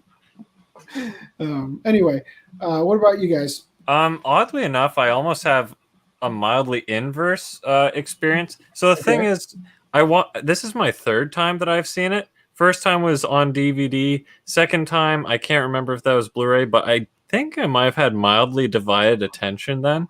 The second time, it felt kind of like not like a clip show. Like there are some movies I've seen in my childhood that I've watched to death that I memorize every scene, and it feels like a clip show by the time I finished it. I'm like, was that a complete movie? Was that an experience, or am I just seeing a top 100 clips from this movie type deal? So it felt like weird the second time I watched it, but the third time it felt completely different. Like a completely different way of viewing it. Like I was almost expecting it to be so Digimon movie-y that I actually got. Oh my god! There it goes. I was waiting for that for like a minute. I got like the complete opposite effect. I thought, wow, this is like remarkably un-Digimon. For the only thing about it that makes it the Digimon movie is the like copy paste the of virus key, taking over the internet. the copy paste of key moments. Other than that, there is so much family drama that goes on or whatever, and like the building up the family and everything, which I think was actually done really well. I'll say this. I think that when you watch a movie, like I felt when I first watched the first season of My Hero Academia, that it was an incredibly mediocre show that manipulated the audience with musical cues in terms of your emotions. It manipulated your emotions with musical cues. I think the show earns its reputation in the second season. I really do. I think it's a great show. But when I first watched it, I didn't get what the fuss was about, right? I'm going to repeat this just because Dan's here. Oh, hold on. I'm getting a call from my boss. He's getting a crawl from his boss. I take it you muted him? Gotta answer those. Definitely gotta answer those. I can meet him. Okay, I muted him. So how do I continue this without having to repeat myself when he gets back? I can give you guys the summed up version, but I actually thought it was remarkably un-Digimon movie for supposedly being like the Digimon movie clone. They just had some key moments that were like almost cloned. Like I feel like the whole what did they call it? It's not Eden, is it? Is that what it is? Eden, the digital world of Summer Wars. Oh, Oz. Oz. Eden must be the Digimon game that I'm thinking of. Oz. So like Oz, the whole that was a completely different thing. There was a community in that quote digital world, and it was like, yeah, you can do all these blah blah things. But in the Digimon movie, it was just this void space that was used as a conduit. Void of internet, yeah. It was basically just a highway for them to find the bad guy. It's completely different. Like, yeah, it took key components like, oh, there's a digital world, oh, there's a missile, but everything around it is so different. Yeah. And especially like how I was talking about, like they build up this family so much. Like, obviously, there's too many characters to sufficiently develop. But the thing is, it gives you such a good sense. Like that feels like, how do I put it? I want to say like a real family. It's like, oh, you have the, I don't know, you have the crazy uncle, you have the smoker, whatever, sketchy aunt, you have the other socially less less inclined, you know, the freaking soccer lady who's always just focused on her stupid soccer, or sorry, that's not soccer, baseball. I sports, but the annoying little cousins. I think what it lacks in the annoying. Yeah, my connection's dying right now, I think, so I didn't catch all of that. But the point is, I think what it sacrificed for the individuals being built up, they earned well back in what they did for the feeling of building up the entirety of the whole of the family. Yeah, am I still connected? Yeah, you're still connected. Yeah, you're still there. I mean, the whole movie was about like. Yeah, I'm not connected, am I? You connected, yes. Hear anything? Oh, well, we can hear you. At GM, we can hear you. Okay, you, Reese, you have to take it away because I need to disconnect. Apparently. Okay. You were gonna say something, Dan. Oh, I was gonna say, it wasn't the movie, if I remember correctly, because it's been a little while. I mean, the whole thing was like the family dynamic, wasn't it? Like the whole movie revolved around the family, and then trying to figure out what the heck was going on with that virus destroying thing. It was America, not China. Huh? Oh. Yeah, the American military bought the virus, or they didn't buy it. They tested it. And no, I said like the movie revolved around like the family dynamic, like the whole that was the focus of the movie. No, it was the uncle, right? Then he developed it for the American. The uncle that the girl wanted to bang. He was the one who developed the black sheep of the family, if I remember correctly. Yep. He ran away with the money that the grandmother had given him. He had been adopted in and basically was an illegitimate child, and yeah, and then they were all like they didn't like him because he like ran away with their money, and then he found out it was actually the grandma gave him the money. Yeah, and he used that money to develop the thing, for the American military. Always gotta love machine. Yeah, they always gotta have an anti-American thing in there. Yeah. Oh, it's that American army. They're causing problems again. But anywho, I thought it was a good movie, I guess, from what I remember. The main character was all like the high energy girl, if I remember right, wasn't she? Kinda. Kinda. I mean, Natsuki was her name. In Natsuki. Yeah, she was. If there's a GM, there you are. Welcome back. Yeah, continue what you guys were talking about. We were talking about characters. So Natsuki, she was saying higher. I don't really know if Natsuki was high energy. I mean, yeah, she was thirsty. She's thirsty for her uncle. Yeah, and that was about it. Yeah, she could have definitely been better, but I think she served as just a reward for going through it all, and also, I guess, the plot device. So she was, I wouldn't call her high energy, but she was like youthful and lively, and she was Optimistic, popular. right? She was a popular girl. She wasn't shy. Yeah, Is I think what you mean. Also, the main character, total like down on himself, Shinji, but with actual skills. And then also, I want to go on the record and noting the discussion you just had about the uncle and his origin story. Grandma was a cuck in this scenario. So we've got the simps, the cucks, and the whores in this movie. They've got everything. Yeah, and then you're right. They throw in the little the American Army, the American military, right? Yeah. It's always their fault. Always our fault. I think the biggest issue I had was maybe how the uncle just so happened to be the guy who programmed Love Machine. It's like, really? I was like, I just read the Green Line 743. It wasn't the family. Like they ran Japan or something like that, or they're really pretty much. They're like the East Indian Trading Company. But hold on, I got to address Green Line 743's comment. He's readdressing his $2 super chat or whatever from before. You'll never get me to talk. Get the dildo. There's no mistake. I have no excuse. You'll never get me. Oh, hey. Also, the movie's okay. Digimon characters are more fun. Yeah. Oh yeah. You had a lot more attachment to the characters in Digimon because you had a lot more time with them. Oh yeah, for sure. Exactly. So much more time with the Digimon characters. See, when I remember the so I think that perhaps the part of this movie that has a bigger punch, a bigger impact than the Digimon movie is the part when the German account shows up and says, "Bet me," right? Yeah, you that like has like an emotional like weight to it, you know, other than just emails that just to slow down the Digimon. Right, is that what it was? I forget. In the that's Digimon what I'm movie, saying. Despite they had people key ideas, forwarding all the emails. It was basically the exact same thing. Like all these people are emailing Izzy, and Izzy just forwarded them. So they're basically DDoSing the. They're basically DDoSing the what was his name? Omnimon. Yeah, or no, Omnimon was the Diaboromon. Diaboromon, right? Yeah, Omnimon is the fusion. Omnimon is the good one, right? The fusion. Yeah. The fusion guy. But like they took a key idea, but they used it in a completely different way. Right there. Having everybody come in.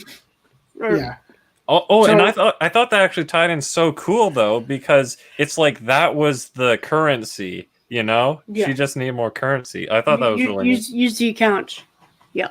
Right, because she was betting the lives, basically, the people. She looked away and lost, and then she lost like what 90,000 or whatever. I mean, we need to acknowledge that basically that the freaking Uncle Senpai hacked a quantum computer or whatever with that. Yeah. Like that's effectively what Oz or whatever it was, right? Yeah. It was like a quantum computing thing because he was hacking all the. What was the thing? It was called Love Machine. Yeah, Love Machine.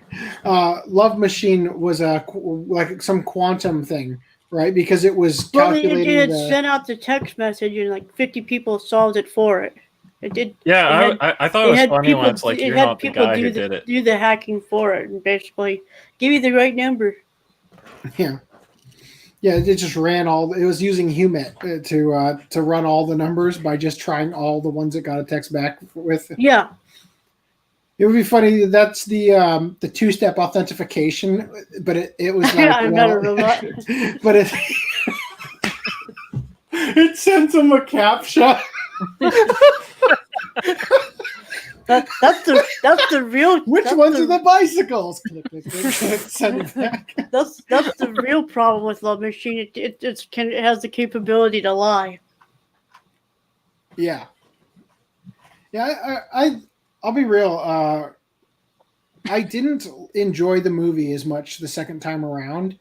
But when he got to the bit where they were doing the koi stuff at the end, you kind of get swept up in the emotional moment of the movie, and you're like, okay, the feeling that this is giving my stone heart is at least good enough that I'm glad I sat through it again. You That's know what I weird mean? though, because a lot of people, like I remember back in the day with like, what is it, Arcada and Giga, like in their reviews, it's like the koi thing's like, what the hell's going on? Yeah, what's going because- on? well, It's like, Where yeah, you the have reason like you the said you don't opposite. understand koi what koi that that means. motherfucker. Yeah. Yeah. So again, it's the poker, right? Or it's like, yeah, it's the poker. It's the betting of the lives, and it was like exponentially gaining.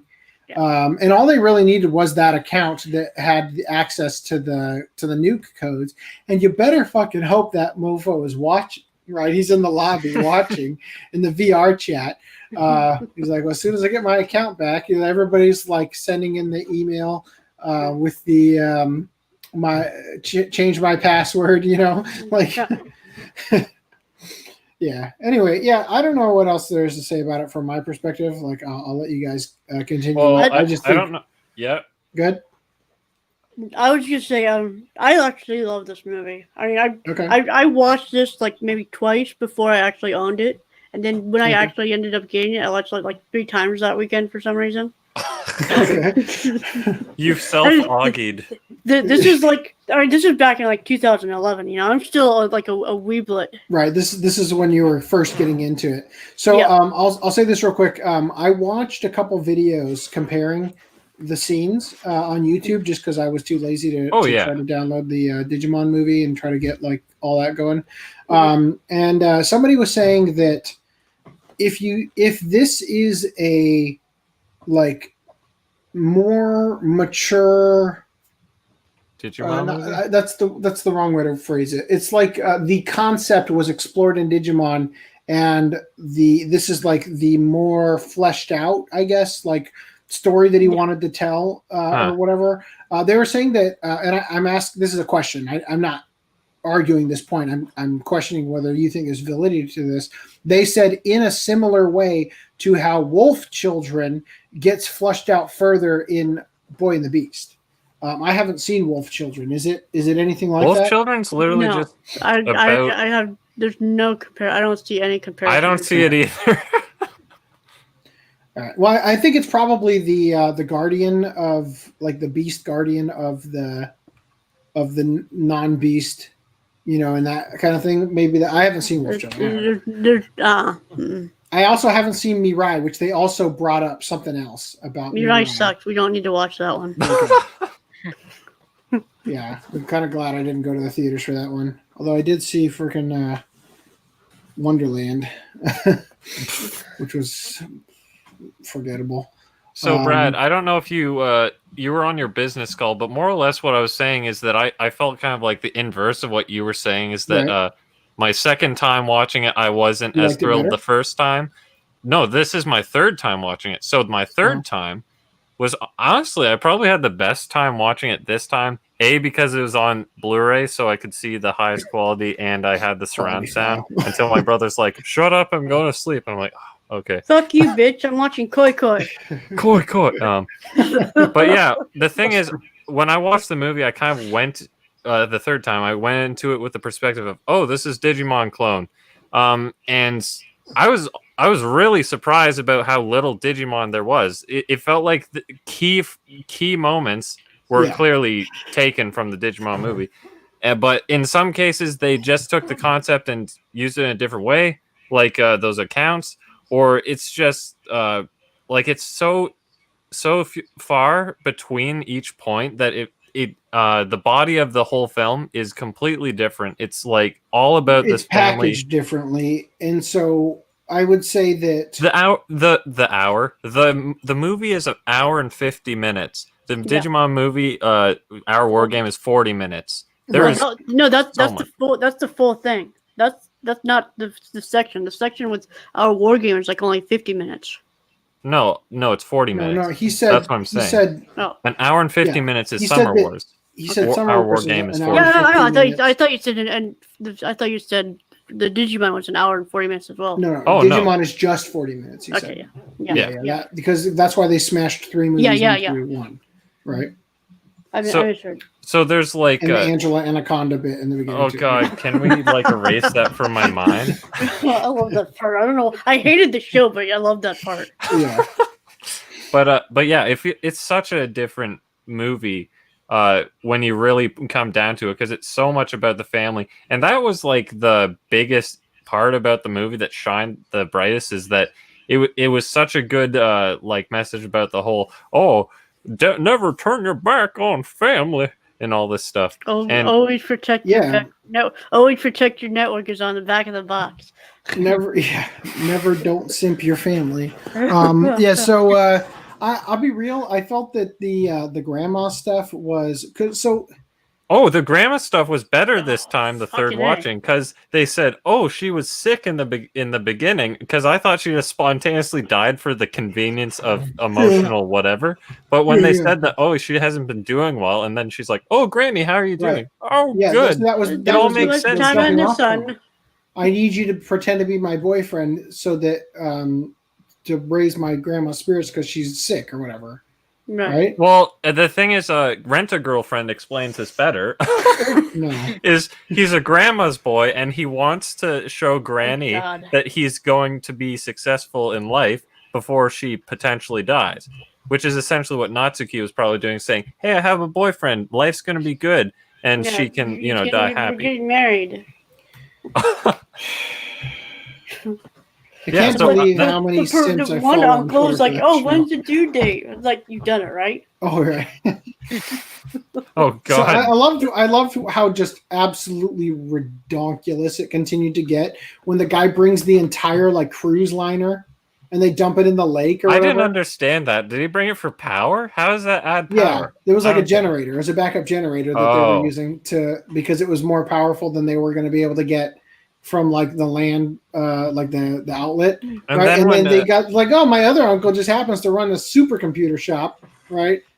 Yeah, like, you got anything more powerful than this? Oh yeah. And he got like the one who works in the military who brought that the transponder truck or whatever. Yeah, and then the other guys like the fucking cousins like moving the ice to the already dead grandma or whatever. That was funny. It's like, it's one of the hottest days in Japan this year. It's like, oh my god, really? Yeah. So, it was kind of like my zany family and me, kind of, imagine Meet the Parents, but like it's a whole family reunion of zany, wacky people kind of thing. Yeah. And you're also only pretend dating and simping, right? Like that's what it was. And every time you walk by your cousin, your uncle, you get wet. You get what? Get wet. Oh my. So I think overall, I was prepared to like just destroy this movie when I for the third watching, and it just kind of solidified that it's actually pretty good, as good as I remember, I guess you could say, maybe even better. But I think at the end of it, just the fact that you feel good at the end of it is probably one of the best parts as well, I guess you could say. Guess. I mean, compared to how Wolf Children begins. They almost got nuked. I guess that's a great way to start a relationship. Yeah. So the cornerstone member of the family dies, and you have to wonder who's going to take that on, right? Well, the thing is, her estate's all trashed at the end. It's like, they're probably just going to abandon it because no one's living there anymore. I don't know. It's one of those things. It's like I always bring up the Graduate, right? It's like we're laughing. Uh-oh. No, shit! Intentionally. Okay. Like at the end of The Graduate, when Dustin Hoffman runs away with the bride, and they get on the bus, and they're laughing because of the impulsive decision they just made, and then the camera hangs on them for a long time, and they're laughing, and then all of a sudden it's like, oh shit, what did we just do? It kind of the reality of the situation hits them. That's kind of how I feel when I watch these movies, where it's what happened after credits. Yeah, exactly. It's like, this is not exactly the best scenario. It's kind of like I don't want to go into spoiling other stuff, but yeah, I think it's like it's a fun watch. Like it definitely wells up in you emotions, even though I'm half paying attention to it. When the German like account shows up, it's like I felt invested. You know what I mean? Yeah. Well, maybe half paying attention made it so you only tuned in back when the key moments that were the key moments that were stolen came in. So you're like, Digimon ripoff every time you look over your shoulder. When the dog was waking everybody up just because the grandma was dead. What about that? Does that happen in the Digimon movie? No, in Summer Wars, when the morning the grandma was found dead, the dog was barking, waking up what's his face. The dog was barking to wake people up. Like something's wrong, grandma's dead. What's wrong, Lassie? Timmy's in the well. Is that where you're getting at? Like, I thought that was a good touch. I thought it was a good touch that the missile exploded, unlike the Digimon movie. Okay, so let me ask you that. So their purpose was to try to, they were going to try to get the account to the person fast enough that the person would be able to what? Deactivate the missile? No. The GPS. It was a satellite. Right. It wasn't a missile. It was a satellite. That was so weird. It wasn't not a nuke. It was a satellite. It was weird because they did say it was a satellite, but it was in the shape of a missile. I'm like, what the hell's going on here? Because the solar panels or whatever broke off of it on reentry. Didn't they say that they were launching nukes at Japan? Wasn't that the No. They wanted to target crash nuclear facilities. Yeah. They were gonna essentially make a Fukushima with the satellite. Oh yeah, Random 11 wants to know about the "We're the Kids in America" song at the beginning of the digital. Dude, I have a project on Premiere where I'm literally taking out all the American music of the Blu-ray rip or whatever. And the 5.1. Or I mean, I could do that if I want to, but I'm literally just making it like the Japanese, whatever they have. Yeah. Sometimes they don't even have music though in scenes. So no, that's the thing. We've talked about this a billion times, but that's the thing. When they brought Dragon Ball over here and they used the Faulkner score, they said, "I don't want there to be silence at any moment. Like you are going to have music for the entirety of this 200 whatever episode show, dude, 259 or whatever." In the Digimon movie, the third act of it, where Flame Dramon's like, "How do you like your eggs, boiled or scrambled or something like that?" Grilled or grilled. Yeah. They were playing some whatever song in the back of it, but when I watched the Japanese version, that whole scene was completely silent and it added this intensity to it. That's exactly but that's the problem is that in the US they thought kids wouldn't be able to handle silence, right?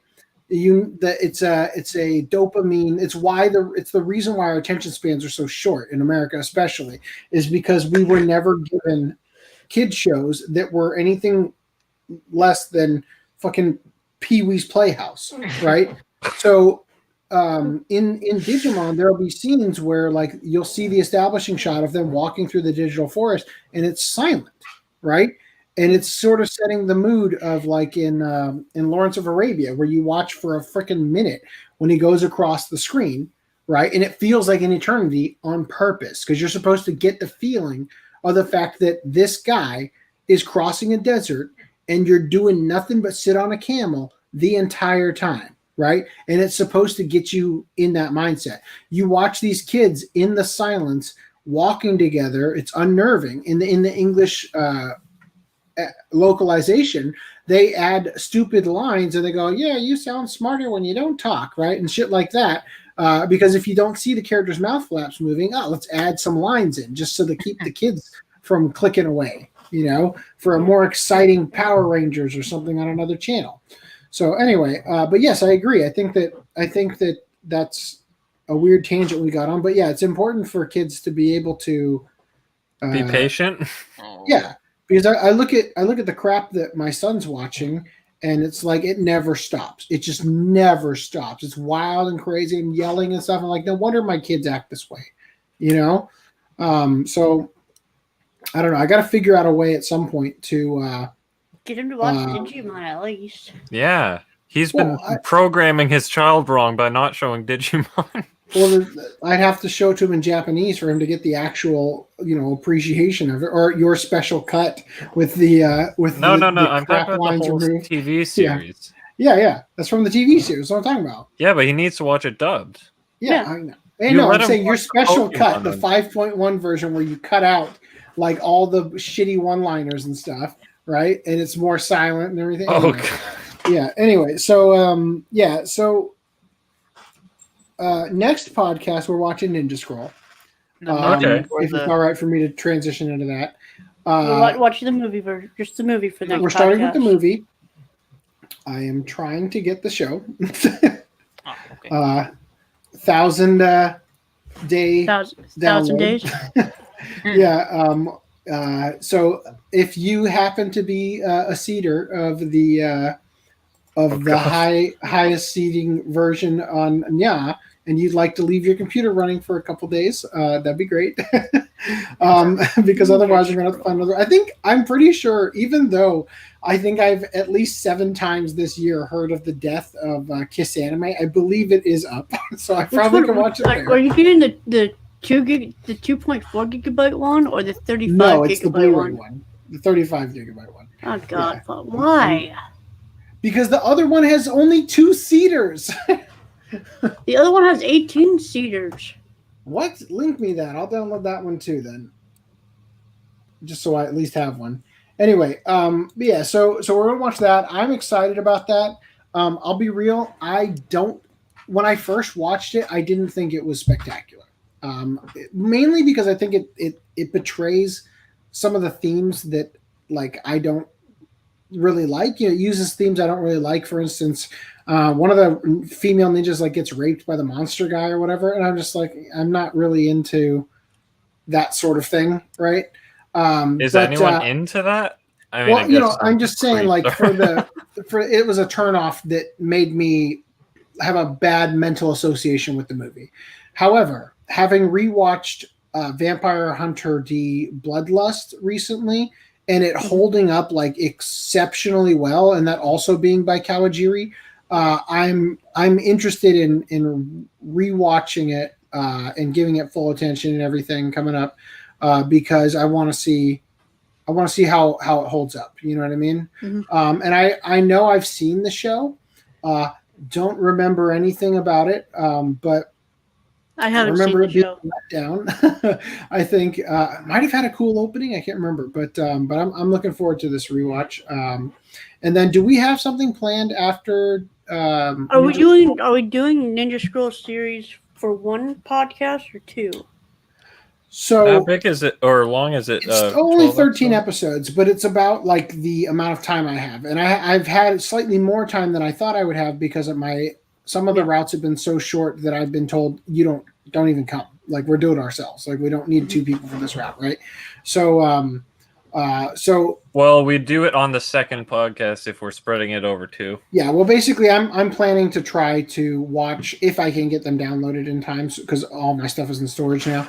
I'm planning to try and watch. I'll watch the movie and then I'll try to get through a couple episodes before the movie podcast, and then that way I'm already there. So I'm going to try to do it. Since you guys can sit down and marathon a 13 episode show much easier than I can, I think you should, right? And we'll try to do it for that podcast. And then what the more important question is, what's after Ninja Scroll? Did we discuss this yet? I keep on mentioning Mob Psycho. We have One Punch Man too. Oh yeah. Okay. But we got to do all of One Punch Man. It'd be I was gonna say no. Oh wait, We've never done One Punch Man. Oh, right. But we have done Mob Psycho season 1. I wouldn't be opposed to that. What do you think, Dan? Would you be interested in that? Mob Psycho season 2 is 14 episodes. Have you ever seen Mob Psycho? No. Have you seen One Punch Man? Yes, I have. Okay. Yeah. Mob Psycho 100 is amazing. I recommend it. Yeah. Yeah. So it is pretty good. It's pretty spectacular. So if you wanted to check that out, we might do season 2 because we've already done season 1 for a watch club. Anyway. So is that Mob Psycho 100 season 2 after Ninja Scroll? What? Is Donkey Kong gonna be here with us? I don't know. We'll have to DK. Let me. While you're Random 11 says, I have to retract my bitching about Right Stuff. It looks like they've changed their shipping policies so they pre-charge taxes. In theory, meaning no import fees and duties and fees at the door. Rip $650. So correct me if I'm wrong, and I hope I'm wrong. Right Stuff, they charge you, they pre-charge the taxes, but they pre-charge the import fees. The only thing you would be saving on is the $10 that they charge for the handling fee when they give you custom border taxes. You're still paying the border taxes. It's just Right Stuff does it ahead of time. Limit One Punch Man to season 1. Yeah. We need an excuse to watch season 2. Yeah, we needed to have an excuse to watch Season that. 2 was okay. It wasn't as good as season I 1. think But it was it's not okay. as good, largely because of the animation studio change and everything. And basically, the whole world, besides Dan and I, which Dan hasn't seen Mob Psycho, so maybe it's just me. But the whole world left One Punch Man behind when Mob Psycho came out because they just liked it better. Yeah, I enjoyed One Punch Man. I loved One Punch Man season 1. All right, so the bottom line is we've got some thinking to do. So I'm looking at the calendar. So next podcast would probably be roughly the 30th, right? And then, or maybe the 29th. We'll have to see.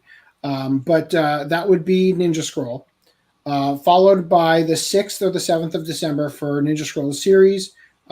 Potentially dragging that out 2 weeks, depends on how busy I am. 13th and 14th would be the likely days for the podcast after that, which again would either be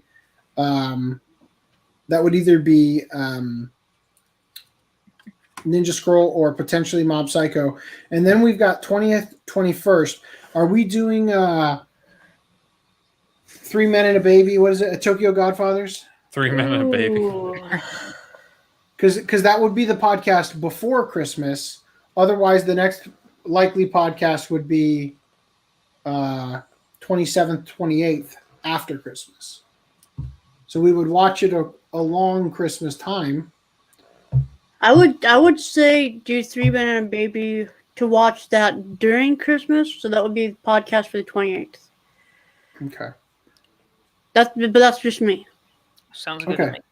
All right, so that's our rough schedule. Then we're going to try to do. But that we still need to find something for the 21st. Oh, you said 28th. Okay, sorry, I was mistaken. Okay, then let's plan another that. movie. Wolf Children. Well, how about this? How about we plan to do Ninja Scroll movie, Ninja Scroll show, right? Mm-hmm. And then if I'm done in time, then okay, great. We got it all done in 1 week. You guys would I think should just do it in 1 week anyway. And then we'll do Mob Psycho, and we can let that take 2 weeks because that's going to be one where I actually do want to watch that. And that'll be one where the scheduling is going to make it potentially difficult. So that would be one where we get out of time, and it would give Dan, if he wants to join us, 2 weeks to watch season 1 and season 2. Right. Right, and then that'll put us at the 21st, and then the 28th will be Tokyo Godfathers. Tokyo Godfathers. All right, that'll be our working plan for now. So wait, what's the next one? Still Ninja Next Scroll? one is Ninja Scroll the movie. Okay. And then Ninja Scroll the series. And then Ninja Scroll the series just to get it knocked out, because they're not going to make it. And then Mob Psycho 102. Yeah. For 2 weeks, and then Tokyo Godfathers. Basilisk is not in any way related to Ninja Scroll, right? I hope not, because I don't want to watch 50 episodes. I thought it had 2 different series.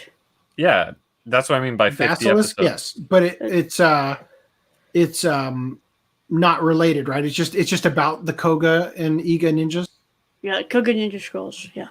Yeah, Koga ninjas. That's why I'm asking, because when I looked up Ninja Scroll, that's what came up on Nya, and I'm like, I've seen that before. I don't really want to rewatch it because it's loosely tied into Shinobi Heart Under Blade, which is the live action based on the same manga but not based on the anime. I did not feel like it was going to be a good show based off the one episode I saw of Basilisk. Yeah, it wasn't fantastic, but it had some cool characters. So Random 11, they charge 13%. Yeah, that's basically what I'm saying. They charge you what they would charge you at the border. It's just they do it ahead of time to save you having to get the $10 handling fee when they slap the thing on your package at your door. COD. Yeah. So you won't get any you won't get hit at the door because they've charged you already. Wouldn't it be cool if Right Stuff was like at the border, and then like part of their warehouse was just located on the Canada side? So they don't have to import tax. Anyway, Well, the thing is that's but what would be their the address local of tax origin? is 13% anyway, so it wouldn't matter. Okay. All right. Well, with that said, Random 11, safe travels on your Demon Slayer shopping spree. I will say I bought today, just so that it's out there. Not specifically today, but I did buy stuff today. But of this list is not just today. I bought the Mr. Tamagawa. I bought Space Brothers #0, so that I can finally just knock that off the list, because that would be something that would be worth watching at some point, but I probably never will. Then I bought Renee, which apparently was not something I should have done, according to both of you, the Rumiko Takahashi one. And then I also got the My Hero Academia Part 4, Part 1 and 2 being the limited edition, Hensuki because it's cheap, and then I got the I don't know if I already bought these, but they were in my cart already. Right Stuff. I got the 4K Castle Cagliostro and stuff. Yeah, because the strategic thing here is always buy with a pre-order for when you will have money, right? So anyway, yeah, because they don't charge you until they ship it out, right? Right Stuff. So those are things I'll just say the Mr. Tamagawa thing I would take advantage of, unless you guys think that it's going to go down much more significantly, because it seems like an absurdly high price for that show, and it's currently the cheapest on Sentai right now. Anyway, that's it for now. Do you guys have any thoughts you want to depart on people before I end the broadcast? Go buy the Tanigawa set, because I'm gonna do try and push to do Kaiji for the Watch Club, and we'll do Tanigawa afterwards. What's the other one that's not Kaiji that also has the big weird noses? I think it starts with an A. Akaji? Sorry, yeah. No. Maybe it is. I feel like it looked like the same name, almost. Yeah, Akagi. Okay. All right. Well, hopefully that'll get over here too at some point. Anyway, make sure to like and subscribe and turn on the notification bell so you don't get, or just join the Discord where Reese tags everyone when we go live too. But I think the notification bell is better for me, so make sure to do that. Anyway, guys, I don't know when the next podcast will be, because today we did this one on Tuesday when I usually work on Tuesdays, because I wasn't working this Tuesday. So I will see you guys either on the 29th or the 30th, most likely. Catch you then.